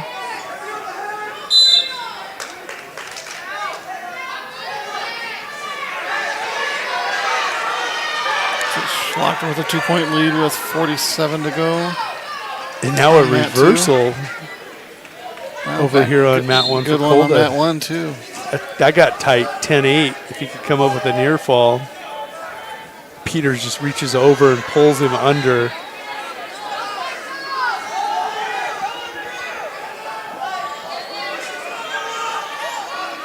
Peters with a reversal and back into that smothering headlock.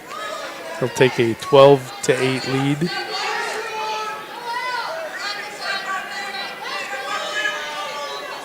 And he's not even trying to pin him here. He's just saying, I'm going to hold you, smother you, and try to ride out the clock. The clock is my friend.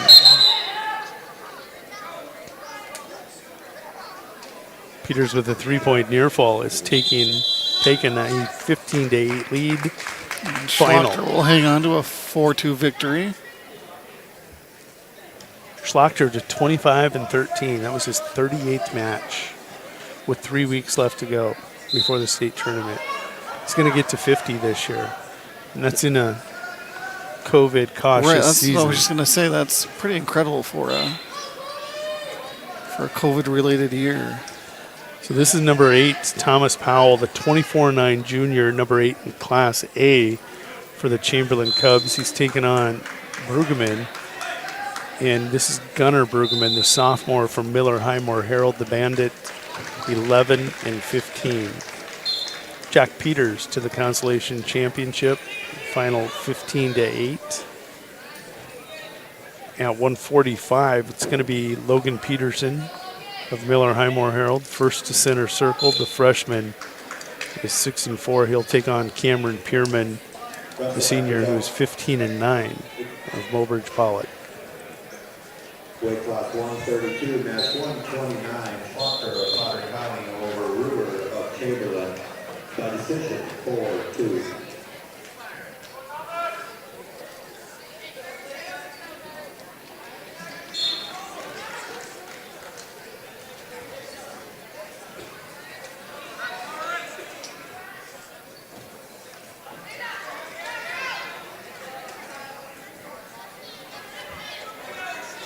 Powell with first takedown leads 2-0. Brueggemann, a lot of activity, not able to finish anything for points. Powell right out the storm leads 2-0. Final 5 seconds of the first, ticking away. Peterman over Peterson on Mat 1, 4-0 now. That's where that length, he just hits that twister. And 132, match 130, Peters of winner over Colda of Miller Highmore Herald. 7 quick points for Pierman. Brueggemann has an escape.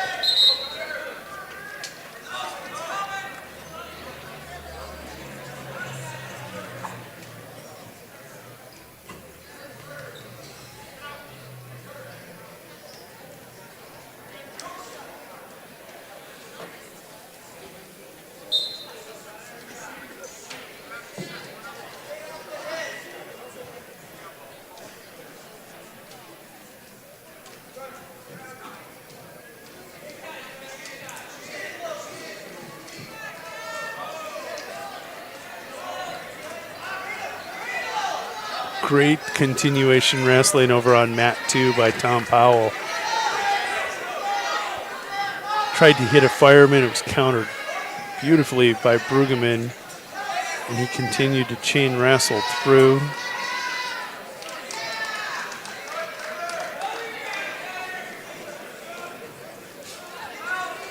He collects the takedown and now is picking up near fall. 45 seconds to go in period 2 on mat 2. Pierman still dominating on mat 1. Powell gets the fall, the official time, 124. Pierman gets the fall. Official time there, 2:05.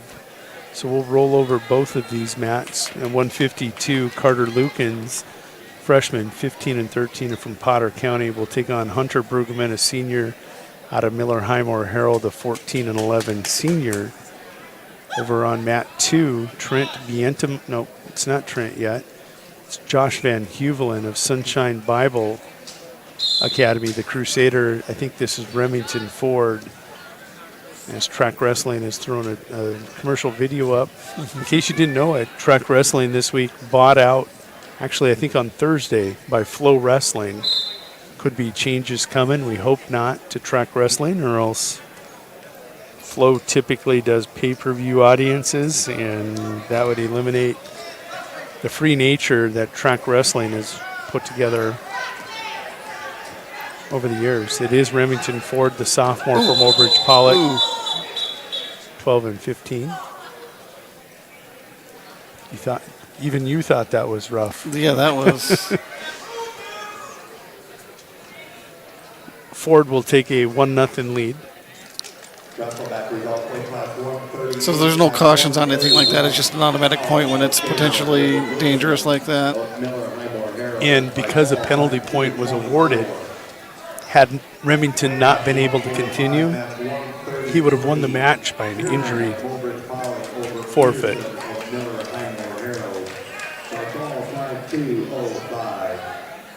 So dangerous. You are to respect your opponent in the heat of battle.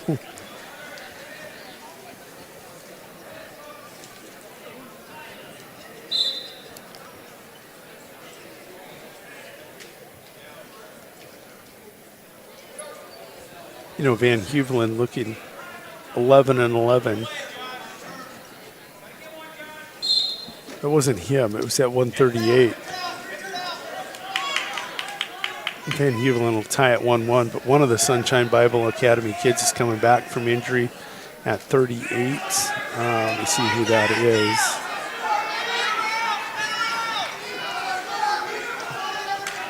This is Josh Van Huvelen. They had him earlier listed like at 4 and 3, I thought. I thought maybe he was just coming back from injury. It's my mind playing tricks on me again. All these records and seasons rolling together for all these kids.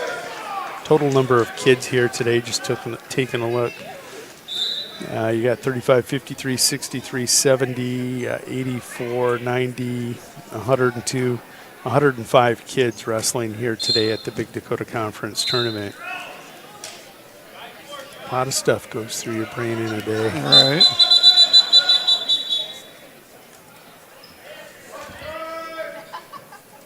It's like a blood timeout again on mat 2. Jason Bull checking in, thanking us for this production. We always appreciate those comments. Absolutely. Taking a look over at redfield.liveticket.tv today. They are in the finals right now, rolling.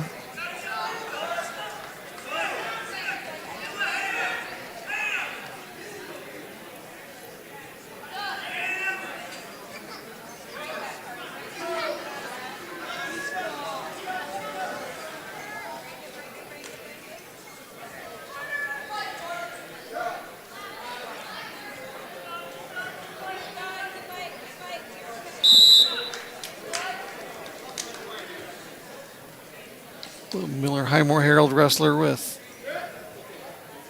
commanding 9-0 lead heading into period 3. That's Carter Lukens over there.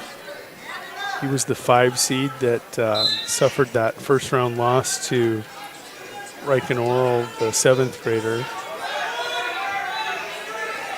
Carter Lukens of Potter County, I should say.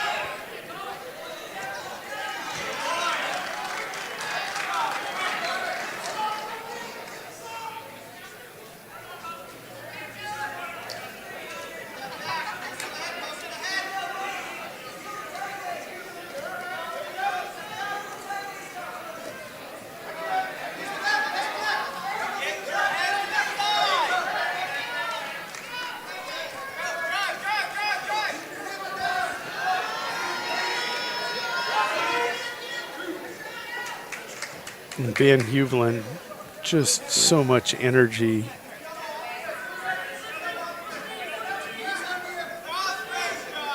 when he's out there on the mat at 138.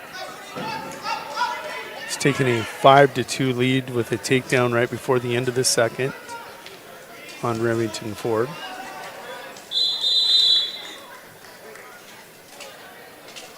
You know, when I talk about energy, a lot of these kids will go out there and they'll methodically set something up and explode. Energy kids are those kids that are constantly moving, hitting set up, shoot. Calories that they burn compared to those other kids, and in both styles work. I admired the energy kids. I was never that guy. Here, Remington Ford with an opportunity, and he cannot capitalize. Carter Lukens not able to capitalize as Brueggemann will get the reversal and more back points. And the fall. And the fall, yep. That comes in 4:54 of that match. Up next, it's going to be Levi Stover. Well, Van Heuveling gets the fall. On mat 1, it's going to be first Cole Bisbee of Groton area, 16-15, taking on Garrett Ristow at 116, who's 23-18 at 160. Ristow ranked 11th in the A's. Bisbee unranked in the B's. Taking a look over on mat 2, Trent Bientema, the junior. Do I pronounce that correctly? You know, I'm not 100% sure because I believe he's a new Stanley County kid. Okay. I believe this is his first year here, so looks correct to me the way you're saying it. Bientema Jr. at 10-10, taking on Joey Boss, the sophomore for Kimball White Lake Platte Geddes, who's 11-18.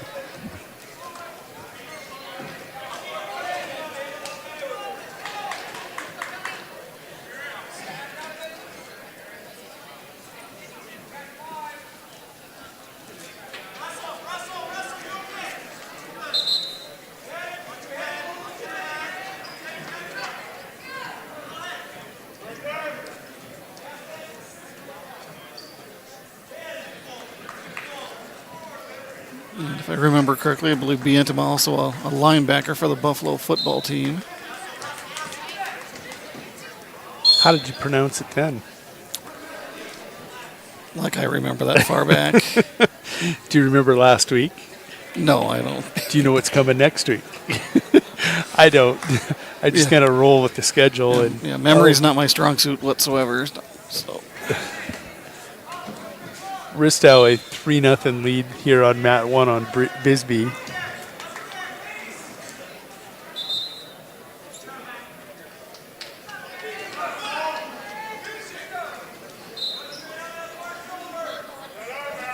Wrestleback result, weight class 152, match 135. Brueggemann of Miller Highmore Harrow over Lukens of Potter County by ball time 4:55. Weight class 138, match 132. Van Heuveling of Sunshine Bible Academy over Ford of Motors. No Boss over under Chicken Wing Iowa State, however you'd like to classify that.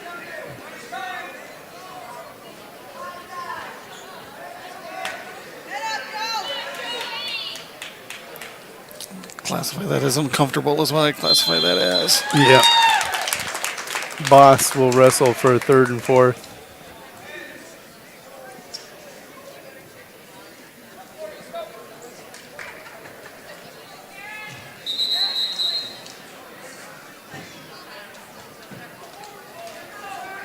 Teammates Evan Bartles and Riken Oral will wrestle to see who will place first out of the 8th and 7th graders in their careers.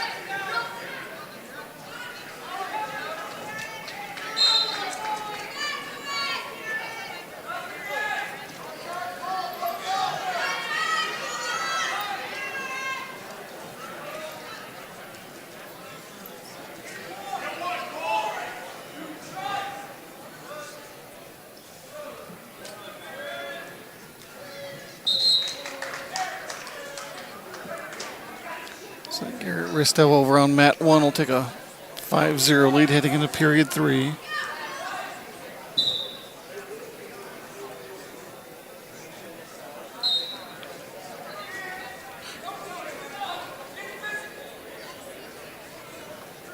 Laurel will get the fall in 30 seconds over Evan Bartles.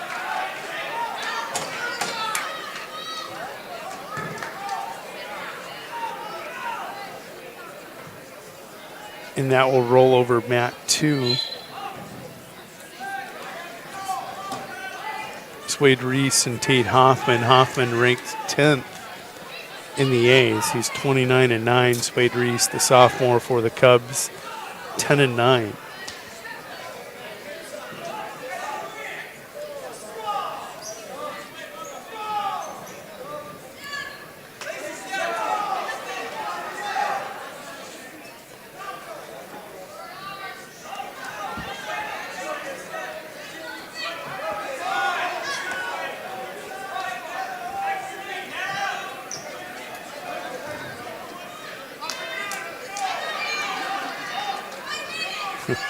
It's always interesting when you look down at their dashboard and you've got kids with 20 wins wrestling in the blood rounds. One almost with 30 wins. Right.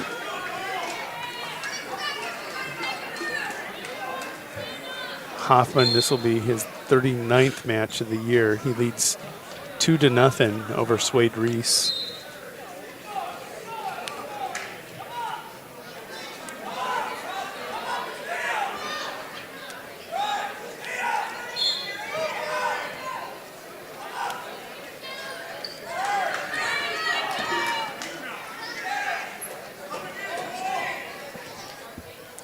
There's 30 to go on mat 1. Ristow still with that 5-0 lead.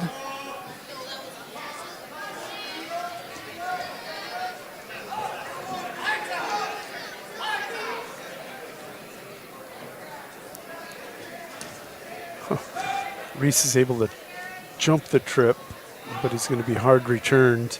Hoffman now leading 5-0. Minute 25 to go in the second. You know, taking a look real quick, team scores. We're halfway through this Consolation semi wrestleback. Kimball out in front with 149. Winner in second with 137.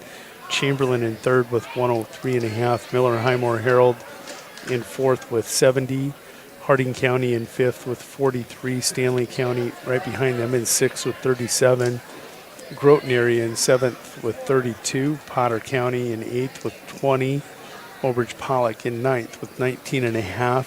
Sunshine Bible in 10th with 18. And Shiny Eagle Butte Dupree rounding out the tournament. They're in 11th with 16 points.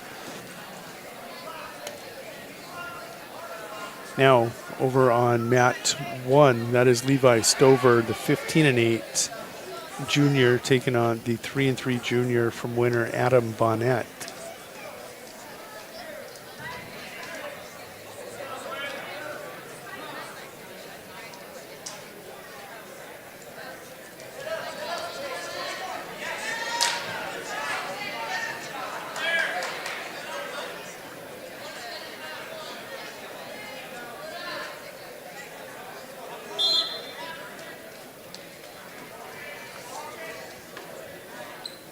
Stover with first takedown takes a 2-0 lead.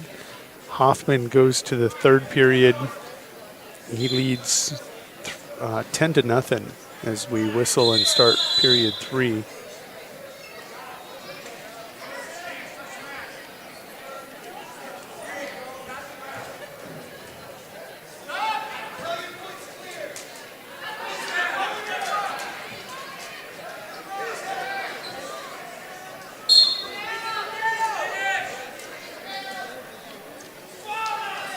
Quick escape for Stover. That gives him a 3-0 lead.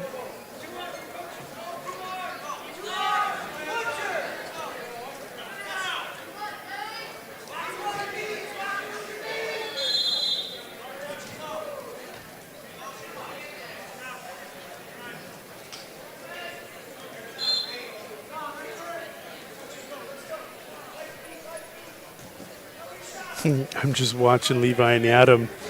Both schools purple and gold, contrasting styles or colors. Right. I should say shades of purple and gold. Yep. I like the new singlets at Stanley County there. That's a new singlet, right? That looks new to me too, yes. Really like that. It's sharp. Levi will land a takedown here with a minute to go in the second. He takes a 5-0 lead on Adam Bonnet. Hoffman leading 12-0, 30 seconds to go here in period 3 on mat 2.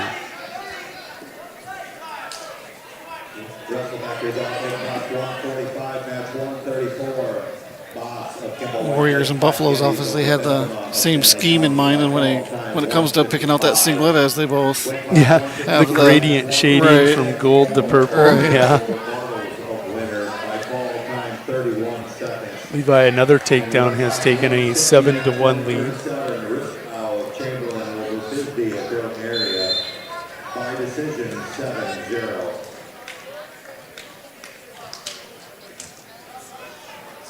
Hoffman will get the victory, final 12-1. That'll bring to the mat Wyatt Powers, the 9-21 junior for the Chamberlain Cubs. He'll take on Jesse Bearshart, the 12th ranked 182-pounder in Class B, the sophomore out of Mobridge Pollock.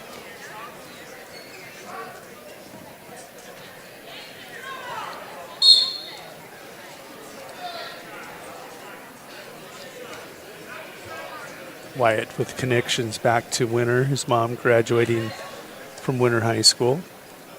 Grandparents out in that Hamel area. That's God's country out there between Winter and Chamberlain. Just ask those people out in Hamel, they'll tell you. Clay, I'm referring to you.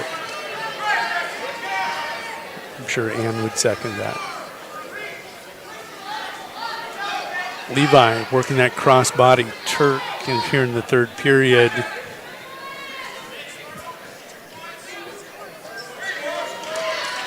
He'll pick up a 3-point near fall, now leads 10-1 on Adam Bonnet. Bearshart with first takedown on mat 2 leads 2-0. That's right before the end of that first period.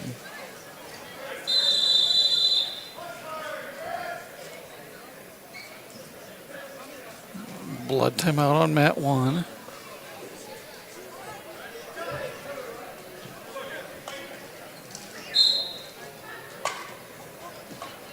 And what's interesting, going back to the singlet conversation, both of those singlets are Adidas brands. Okay, I can see the logo now on Stover's singlet there. Stanley County's is on the left breast. Winner's when he comes out on the right breast. Okay. Like or is that Under Armour? That might be Under Armour for the Buffs. It must be the style because the Mobridge Pollock wrestler here has that same gradient style as well. Must be the in thing. Oh, look at our background. It is exactly right. So no, I probably won't remember how to do that 2 weeks from now, but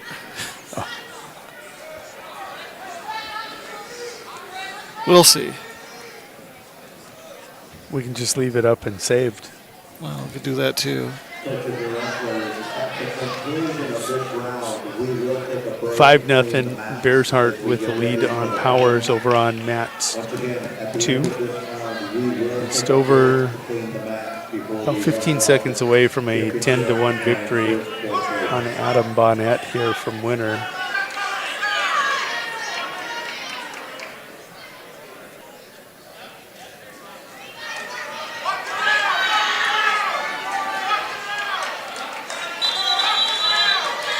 Stover collects a 2-point near fall. He'll be victorious over Adam Bonnet by a score of 12-1.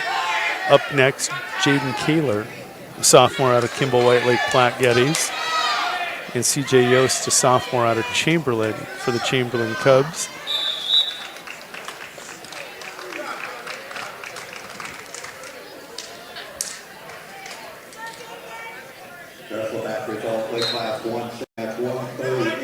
Stover of Stanley County over Hot of Winter by major decision 12-1.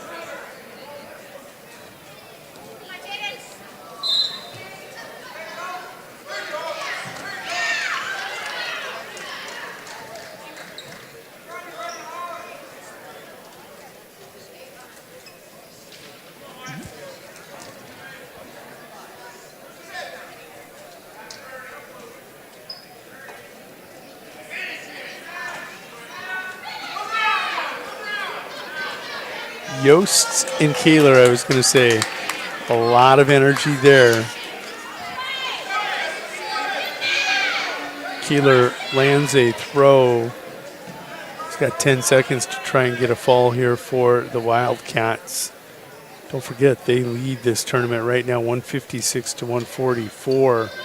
Bonus points could be huge in this team race down the stretch.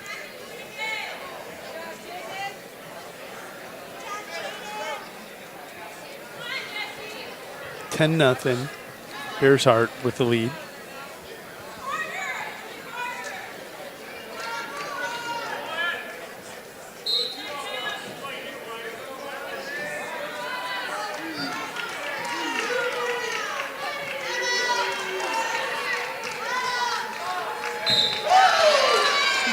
Bears Heart gets the pinfall.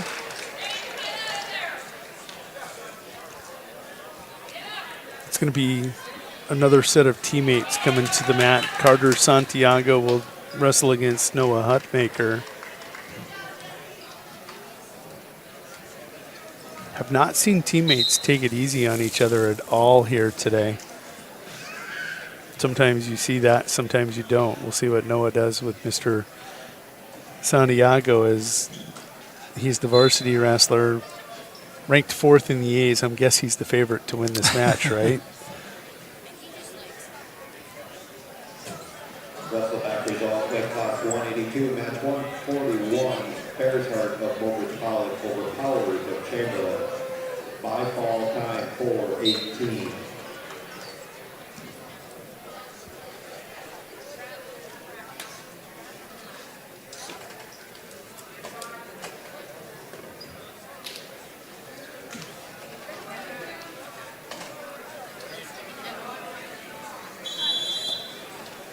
Noah will get the fall in 37 seconds, kindly. Noah will wrestle for 3rd and 4th. Here's an interesting matchup. Number 7 versus number 12 in the state coming up. Cameron Stiles, the junior. He is 18 and 12 on the season. Ranked 7th, taking on Aiden Schoenhard, ranked 12th in the Bs. Sophomores 26 and 7. See if I remember my rankings correctly. I do. Get lucky once in a while. Kaler still leading Yost 6-0 over on Mat 1, courtesy of that first period lateral drop that put him up 5-0. If he'd had enough time, Yost might have been in trouble.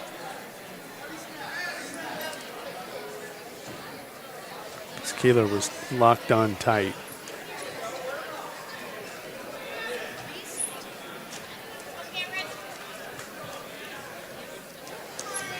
Oh, Schoenhart blast double, and Stiles counters with that. I don't like it, flip over the head, but it works for him as he flips him out of bounds. All right, so yeah, no points awarded.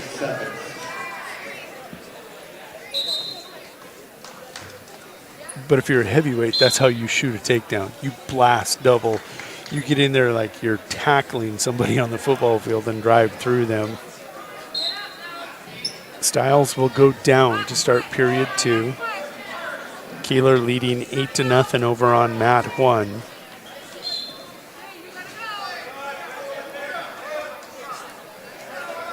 This coach's room has always been good in the past. Does that mean they have food over there?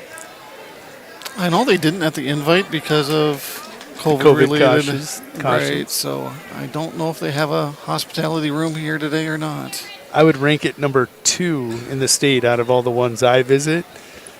Mid-Dakota Monsters ranked number 1 only because they serve steaks to the coaches on day 2 usually. Coach Chad Johnson knows how to put on a party. But this one, outstanding. Not a distant second by any means. It's funny what you can find to rank in this world. Yeah, it's the wrestling parents who usually go all out and bring all the goodies and provide all the everything needed. So shout out to them if they do have a hospitality room back there. Things still taking place in Redfield as well, it looks like. Yep, they're still chugging along. I think they're getting deep in that one. Probably about 182, 170 up in Redfield. Now, Styles got the... Do they have that backwards? No, they don't. Styles had an escape. Schoenhard.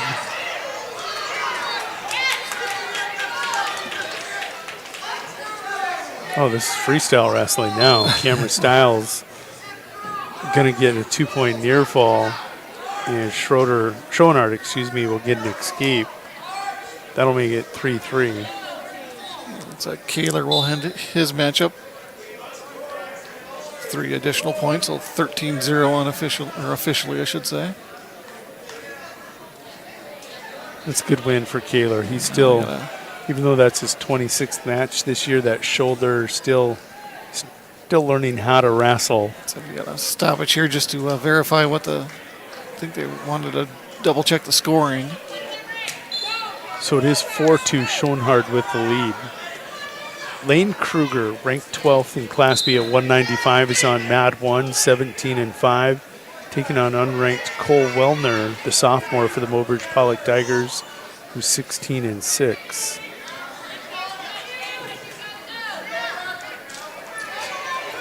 Oh, Schoenhard just buried himself. He had a good situation. Can he fight off his back?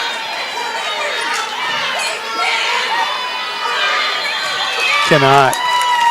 Yeah, I'm guessing you exude so much energy trying to explode that first time out, and if you don't make it, then you just probably don't have a whole lot in the tank left to be able to try to turn yourself back over again.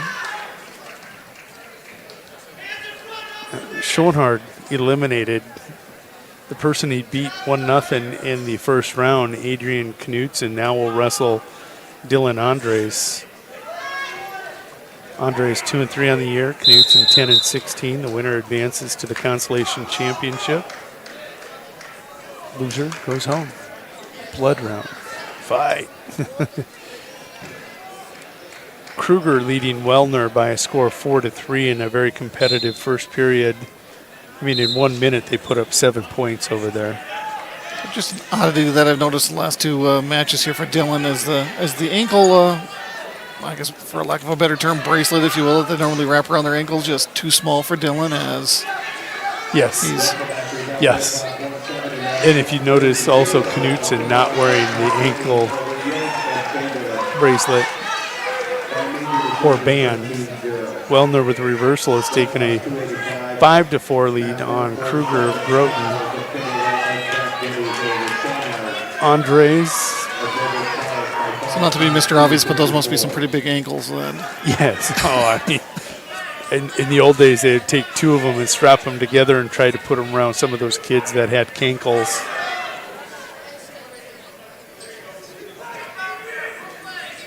Calf ankles, cankles, you know. Right.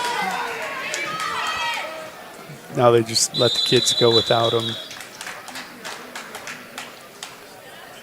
Dylan will come up with a 3-point near fall. Leads 5-0. He has choice. Coach Waldner going to put him on top with choice. He's telling him, you don't see this often where somebody will choose top, but he believes that he's going to put more points on right here, that Dylan will, and could possibly pin Adrian.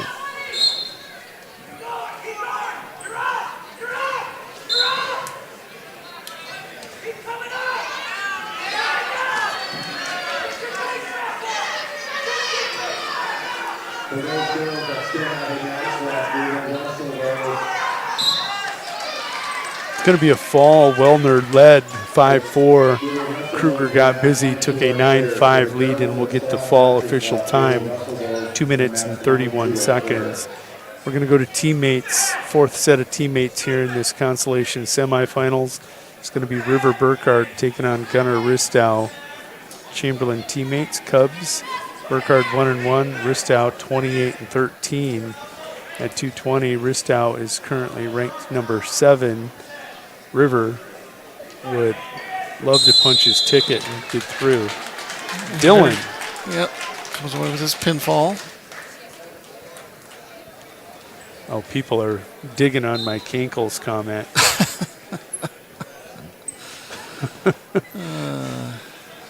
Dylan in Styles, who we saw in the first round, we're going to see again now here in this Consolation Championship. I hope he's got something in the gas tank, because Styles will remember the first round. Ristow with first takedown. We are going to go silent on mat 2, so that means we're going to queue up just mat 1 here for you. I think there's this match, and let's see if there's another one. Yep. We got Novak and Mosier scheduled to wrestle after Burkhardt and Ristow. Can't believe they aren't moving I was just this. going to say, won't they try to move it to the other mat? But Won't need there's to. a quick pinfall after. Ristow with the fall over his teammate, River Burkhardt.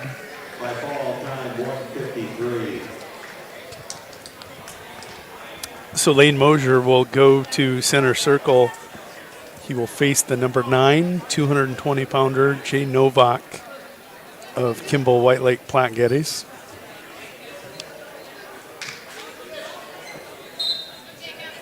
This is where, if you remember, in the semifinal, Novak lost to a winner wrestler, number 2 ranked Preston Norrid.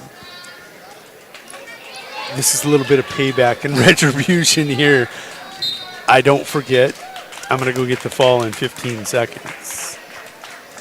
That will conclude the Consolation semifinals. We will be taking a break. We will step away. And Jody, I think I'll probably let you go to the finish here. I think I'll get myself ready to go across the river and go cover some Lady Governors basketball. Go Govs. So go Govs.live. Yes, that'll be at 5 o'clock here, so I want to get myself ready and get my some other things prepared. And we'll make sure and remember you when it's time to close up. And so I'm guessing that ball game will probably be done around 6:30, so I don't know if he'll still be around here by that time or when things will wrap up here. If you want to swap equipment again or what we want to do. So we'll talk off air. So sounds like a plan. All right. Here's a word from our sponsors, bringing you Go Govs Live, or Go Buffs Govs, Live. Buffs, same difference.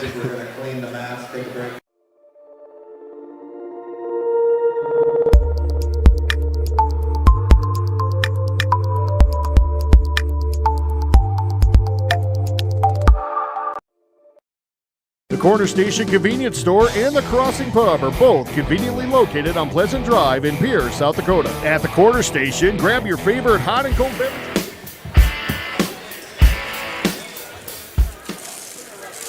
They threw us a curveball. They threw us an exhibition match here. Kiana Major is on the mat, and she's wrestling Bears Heart from Mobridge. And they're going to go split screen, so we're going to pull up both of these matches. I thought they said that they were done. The awards were going to be after for the girls after the 106-pound. After the 106-pound matches, they will award the girls medals, but they decided to wrestle a third match between all these girls. Kiana Major with a takedown leads with that near fall, 5-0. And Metcalf out on top. I believe this is Eulayla Maynard. I know it's Eulayla Maynard.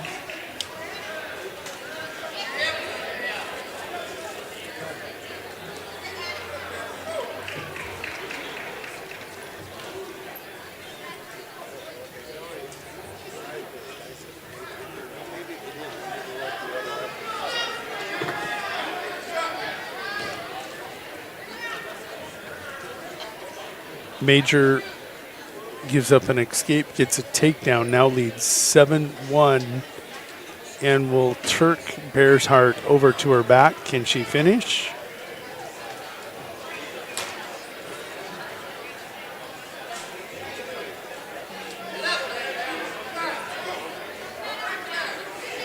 She'll get a 3-point near fall. She leads by a score of 8-1. She being Kiana Major in that black singlet out of Kimball White Lake Platte Geddes over Bear's Heart of Mobridge.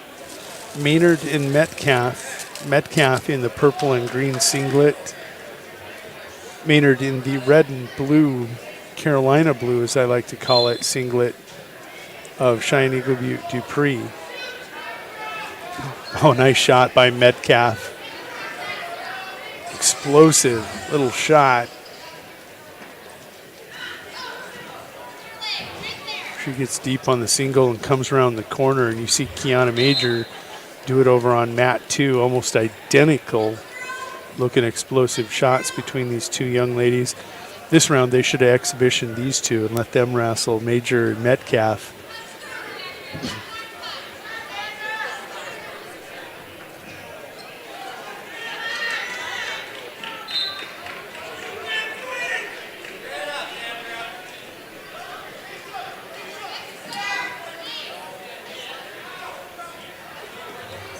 (12-1) on mat 2, 4-1 on mat 1.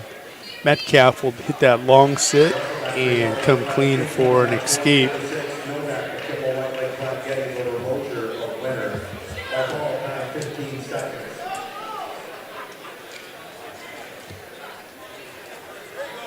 (5-1) on mat 1. It's 12-2. Bear's Heart with an escape, but Major now comes with the head in the hole cradle, and that looks to be all over on mat 2. Kiana Major goes 3-0 on the day for the Kimball White Lake Platte Geddes girls wrestling team. And we will go back to one screen here for Metcalf and Maynard.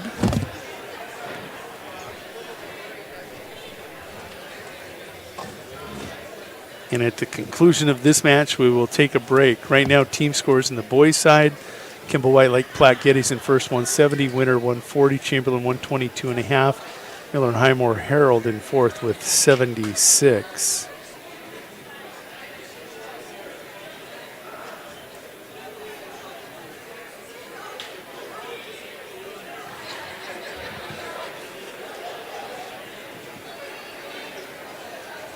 .25 seconds to go in the second period. Metcalf leading Maynard 9-2.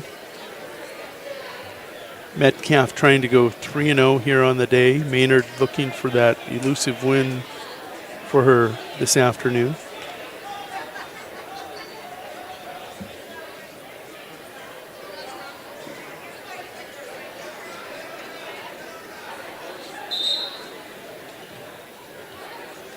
It'll be 9-2 as we go to the third.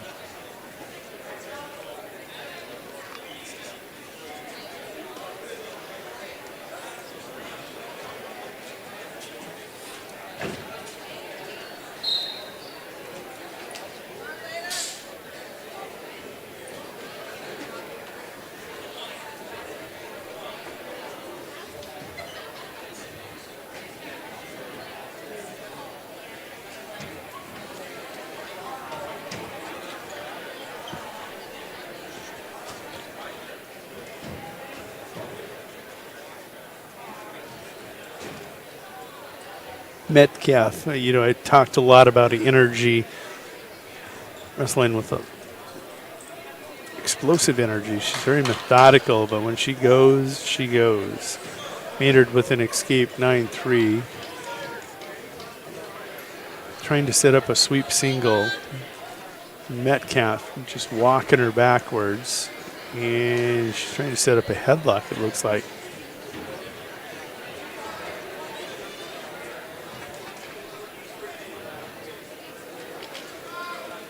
Metcalf, that high crotch is just a beautiful single. Switches it and comes around. I haven't seen Metcalf lose yet this year. One of her, she had to super impressive win down at the Mid-Dakota Monster. Spearfish came down, and I can't remember the young lady's name, but great match.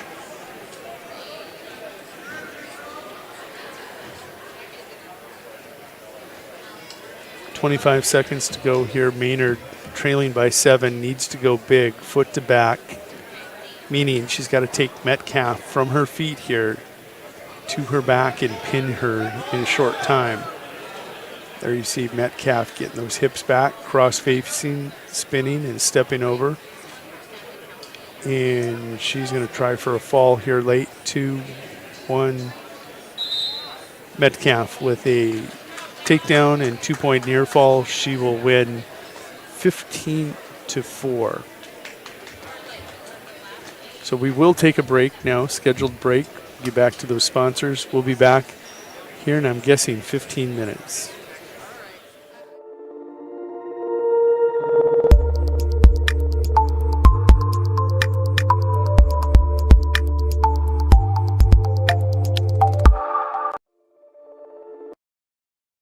Growing up in rural South Dakota, I understand the importance of electric cooperatives because they give us the power to live and work in any area we choose. They also gave me an amazing opportunity to experience the youth tour in Washington, D.C.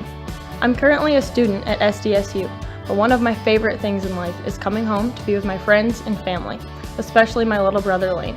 West Central Electric is an important part of my life and our community.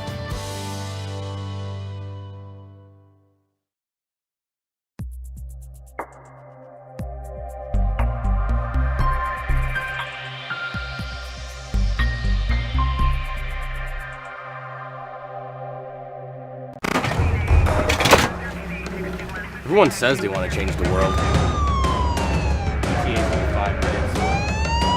But not everyone will.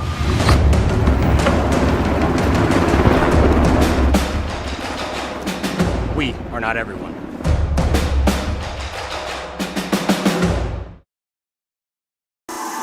When Americans needed a car that worked harder than a car, we built them a truck. And they used our trucks to build interstates and industries and communities, livelihoods and neighborhoods. Americans needed vehicles worthy of who they are and what they can do. So, we built them a truck.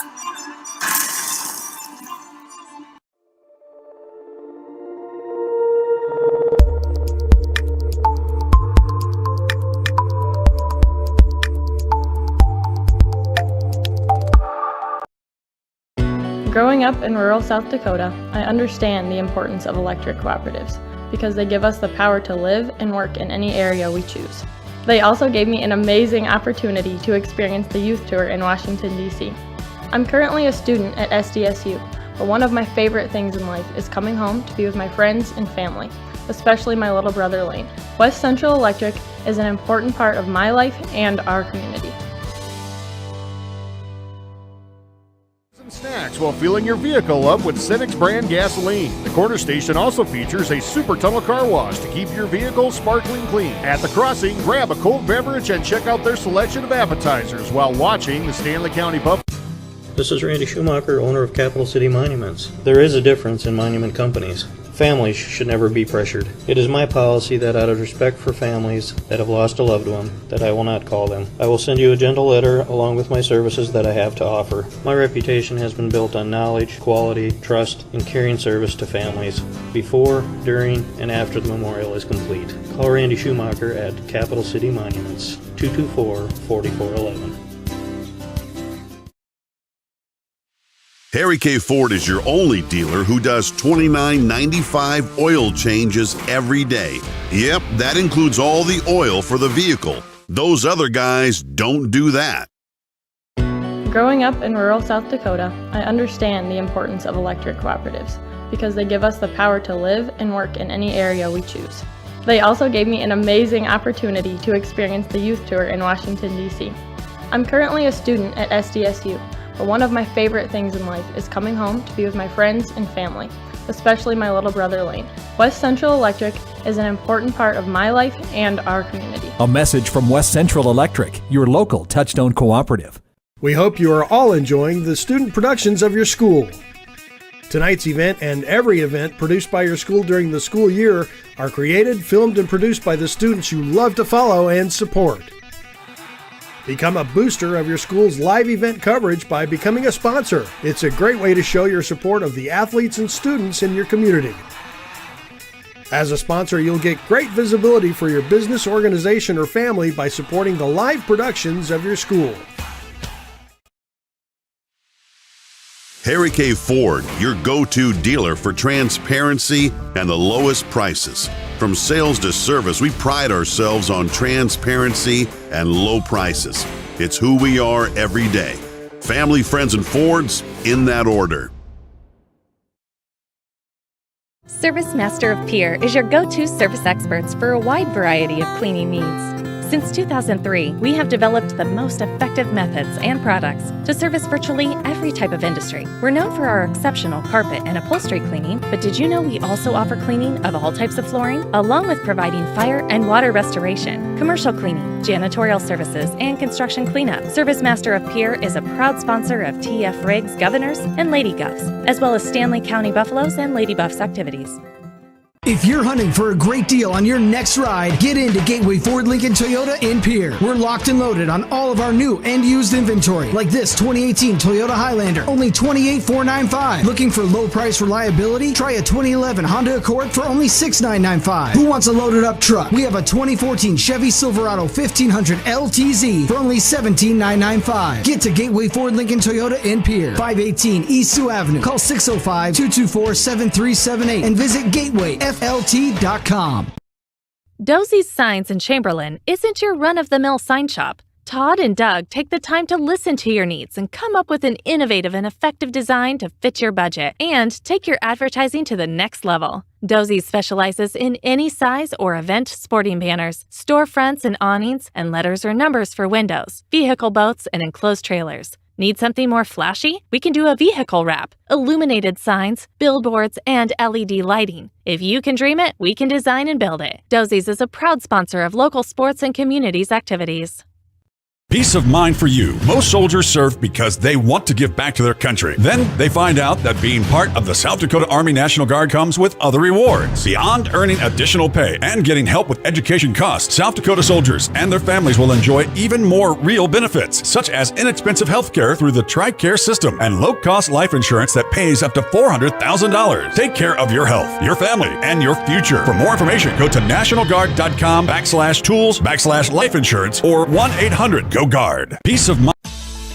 Grossenberg Implements parts professionals will find the parts you need. This week, Grossenberg is offering an 8% discount on A&I products for those that have equipment that doesn't get used a lot and doesn't really need OEM parts. Maybe you have a non-John Deere piece of equipment that needs some parts. A&I Products and Grossenberg Implement is your source. Contact their parts professionals this week and save. Restrictions apply. See store for complete details. When you expect more, you expect more. When you expect more, Dakota Prairie Bank, providing great service right from the start. It's our promise to you that sets us apart.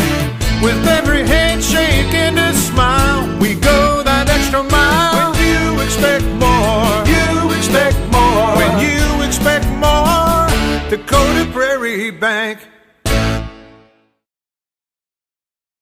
The Corner Station Convenience Store and the Crossing Pub are both conveniently located on Pleasant Drive in Pierce, South Dakota. At the Corner Station, grab your favorite hot and cold beverages and snacks while filling your vehicle up with Cenex brand gasoline. The Corner Station also features a super tunnel car wash to keep your vehicle sparkling clean. At the Crossing, grab a cold beverage and check out their selection of appetizers while watching the Stanley County Buffaloes and Pierre Governors live on their big screen televisions. Best of luck to all area students from the Corner Station and the Crossing. This is Randy Schumacher, owner of Capital City Monuments. There is a difference in monument companies. Families should never be pressured. It is my policy that out of respect for families that have lost a loved one, that I will not call them. I will send you a gentle letter along with my services that I have to offer. My reputation has been built on knowledge, quality, trust, and caring service to families before, during, and after the memorial is complete. Call Randy Schumacher at Capital City Monuments, 224-4411. Harry K. Ford is your only dealer who does $29.95 oil changes every day. Yep, that includes all the oil for the vehicle. Those other guys don't do that. Growing up in rural South Dakota, I understand the importance of electric cooperatives because they give us the power to live and work in any area we choose. They also gave me an amazing opportunity to experience the youth tour in Washington, D.C. I'm currently a student at SDSU, but one of my favorite things in life is coming home to be with my friends and family, especially my little brother Lane. West Central Electric is an important part of my life and our community. A message from West Central Electric, your local Touchstone cooperative. We hope you are all enjoying the student productions of your school. Tonight's event and every event produced by your school during the school year are created, filmed, and produced by the students you love to follow and support. Become a booster of your school's live event coverage by becoming a sponsor. It's a great way to show your support of the athletes and students in your community. As a sponsor, you'll get great visibility for your business, organization, or family by supporting the live productions of your school. Harry K. Ford, your go-to dealer for transparency and the lowest prices. From sales to service, we pride ourselves on transparency and low prices. It's who we are every day. Family, friends, and Fords, in that order. Service Master of Pier is your go-to service experts for a wide variety of cleaning needs. Since 2003, we have developed the most effective methods and products to service virtually every type of industry. We're known for our exceptional carpet and upholstery cleaning, but did you know we also offer cleaning of all types of flooring, along with providing fire and water restoration, commercial cleaning, janitorial services, and construction cleanup. Service Master of Pier is a proud sponsor of TF Riggs Governors and Lady Govs, as well as Stanley County Buffaloes and Lady Buffs activities.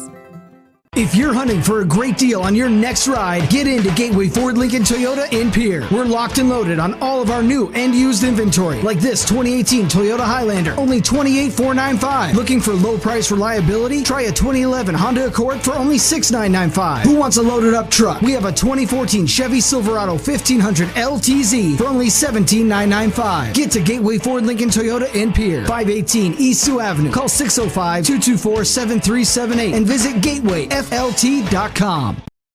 Dosey's Signs in Chamberlain isn't your run-of-the-mill sign shop. Todd and Doug take the time to listen to your needs and come up with an innovative and effective design to fit your budget and take your advertising to the next level. Dosey's specializes in any size or event sporting banners, storefronts and awnings, and letters or numbers for windows, vehicle boats, and enclosed trailers. Need something more flashy? We can do a vehicle wrap, illuminated signs, billboards, and LED lighting. If you can dream it, we can design and build it. Dosey's is a proud sponsor of local sports and communities activities.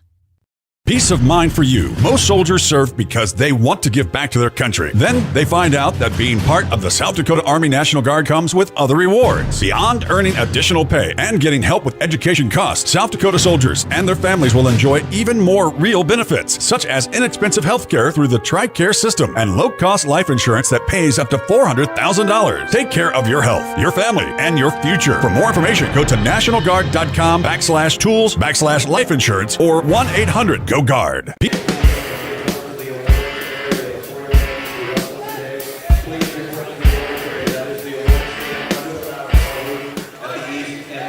What do you say we get to some championship wrestling here at the Big Dakota Conference Wrestling Tournament? Your third and fourth place match as track wrestling is pulling up.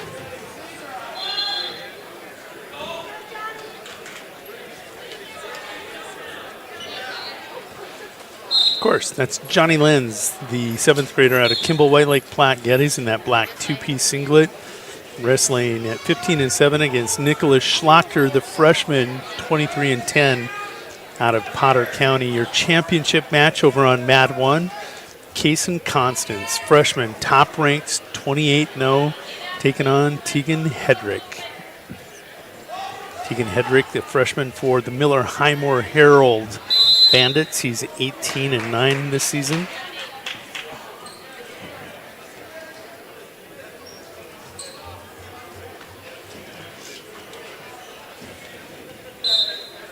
Constance, the only ranked wrestler here at 106 today at the Big Dakota Conference tournament. Winner Max Brozik, a scratch.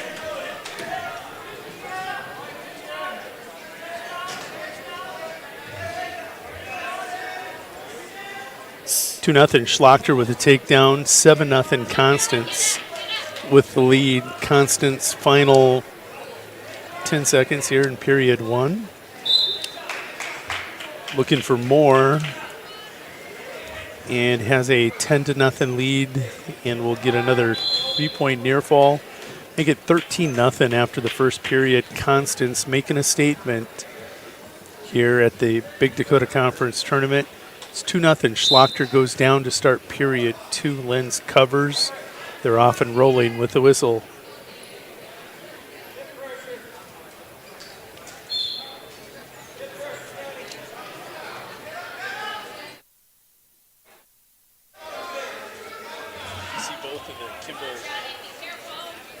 Oop, I turned the wrong mic off. You see both of the Kimball White Lake Platte Geddes wrestlers for the Wildcats wrestling in those two-piece singlets. I was exposed to those 6 years ago at National Wrestling Tournament. Haven't seen a lot of teams adopt these yet, but I like them. You know, in wrestling practice, the kids typically in shorts and T-shirts. This is how they wrestle in wrestling practice, and why not come out here, Kimball White Lake Platte Geddes. They've been sporting them, I think, for 2-3 years, and I think they look outstanding. Constance with that 13-0 lead will get the fall in the championship mat. Schlachter still leading 2-0. And we are going to go ahead and queue up the third and fourth place match. I'm going to do some in second place, Eulela Maynard of Cheyenne Dubuque, and your champion, Akane Metcalf of Kimball White Lake Platte Geddes.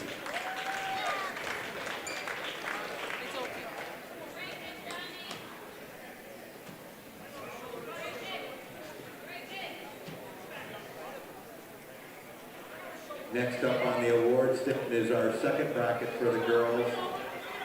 Second place in that bracket, Andrea Bearshart of Mobridge Pollock. And your championship of that bracket, Kiana Major of Kimball White Lake Platte Geddes.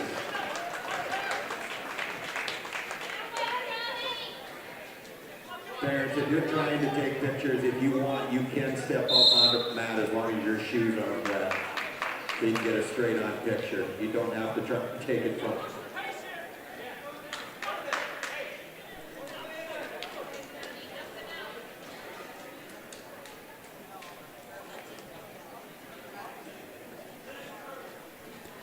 Schlachter takes a 6-2 lead into that third period. Let's recap scoring as I was doing some overlay work behind us. Schlachter took a 2-0 lead in the first with a takedown. No scoring there most of the second period, but he got a reversal and a 2-point near fall towards the end, and Lenz came up with a reversal. That's how we get to 6-2. Lenz chooses down here in the third period. You can see Nicholas working that head lever,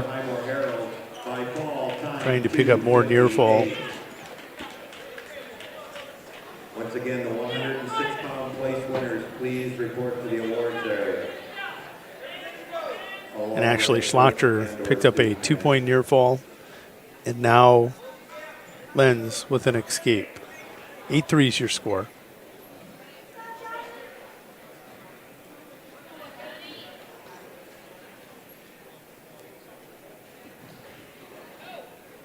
Nice setup there by Lenz. Worked the hands, got a clean shot.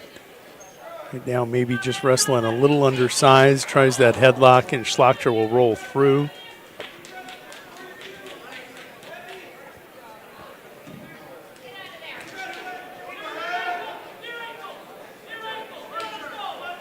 Taking a look at the Redfield Invitational over on redfield.liveticket.tv. They're up at 182 right now in the championship match.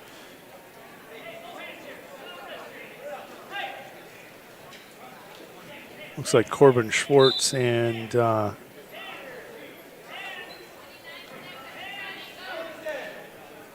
that's at 170. That's Tucker even wrestling up at maybe 82 today against Schwartz.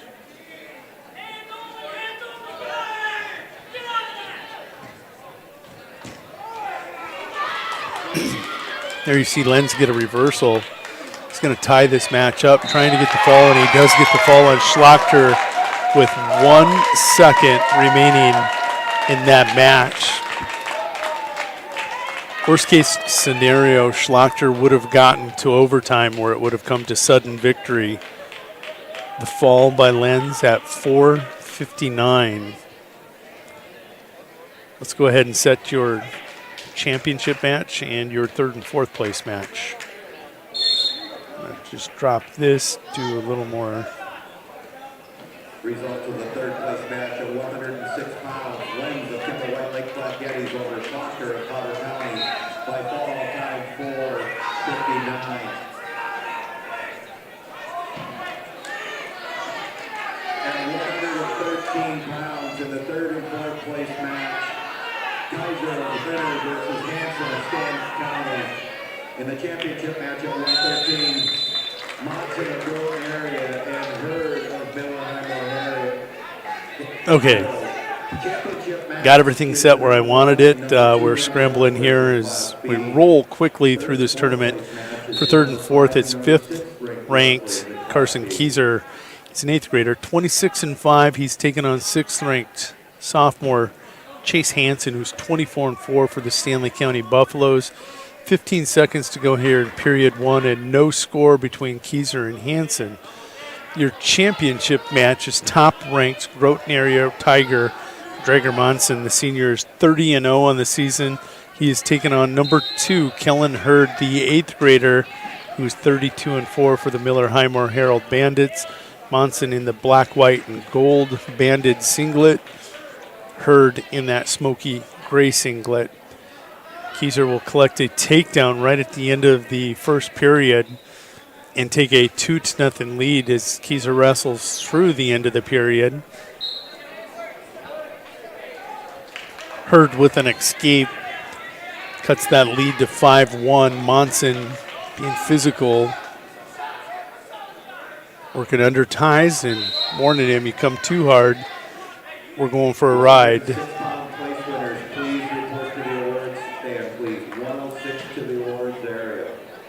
Kieser with an escape. Let's make that score 3-0 on mat 2 in that third and fourth place match. Monson trying to headlock. Can't finish as they go out of bounds. 11 seconds to go in period one. 5-1 Monson with the lead.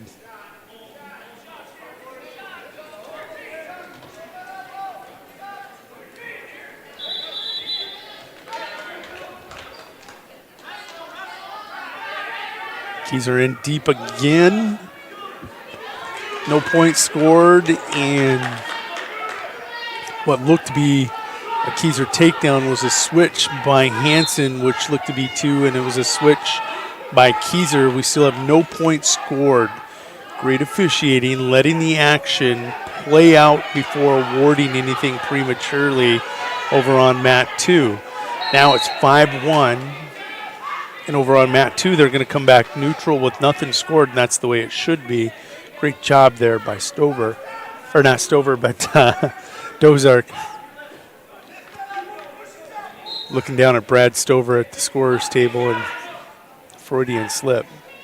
Monson with 1:25 to go, working underhooks here. Hurd, got to get that head up and out. Bad head position right now. tries to work it into a fireman's and is stopped. Keyser in deep. And they'll roll out of bounds.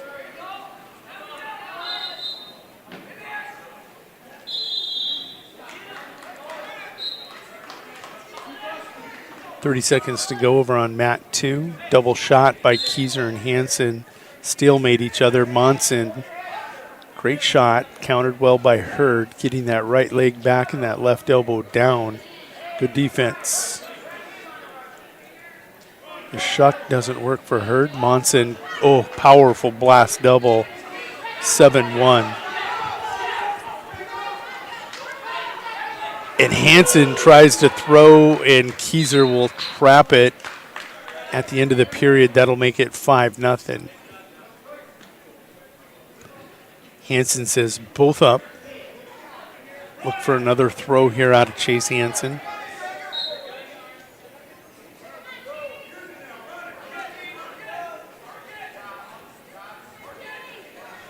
Munson going to ride out the last 10 seconds here, period 2. He'll take a 7-1 lead to that third and final period with Kellen Hurd.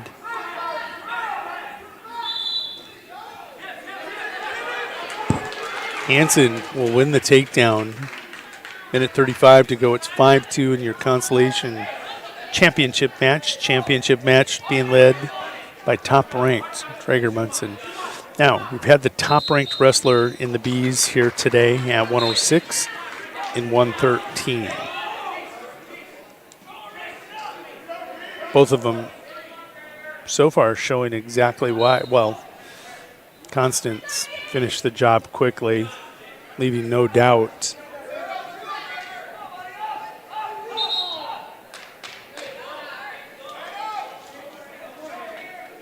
Right now, Munson he staked himself to a 7-1 lead. Minute 30 to go here in the third and final period. Consolation Championship, we hit 110 mark, and it's 6-2 as Hansen will put Keyser on his feet. Hansen hooking up.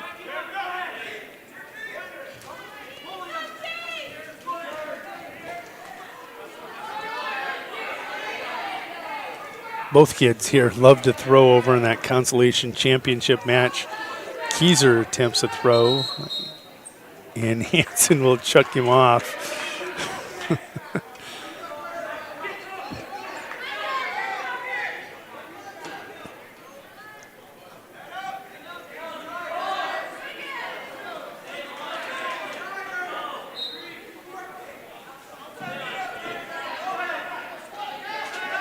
Hurd so far has been able to ride out Munson. Can't afford that. He's got to score. And Keyser collects a 2-point takedown. He will take an 8-2 lead. But Munson cautioned for stalling, rightfully so.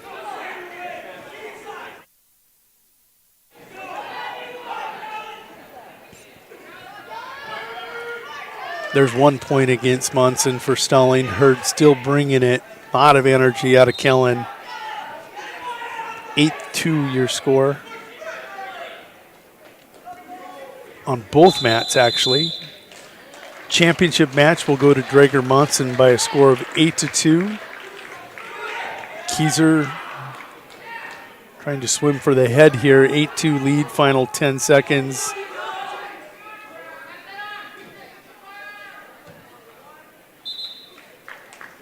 Keyser victorious by a score of 8-2. While they do the awards up on the award stand at 106, I'll set the stage at 120. For third and fourth, Spencer Sargent, the 8th grader out of Sunshine Bible Academy. He's 14-7 on the season. Unranked will take on freshman Chase Hopkins, 13-23 for the Chamberlain Cubs. And he is unranked. Come on, Spencer. Championship match is going to be 4th ranked Caleb Osborne, a junior out of Winter, 17-4 on the season, and he'll take on Cade Martian, a junior out of Harding County who is 22-13. Taking a look at the rankings again, Keyser Osborne 4th, Martian unranked, even with 22 wins on the season. And in the championship match, Monson of Carrollton area overheard of Miller Highmore Herald by decision 8-2. 113-pound place winners, please report to the awards area. 113 to the awards area, please.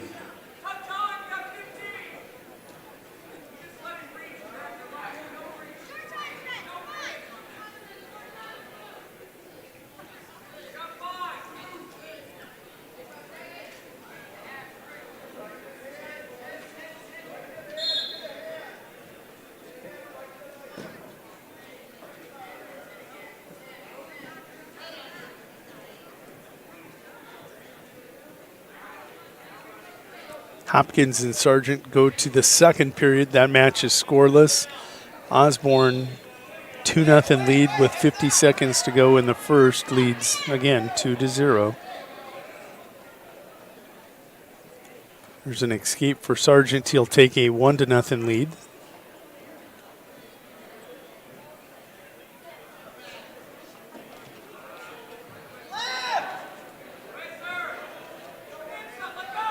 Sargent will collect a takedown and starts climbing. Attacks the head.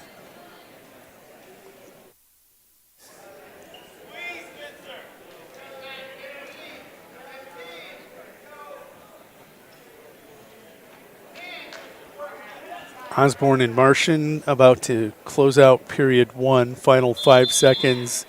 It's 2-0 Osborne. And it is a final. Spencer Sargent will get the fall in exactly 2 minutes of that third and fourth place match. He is your consolation champion here at the Big Dakota Conference Tournament.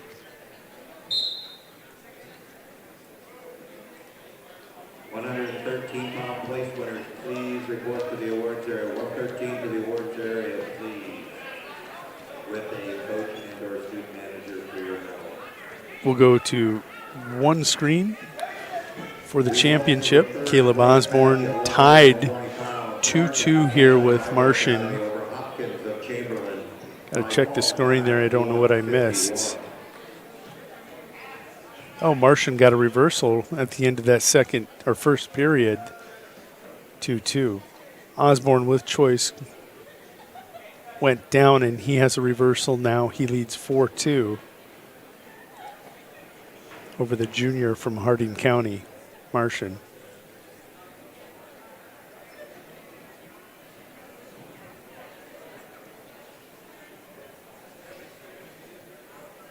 Once again, on map number 1. If Randy and Cindy Van Hoevelen are out there watching, I want to thank you for the kind words. If you stayed to watch the matches through 138, appreciate it. And after that, I wish you a safe trip in the desert. And I'm supposed to tell you hello, right? And I think you'll know from who.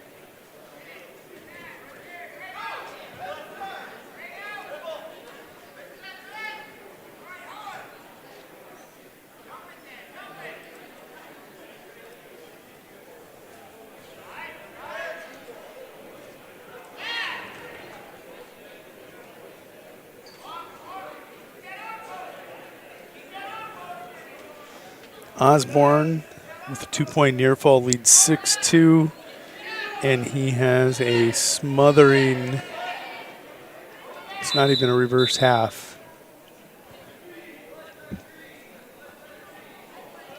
Martian's going to get blood time. No, it's going to be Osborne that ends up with a bleed. He takes a 9-3 lead as he's awarded a 3-point near fall there.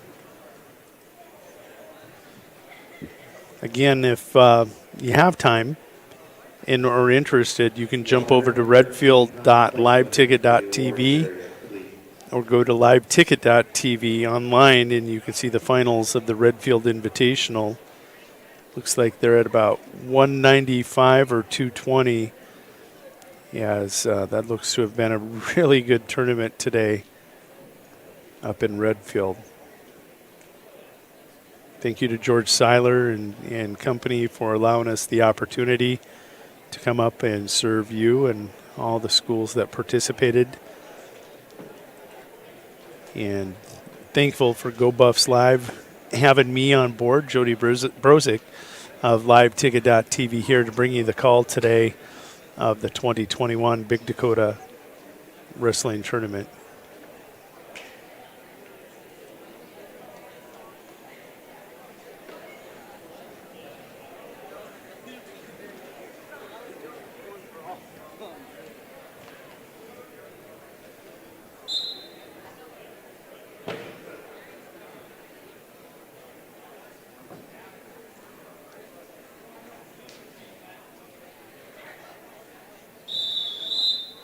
That's the end of the second period. We go to the third period. Caleb Osborne leads by 6, 9-3. Martian with choice chooses neutral.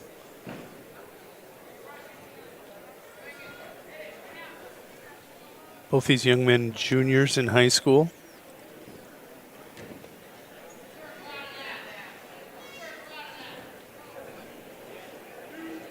Beautiful fireman's to Achille dump there by Caleb Osborne. And that'll make it 11-3, and he's got a 5 count, which would make it 14-3. Martian able to scramble, come off his back, get to his feet.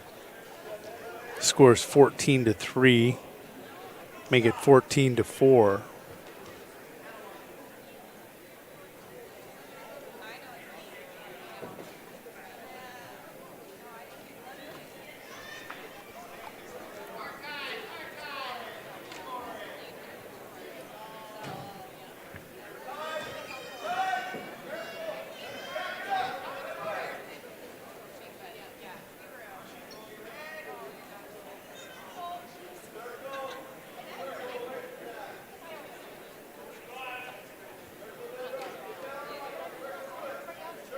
Right now, Osborne controlling the arm ties. It's going to be a blood time.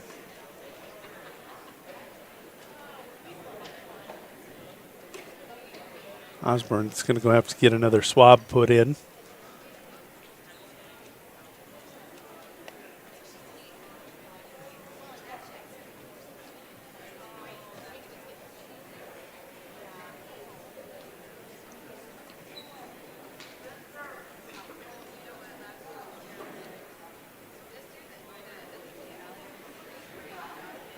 And the Redfield Wrestling Tournament has concluded.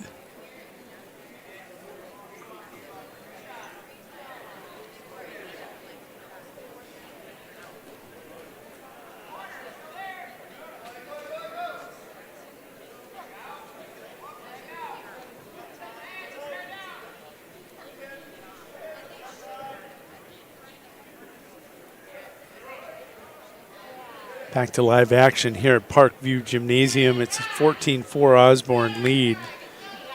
Martian is going to watch Osborne pass him on by for a 16-4 victory.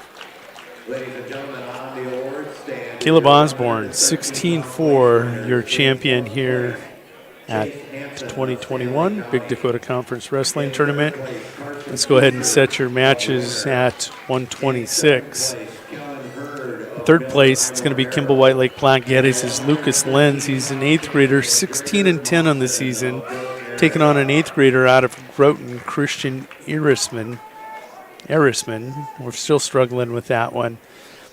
Erisman, 27-4 on the season, and he is ranked 5th. Your championship match is Dominic Santiago, a junior, 31-10 for the Chamberlain Cubs, ranked 11th. If I check my memory. At 126 pounds, your championship match. Santiago of Chamberlain and Constance of Kimball. Dominic at 126 is ranked 11th. His opponent is Constance. For Kimball White Lake Platte Geddes, ranked 3rd at 120, wrestling up at 26 today. Constance 25-1 on the season. No score out of that scramble with Santiago and Constance.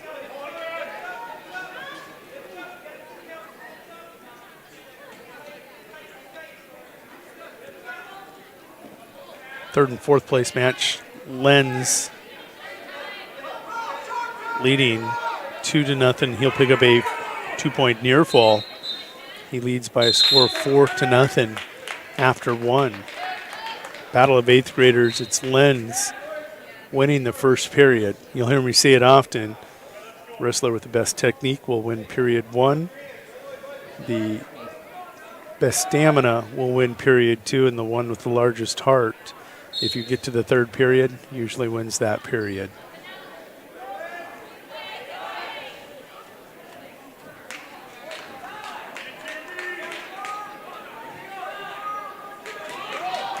Lenz with a reversal will make the score 6-0.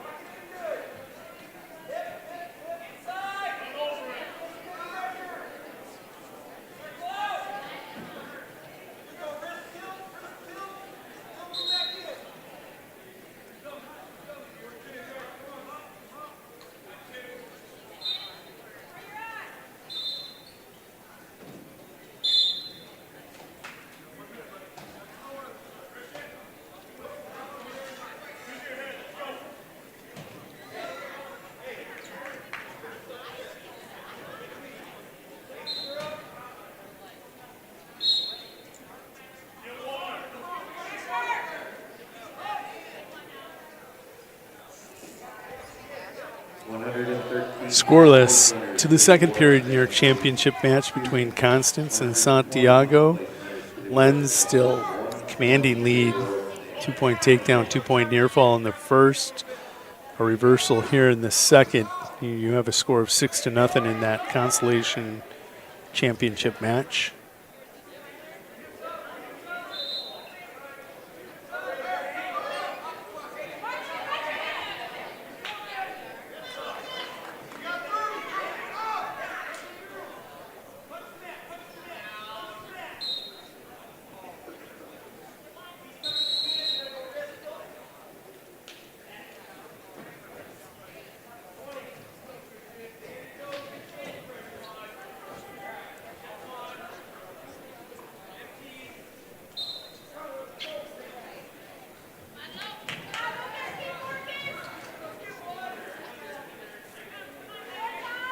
Final seconds ticking off in period two of your Consolation Championship match.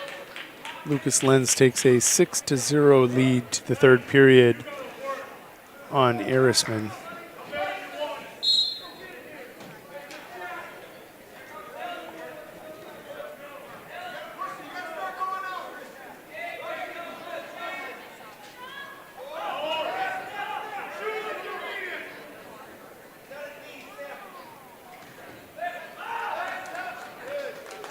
Lenz with a takedown here in the third period, leads 8-0. He's got a major here on 27-4. Arisman, who's ranked fifth.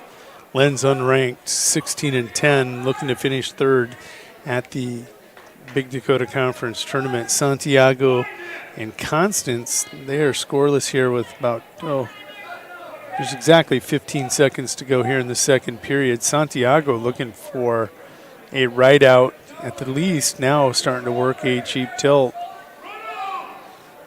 Working a monkey tail and won't score, but he's going to get a right out in the second period, which is considered a victory.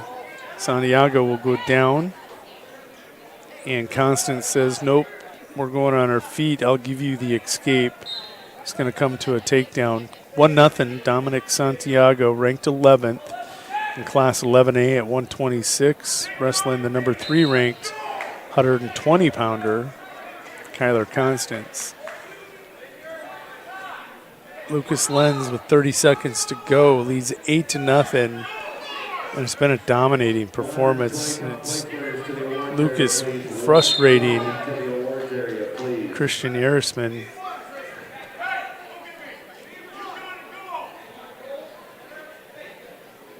With suffocating rides in the second and third periods.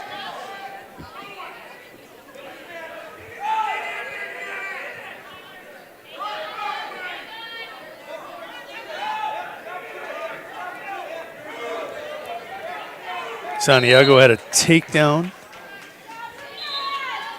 Constance will get an escape. Santiago leads now with a penalty point, 4-1.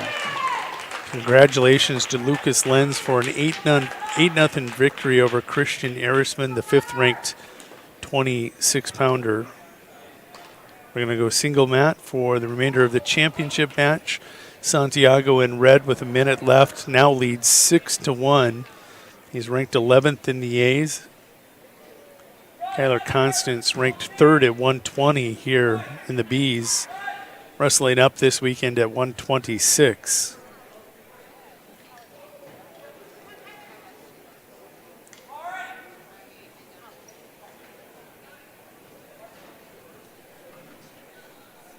Results of the third place match at 126. Lenz of Kimball White Lake Black Gettys over Earthman of Groton area by major decision 8-0.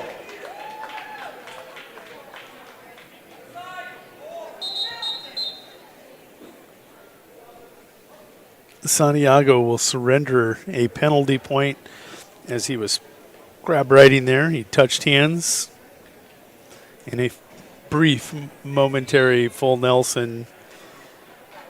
It's good for a penalty point for Constance. Score is 6-2. We're now ticking down to 5 seconds, and Dominic Santiago will be your 2021 Big Dakota Conference Wrestling Champion at 126 pounds. Let's go ahead and set your matches at 132. Jack Peters, the sophomore out of a winner, is 11-9. He'll take on Braden Schlachter, the senior out of Potter County. Schlachter 25-13. Neither one of these two young men ranked. Get to the finals, and it's going to be Chase Varlick, the junior for Kimball White Lake Platte Gettys, ranked 3rd at 132, taking on Trey Frost, unranked senior for the Stanley County Buffaloes, who's 20-7 on the season. Championship match at 132. Chase Varlick of Kimball White Lake Platte Gettys and Trey Frost of Stanley County.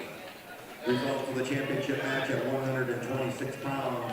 Schlachter in deep will collect first takedown, takes a 2-0 lead on Peters.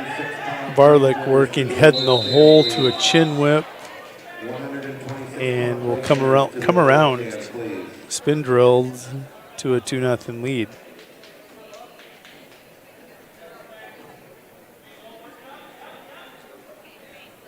.24 seconds to go in period 1 on the Consolation Championship. Peters wins the whistle. Schlachter will stalemate by attacking the hip.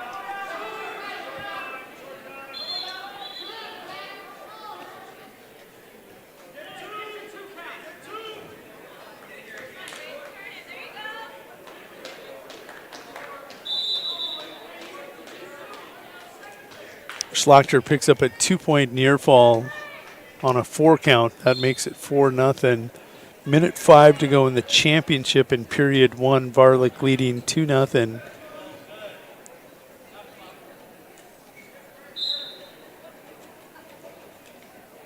A 2-0 lead courtesy of a wonderful series over there on the edge of the mat in front of the Kimball White Lake Platte Gettys coaches.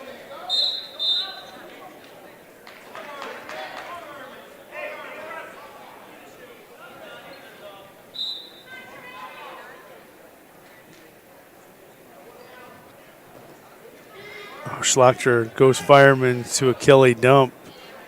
It's good for a takedown, and Peters will roll through.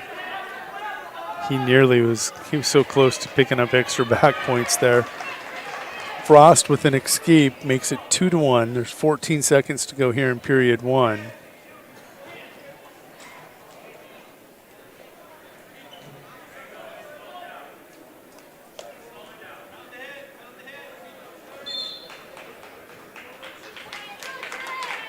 Peters has an escape. Minute 5 to go in period 2. It's 6-1.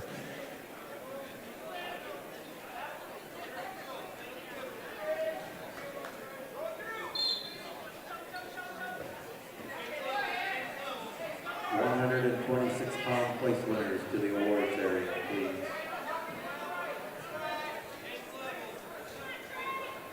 Varlick and Lewis start neutral in period 2. An attack there by Trey Frost. And he stumbles. Varlick will capitalize, pouncing like a cat, and he'll get the fall there on Trey Frost. The official time will be 2:23. Number 3 ranked Varlick will be your champion at 132. Let's go to your Consolation Championship match. Peters takedown, under 10 seconds to go here in the second period. 6-3.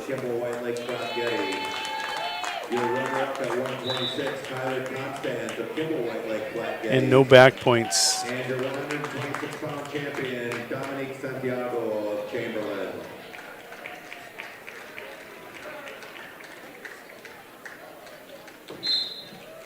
Results of the championship match at 132 pounds. Verlick of Kimball White Lake Platte. Peters starts down. We'll get a reversal, and now he's within 1. 6-5. Schlachter still leading. Braden was out early. 6-0.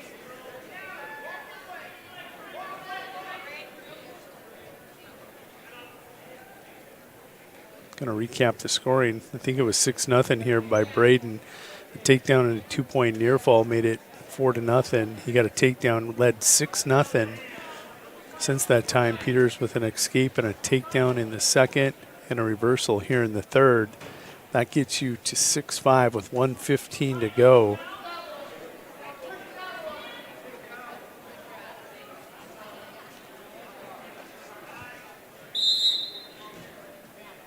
Minute 4, it's going to be stalemated. They'll come back center circle. Peter's going to put him on his feet. 7-5 at the minute 4 mark. He decides to go on his feet and try to tie it. He's going to have a double, and Schlachter doing a nice job of scrambling. And Peters wins the scramble. It's chain wrestling by both those kids. Peters just continued a little further. 7-7, 35 seconds to go here in the third period. Now if you're going to cut him, you cut him and you go for the win. Braden Schlachter leading 8-7. Tries a fireman's. It's going to be stuffed by Peters.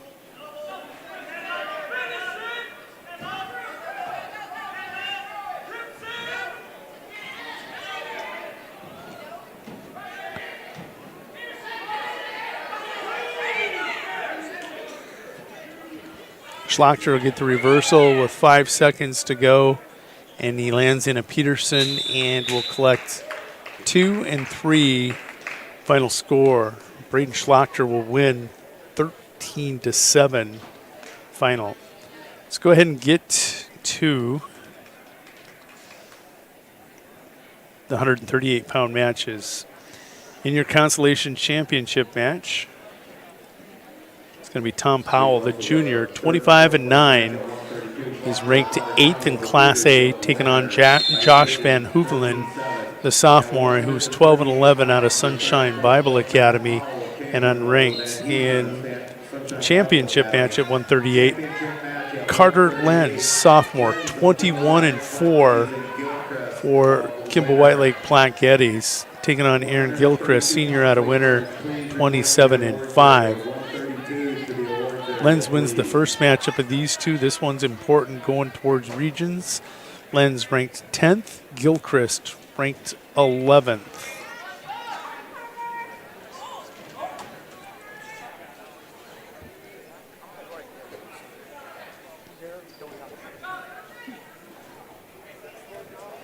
Lenz with an escape. It's 2-1. Powell in on a single on Van Hoevelen. Can't finish. Defended well. They come back to center circle after crossing the edge of the mat.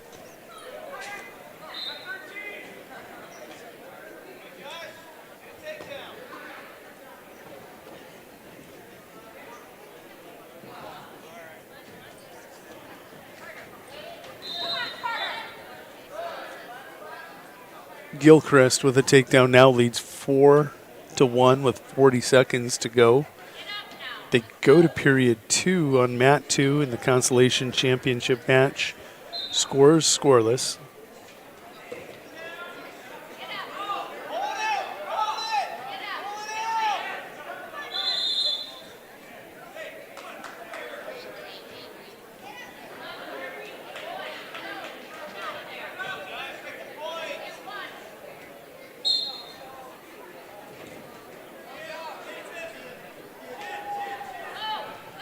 It's 1-0 in your Consolation Championship match. That's the most recent scoring, and it's a Powell escape.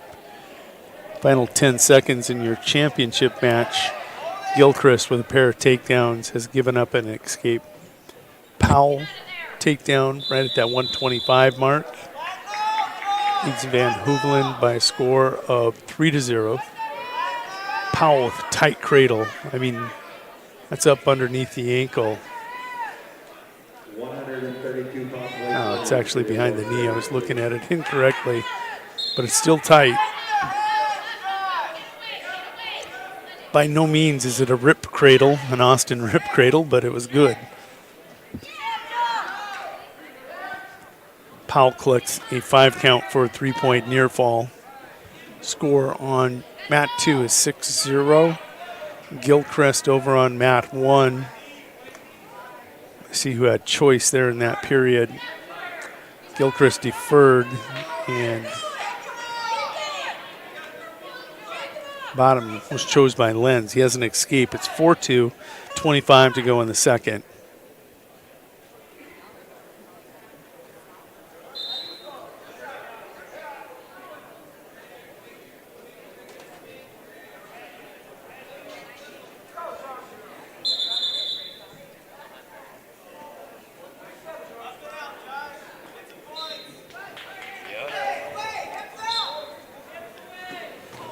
Hard return by Powell.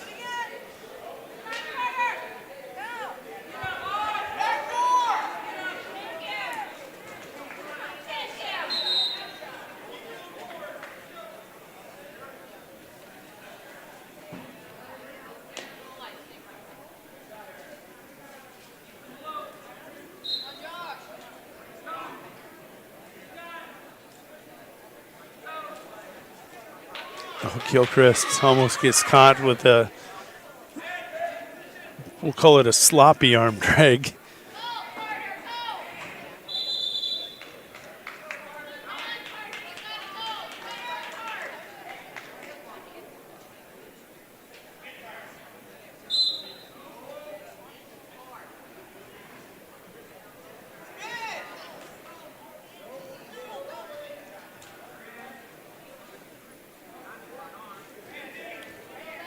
Final 15 seconds of your second period of the championship match ticking away. You have your tapper out there, and Gilchrist is getting a little busier. Minute 15 to go in the third and final period between Van Hoevelen and Powell.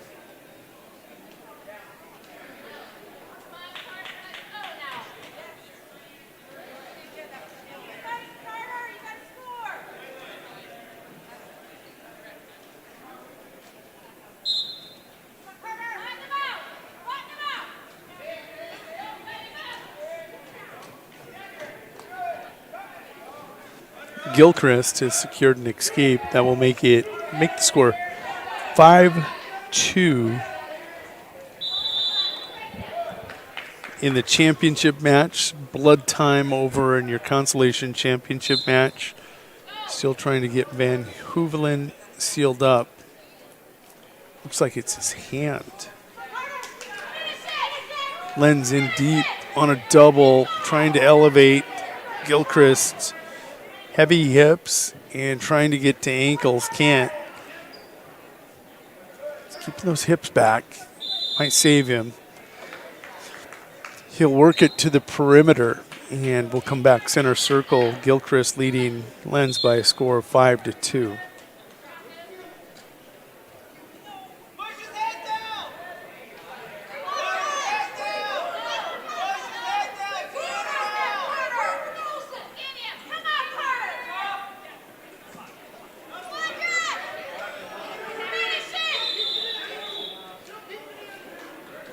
Powell will collect the takedown with 47 seconds to go here in the third.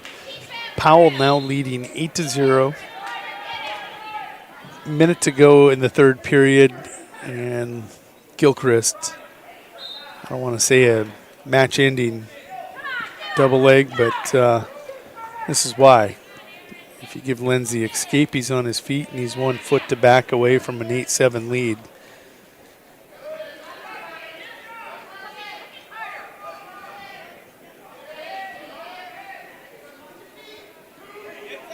Gilchrist with another takedown now leads 9-3.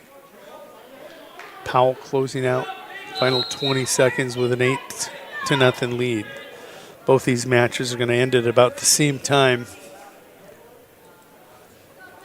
8-0 and 9-3 respectively in these championship matches.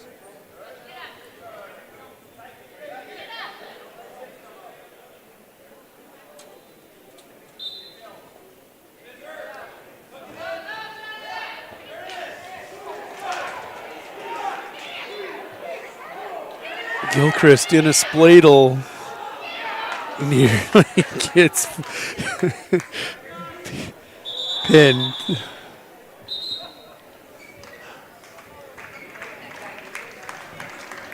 Final will be 11-8 on the championship. Final in the Consolation Championship, 8-0. Let's set the 145-pound matches because these are going to be fun. In the Consolation Championship match, Cameron Pierman, unranked senior from Oberge Pollock, the Tiger, is 16-9, taking on Joey Boss, the 12-18 sophomore out of the Kimball White Lake Platte Geddes wrestling room. They will wrestle in the Consolation Championship match. And then in your championship match for the third time this year, top-ranked, undefeated, two-time state champion, Caden Keyser, junior, 27-0, ranked number 1 in the Bs, will take on Gabe Skustad, senior, 38-2, Chamberlain Cub, ranked number 1 in the A's. They met in the finals of the Lee Wolf Invitational. It was a 3-2 Keyser victory Tuesday night this week. It was a 6-3 Keyser victory over Skustad. Both matches as close as the score indicates. Championship match at 138, Gilchrist of winner over Lenz of Kimball White Lake Platte Geddes by decision 11-8. 138-pound plate winners, please report to the awards area. 138 to the awards area, please.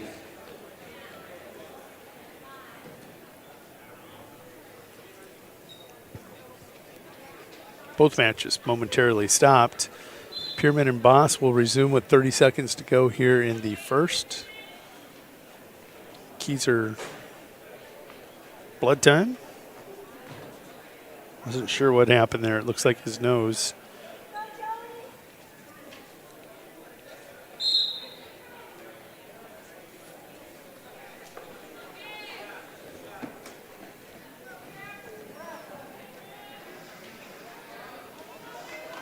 Keyser will crawl in on a single back trip, and he'll actually collect a takedown in the first period. Those are the first period points out of these two wrestlers in 3 matches.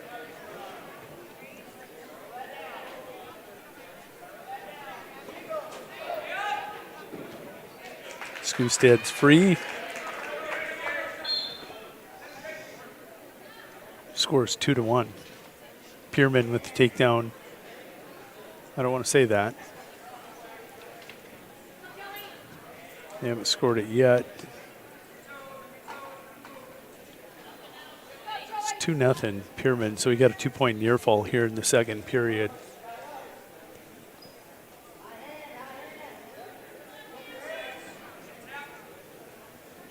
"30 seconds to go in your championship and period 1.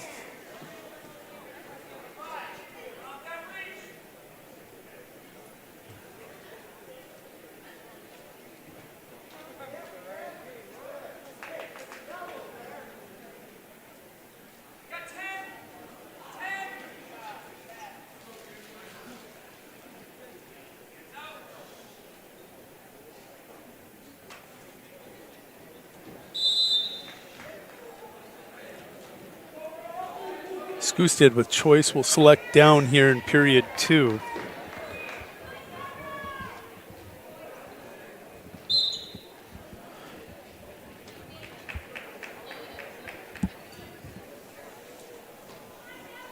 Skustad with an escape in about 5 seconds. It's tied 2-2. Pierman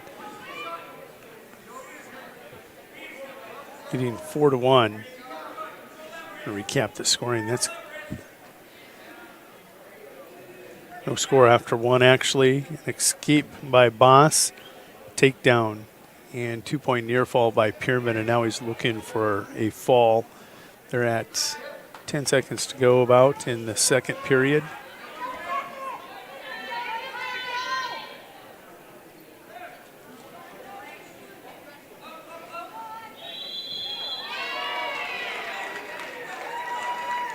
Pierman gets the fall right at the 3-minute mark. And we get to go championship match isolation for number 1 in the A's and number 1 in the B's. Tied 2-2 with 54 seconds left in the second period. Skustad cautioned for stalling. Once again, 138 to the awards area, please.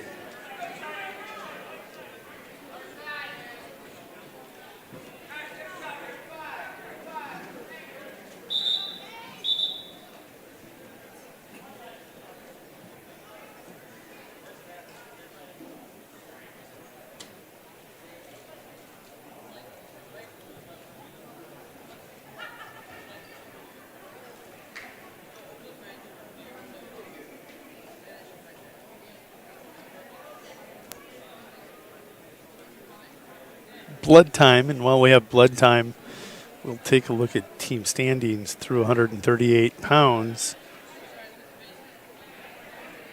Kimball White Lake Platte Geddes with 190, Winter with 152, Chamberlain with 126.5, Miller Highmore Herald with 76, Stanley County in 5th with 50 points.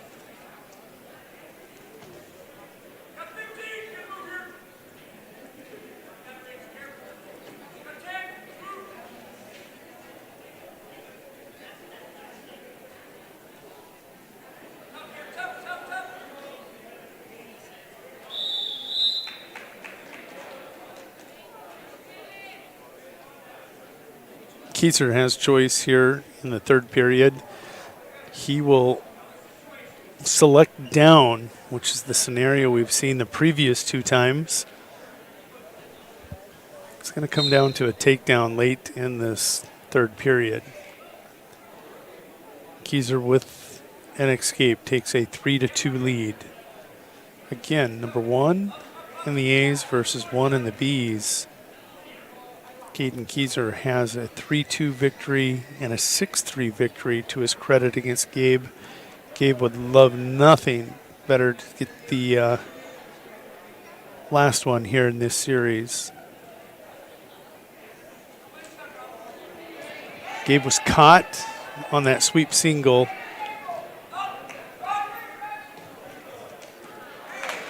And tried to step through, and Kieser trapped the ankle. You saw the wild scramble there. Kieser, recognizing Skustad was going to look to toss a couple different times. So cat quick, in, out with his hip, his weight. That'll make it 5-3.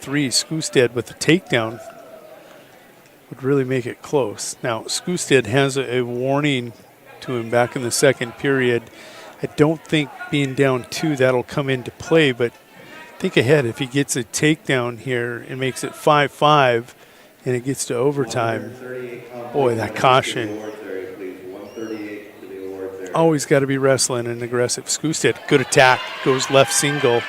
Kieser holding on, but Skustad looking to come around that corner. Kieser coming with a wizard. Skustad had an opportunity to go top to the head for a cradle. Didn't get it done. Nice attack there by Gabe.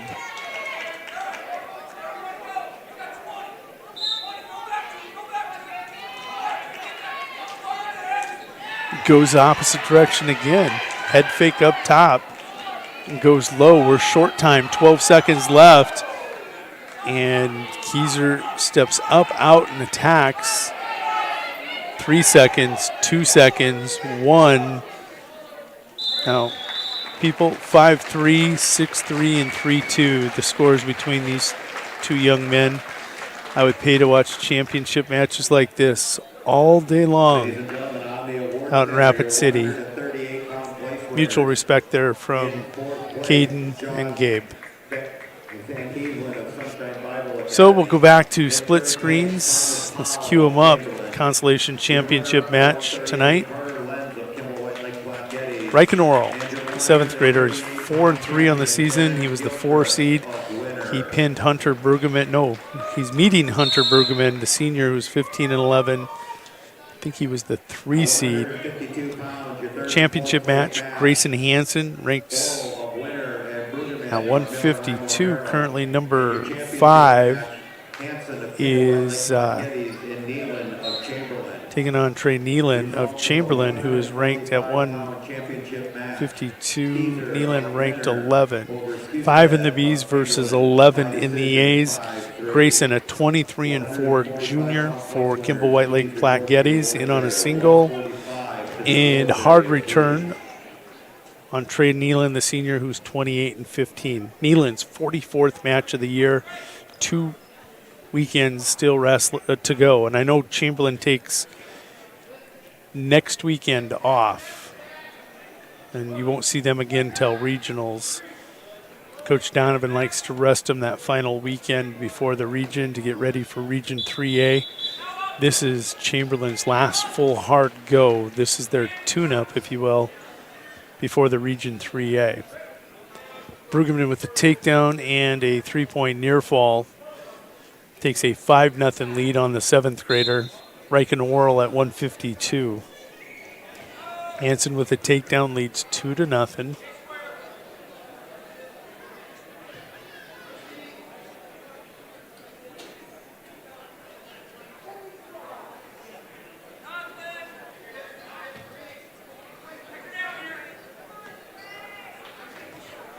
Oh, beautiful duck under there by Brueggemann, countered well by Reichenauer. Brueggemann underneath the ankle.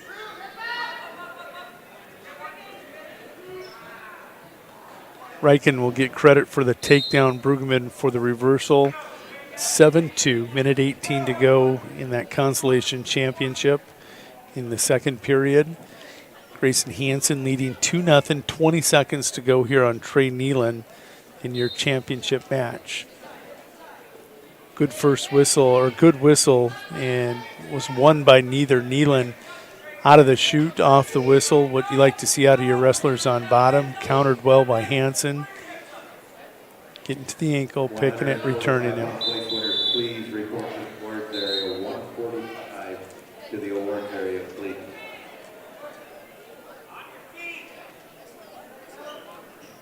Hansen will choose down here in the second period with that 2-0 lead. 48 seconds to go in the Consolation Championship. 7-2 Brueggemann.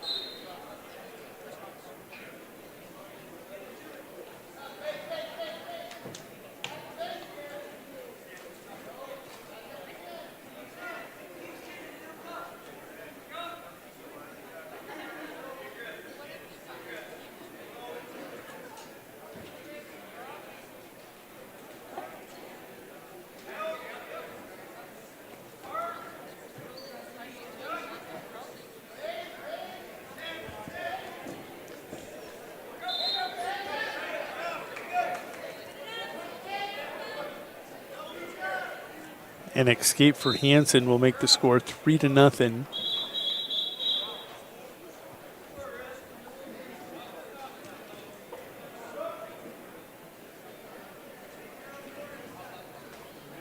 Hansen another takedown. 5-0. Grayson with the lead.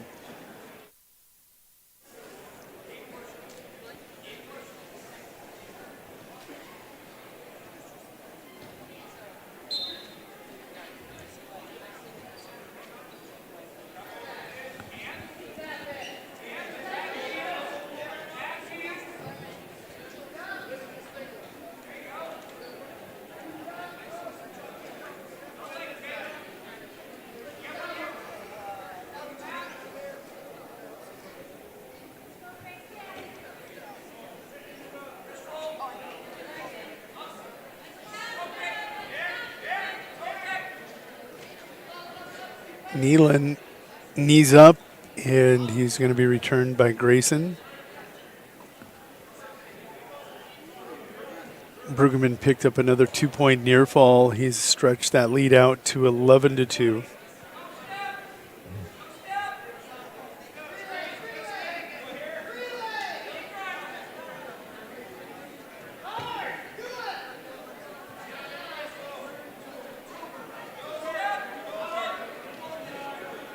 Morrill climbs out the back door with a reversal. It's 11-4.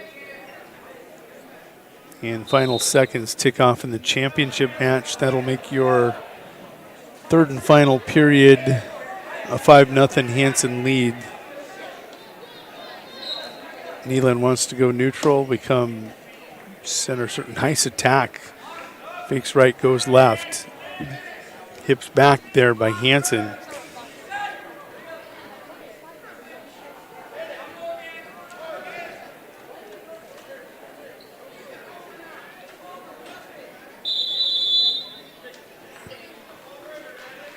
That'll be a final in your third and fourth place match.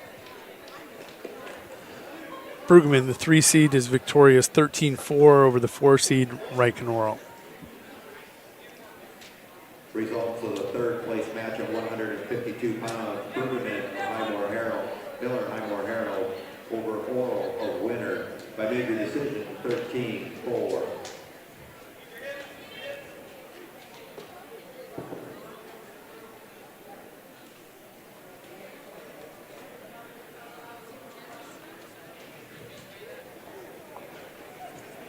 Final minute here of this 152-pound championship match.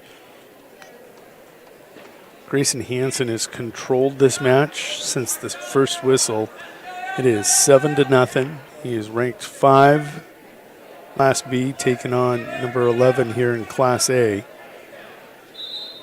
And Nealon just cannot mount an offense. Grayson has an answer for every attack and cannot fight off the attacks of Hanson. Methodical, grinding, the words that come to mind watching Grayson here in this one. Nealon gets an escape, 30 seconds to go. It's 7-1. He's given himself a chance. He's out from underneath. He's got to go big. Hanson with the attack now with that lead.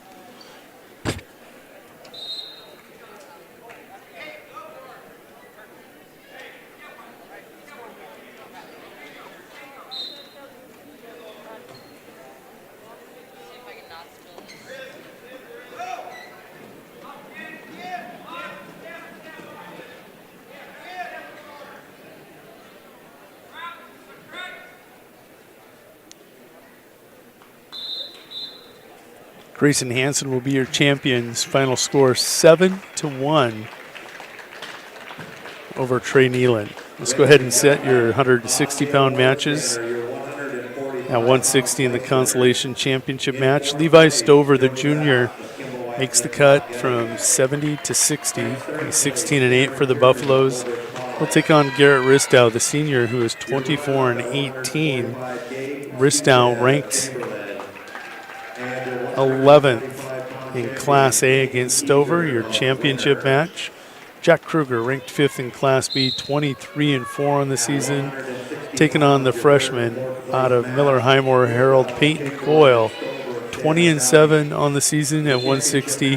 Peyton Coyle ranked 7th, 5 versus 7 in your championship match. Results of the 152-pound championship. Ristow takedown quickly leads 2-0. Kruger goes low ankle. 152-pound place winners to the awards area, please. Crawls up underneath. To the awards area, please.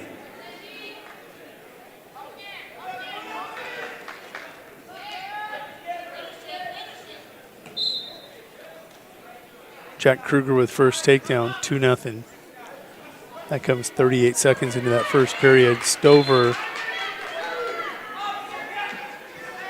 doesn't have the reversal yet. There's no change as far as I can see. 10 seconds to go in period 1. Stover does have the escape. He's 2-1 here with Ristow.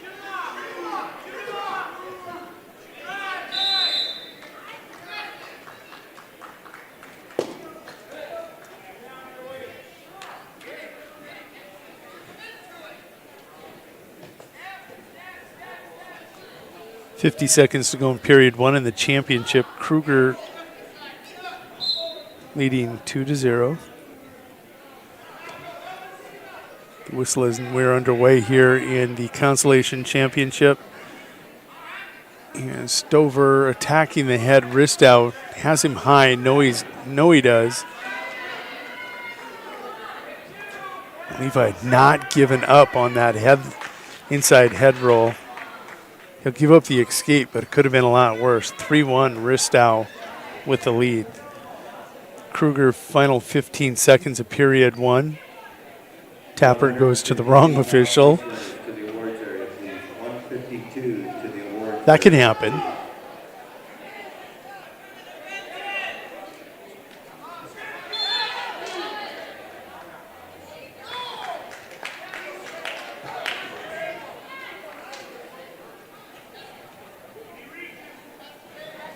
Coyle will get awarded an escape, but the Tapper quite possibly taps. Anyhow, moving on, they'll sort it out here on the side. And Levi Stover did not see what happened.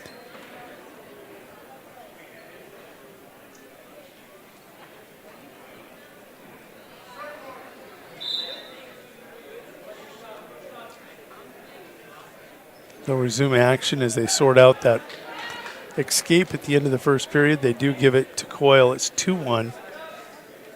Stover and Ristow, 43 seconds and ticking. It's 3-1 in the Consolation Championship match.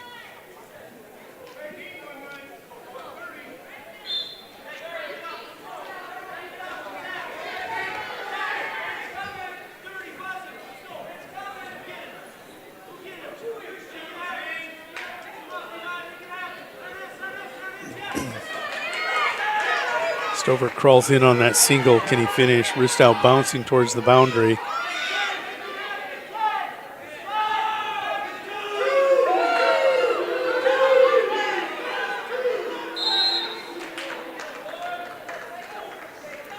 Ristow kept the wizard in.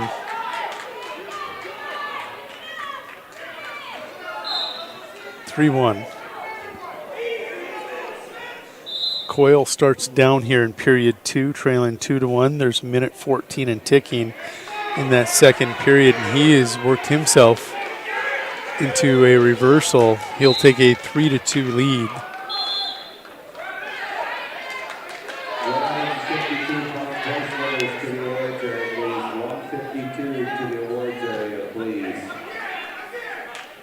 Taking a look at team points now through 152. Kimball White Lake Platte Geddes with 190, Winter with 160, Chamberlain 130 and a half, Miller Highmore Herald with 76.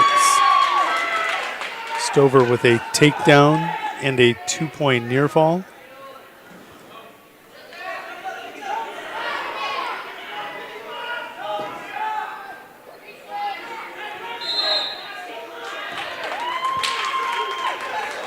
And Ristow with an escape. That'll make it 6-3 Stover with the lead. Kruger with reversal at that 30-second mark makes it 4-3 in your championship.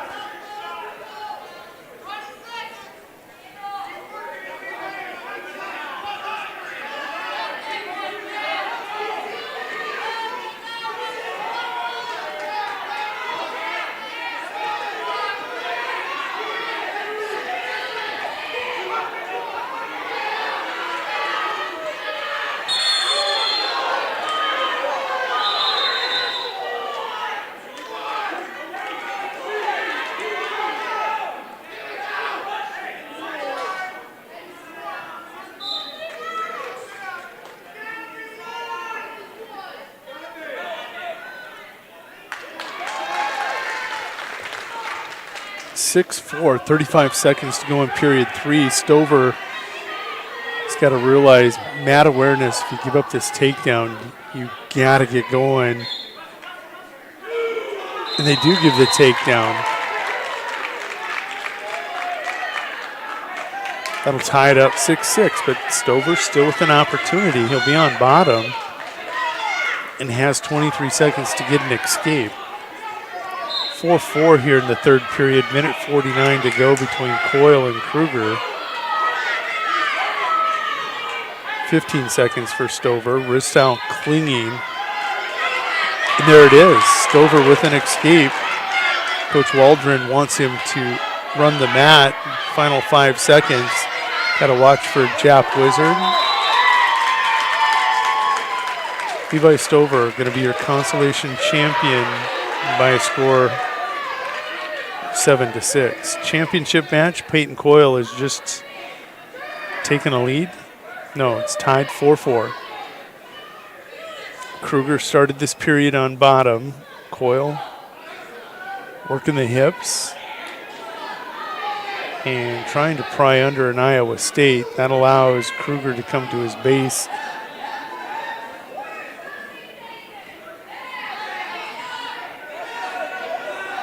Just under a minute to go in this championship match at 160. Results of the third and fourth place match at 160 pounds. Stover, Stanley County over Ristow, Chamberlain by decision 7-6. Thank you all for all the comments out there on YouTube. Coach Johnson, I see checking in. All kinds of people checking in. Kruger with an escape takes a 5-4 lead. He attacks immediately, trying to backtrip Coyle, able to keep them hips. That core under him. He's going to try doing what I do not like. The toss back over your head. A good wrestler will just anaconda-ly siphon in on your hips as you try to back toss. And that's exactly what Jack does. That'll break this match open. It's 7-4 with the escape and takedown. I don't think there was a count on near fall, but Peyton, with that Kruger tight waist, probably relegated to knowing at this point. 7-4. Jack Kruger.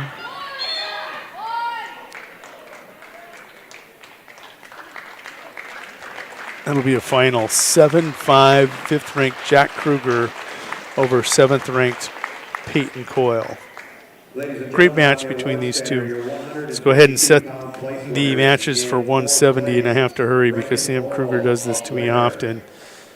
At 170, it's going to be Miller Highmore Herald's Tate Hoffman taking on Jaden Kaler. Hoffman 10th ranked, 30-9 sophomore, taking on Jaden Kaler, the sophomore, 13-13 for Kimball White Lake Platte Geddes.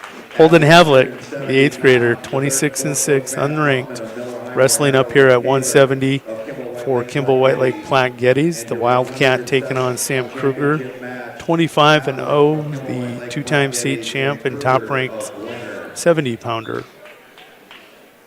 We are split screen. A couple Wildcats out there. I'd say all 4 of them are Wildcats, but 2 of them officially Wildcats from Kimball White Lake Platte Geddes. Tate Hoffman, 10th ranked against Kaler, and Holden Havlick against Sam Kruger. There's been a lot of scenes here this past fall and into this early spring. Past proves future, and this is a case where you're watching Sam Kruger wrap up a career here in his senior year, and you're seeing a young one develop in Holden Havlick, and this could be him in 4 years with a couple under his belt. Scoreless in the Consolation Championship match, 20 seconds to go. Kruger working a fireman, or excuse me, a butcher. Minute 10 to go. It's tight. Can Holden fight it off? Cannot.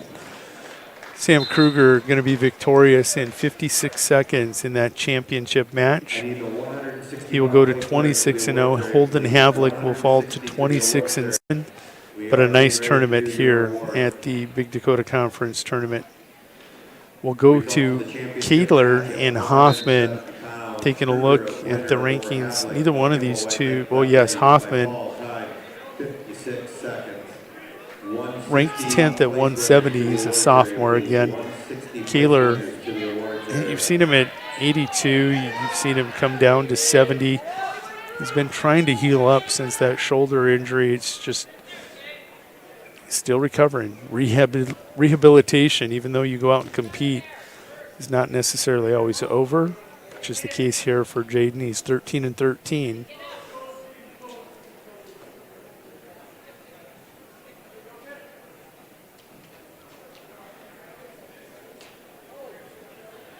Hoffman working that wing on that left arm that's got that shoulder sleeve on the shoulder. I'm still amazed people were giving me such a hard time today about the word cankles. These big guys with these calf ankles, cankles.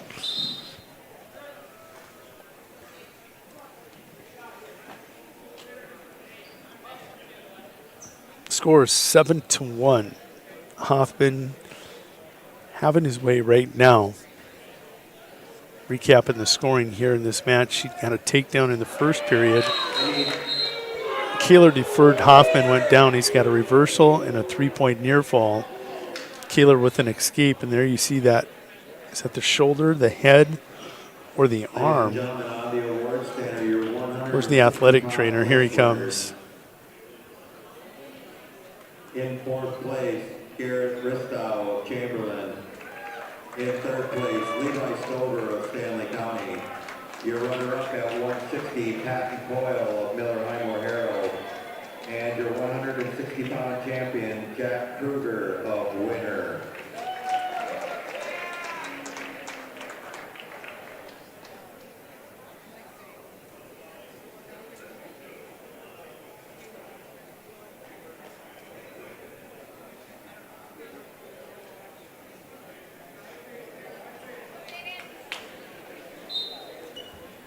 Jaden will resume.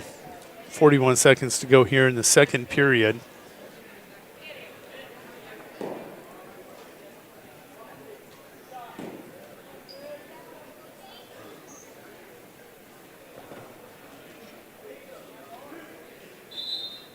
Hoffman with another takedown on the edge of the mat. That'll make it 9-1.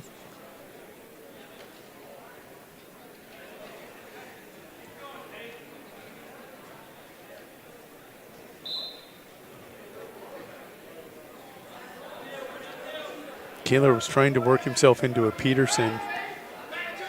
Hoffman just kind of let him go around, and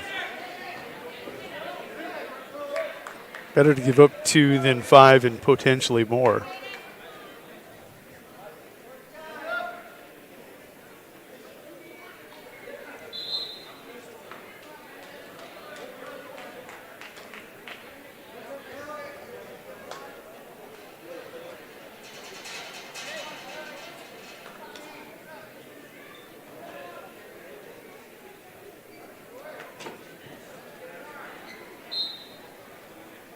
Third and final period's underway.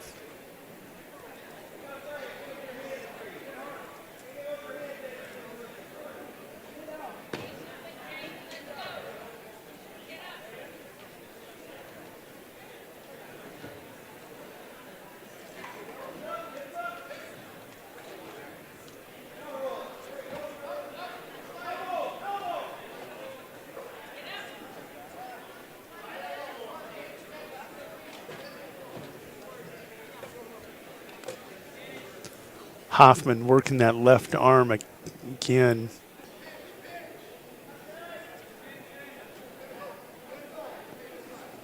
Kaler with a sit out.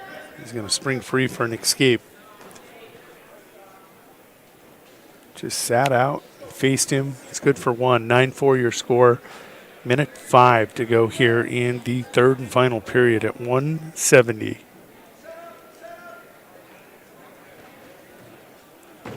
Oh, Hoffman with a huge hip toss. Beautiful hip toss.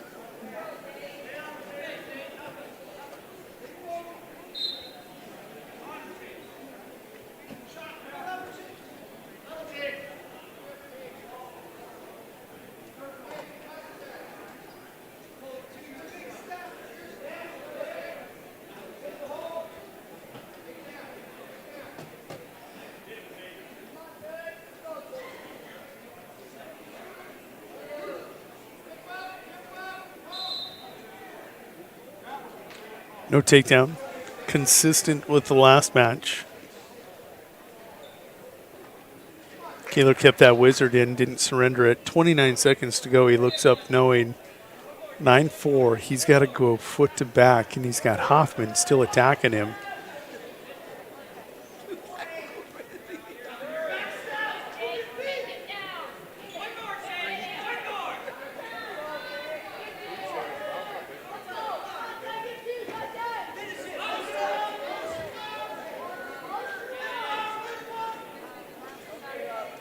Hoffman kept the offense up until the very end.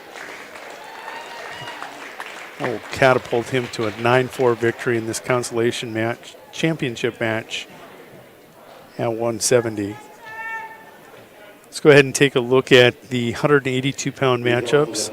It's going to be Jesse Bearsheart of Mobridge Pollock, the Tiger. He's a sophomore, 13-8. He's ranked 12th, taking on Richard Long, the senior from Harding County, who's 11-18. The championship match, it's number 2, Spencer Hansen of Kimball White Lake Platte Geddes, 30-3 on the season, taking on Hunter Stombach, 20-2 senior for Cheyenne Eagle Butte. And Stombach checks in the most recent rankings in Class A as your number 9. I thought it was 8. It's 9. So it's 2 in the B's versus 9 in the A's. Hansen with first takedown leads 2-0. And Long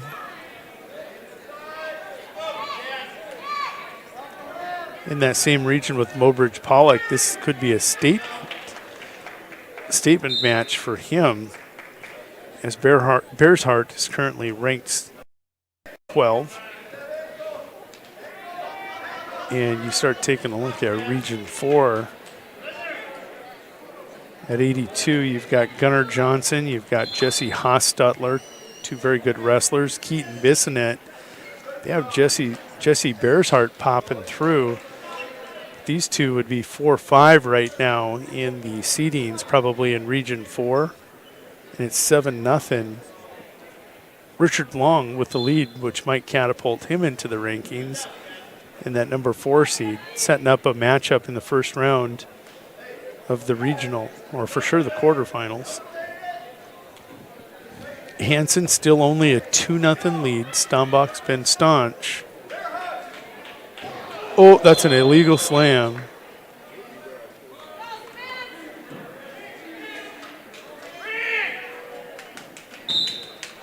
And Spencer Hansen will get the fall. The official time, 1:36 of the championship match. The second-ranked Class B wrestler, Spencer Hansen, again, wins by fall at 1:36. 170-pound place winners to the award stand, please.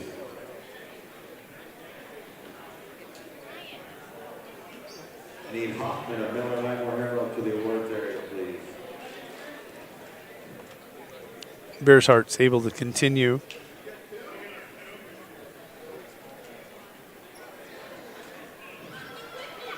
Actually, they will credit him with the takedown, making it 9-0. Fourth place, Jaden Gaylor, Kimball White Lake Platte Geddes.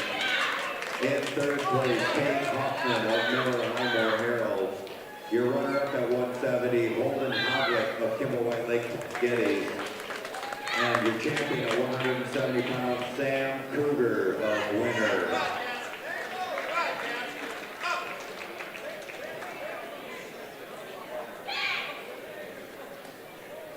Results of the championship match at 182 pounds. Hansen of Kimball White Lake Platte Geddes over Stock, Cheyenne Eagle Butte.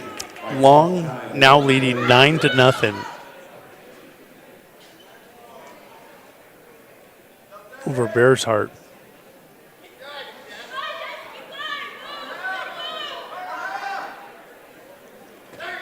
There's a Peterson roll.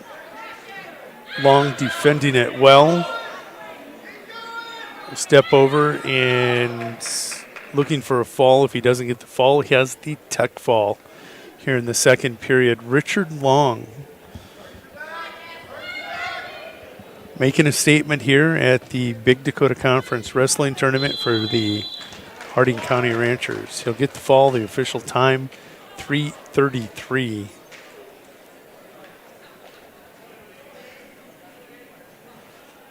Let's go ahead and set the stage for the 195-pound matches. Consolation Championship match. It's going to be a matchup between Lane Kruger, ranked 12th in Class B. He's 18-5 for the Groton Area Tigers, taking on the 4th-ranked Noah Hutmaker, a sophomore, 4th-ranked in Class A, the sophomore, 31-8 for the Chamberlain Cubs.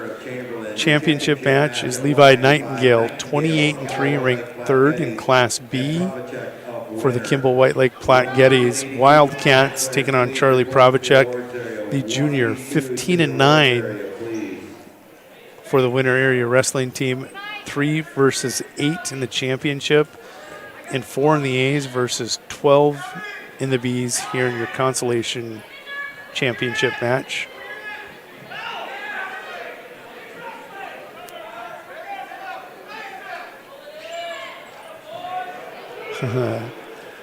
Noah pulls in Kruger from outside the boundary, collects the takedown, cross body ride.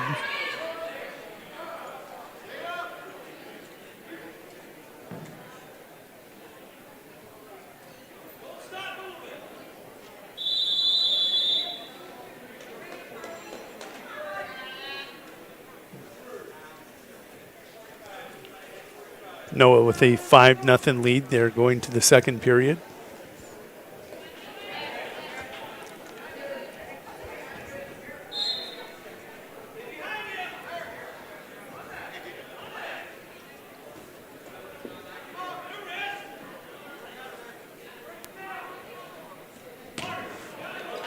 Charlie was setting up a throw, and Levi knew it the entire time.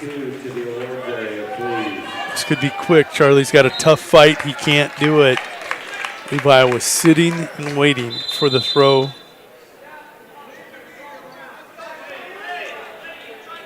Levi Nightingale, your champion at 195. We'll move to single camera action here between Noah Hutmaker and Lane Kruger. Lane Kruger is 12th in the B's. Noah 4th in the A's.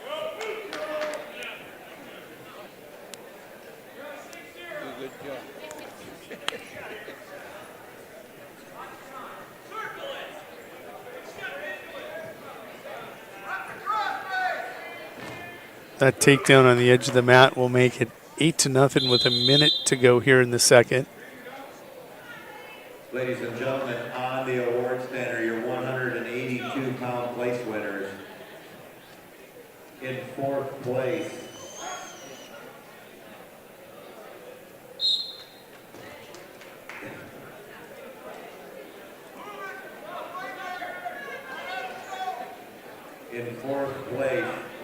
Jesse Bearshart of Mulbridge Pollock.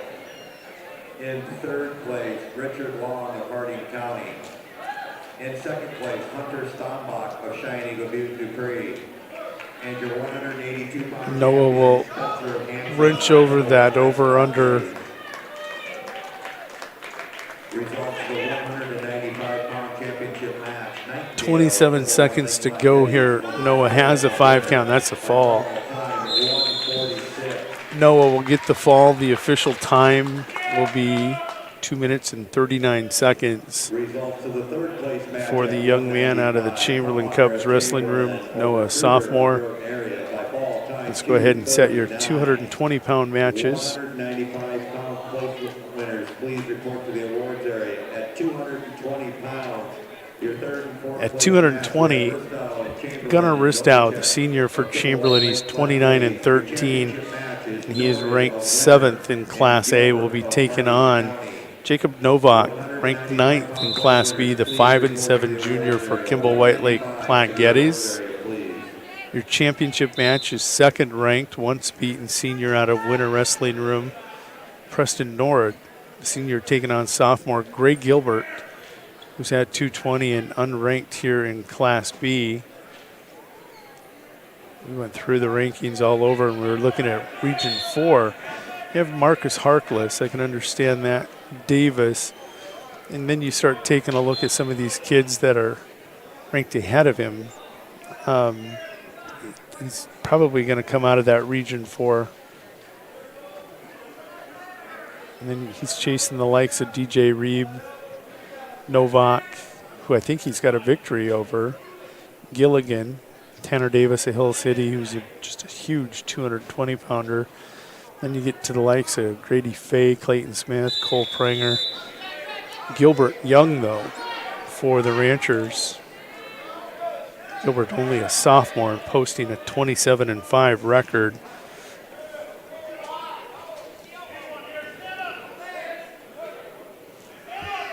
Nord with a takedown leads 2-0. Novak and Ristow still scoreless here in the second period. Just underway, minute 50 and ticking. Ristow will get the escape. 1-0 lead. Oh, beautiful. Tap and go, basically. A simple setup. Reach up, tap the head. They close the eyes, take a step back, and you're blast doubling. Nice job there by Gunner. Excuse me. 3-0 lead, Ristow lead.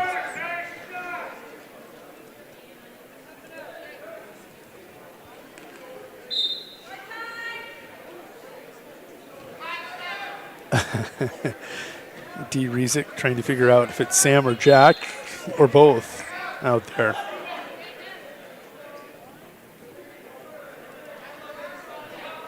Coaches, just a reminder, if you have not turned in your entry fee for today's wrestling tournament, you can turn that in here at the head table.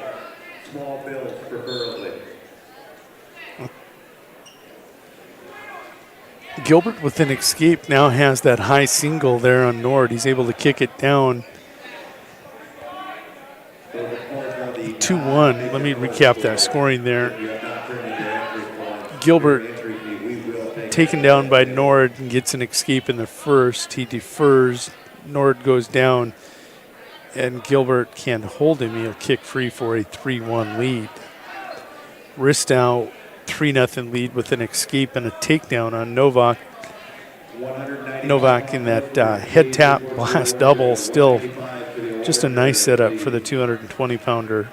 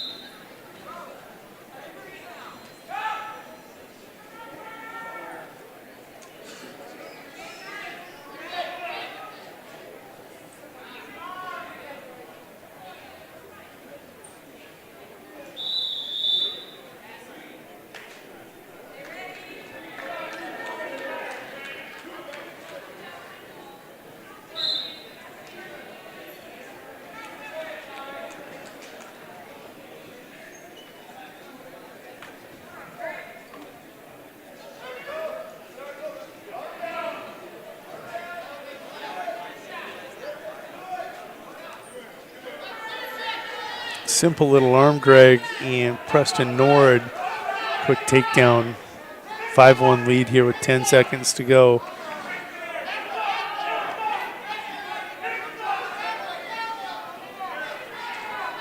In the third period over here on mat 2.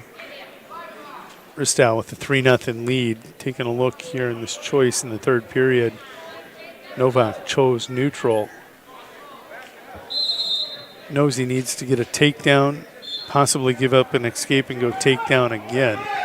Gilbert starts the third period down against Norrid.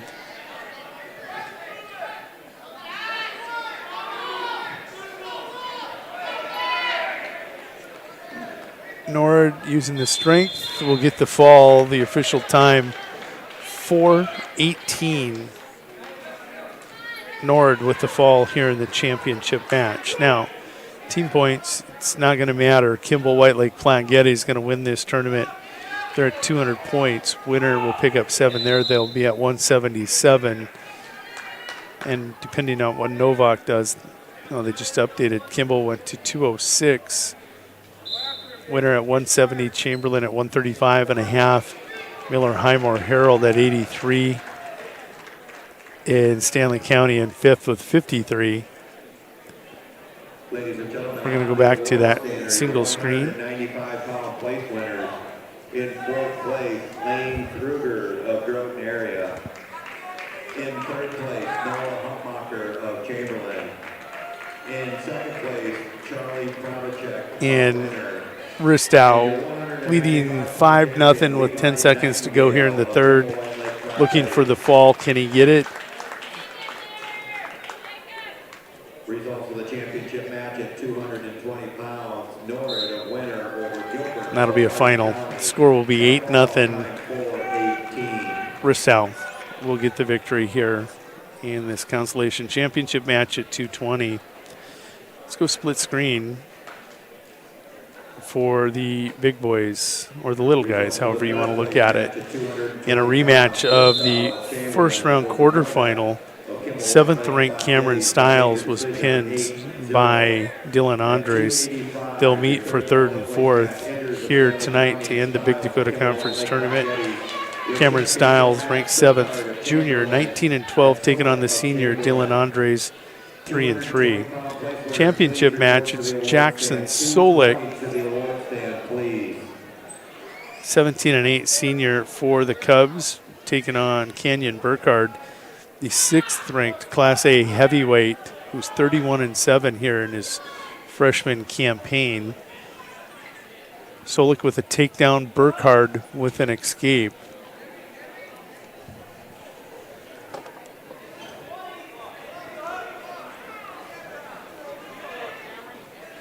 Keep an eye on both of these because they can end quickly.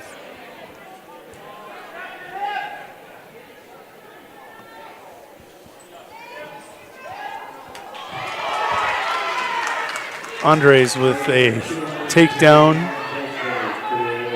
Can he get a fall? 2 seconds, 1 second. No, he cannot. Andres, though, takes a 5-0 lead. Did he not get back points for that? Apparently he did not. 2-0. Andres wants to go on his feet with Cameron Stiles. And it is a final. It'll be Canyon Burkhardt getting the fall in 127 over Jackson Solik, the senior for the Chamberlain Cubs. And we will close it out with the big men in the Consolation Championship match. Cameron Stiles and Dylan Andres, the hometown kid. Stiles will get a takedown. He'll take a tied up 2-2.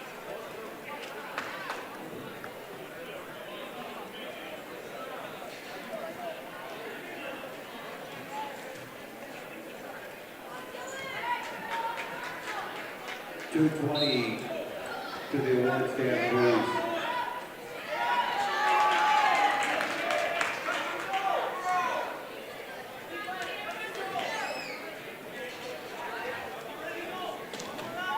Andres with an escape has taken the lead 3-2 here in the second period.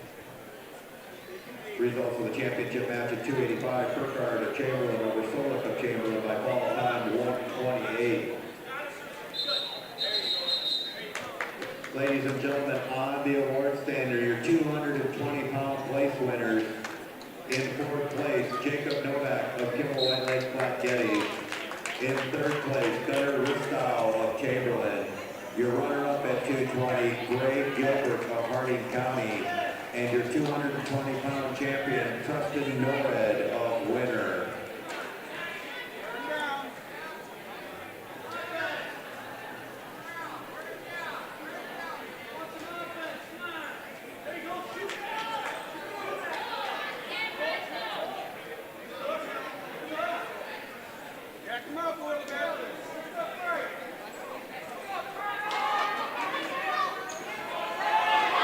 Oh, and Andres will roll through the headlock of Cameron Stiles. He will smother, and he's looking for a fall. He's got 20 seconds to do it.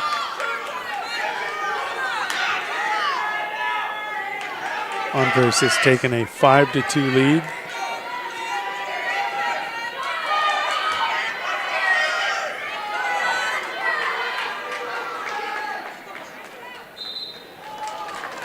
It'll be 8-2. Dylan Andres looking for his second victory today over number 7th ranked Cameron Stiles. Stiles has to go on his feet again. Trailing 8-2. There's the whistle, and we're underway here in the third period.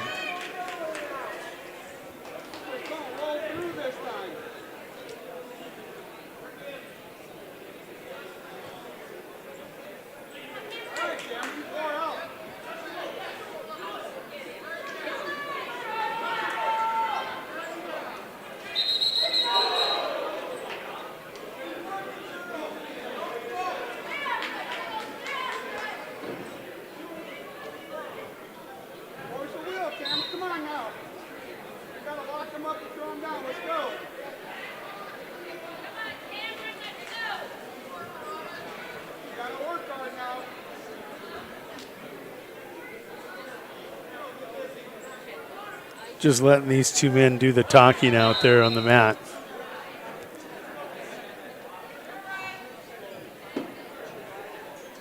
Minute 19 to go. Coach Waldron telling him one more takedown.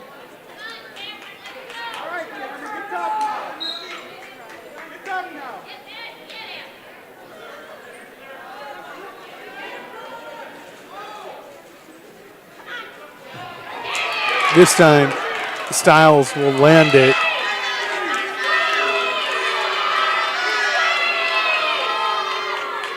One-minute fight. Andres can't do it.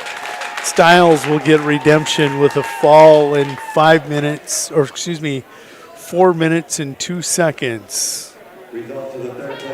Doing it in typical Cameron Stiles fashion. We've seen him do it many times over the course of the last few years, and he does it again here in the Consolation Championship at 285. For Brian Menning, this is Jody Brozick. For Bruce Breezy, the AD here. Jody Brozick of LiveTicket.tv on GoBuffsLive.com. Thanking all those guys that made this happen here today. We're going to sign off. We'll see you next weekend from the Huron Arena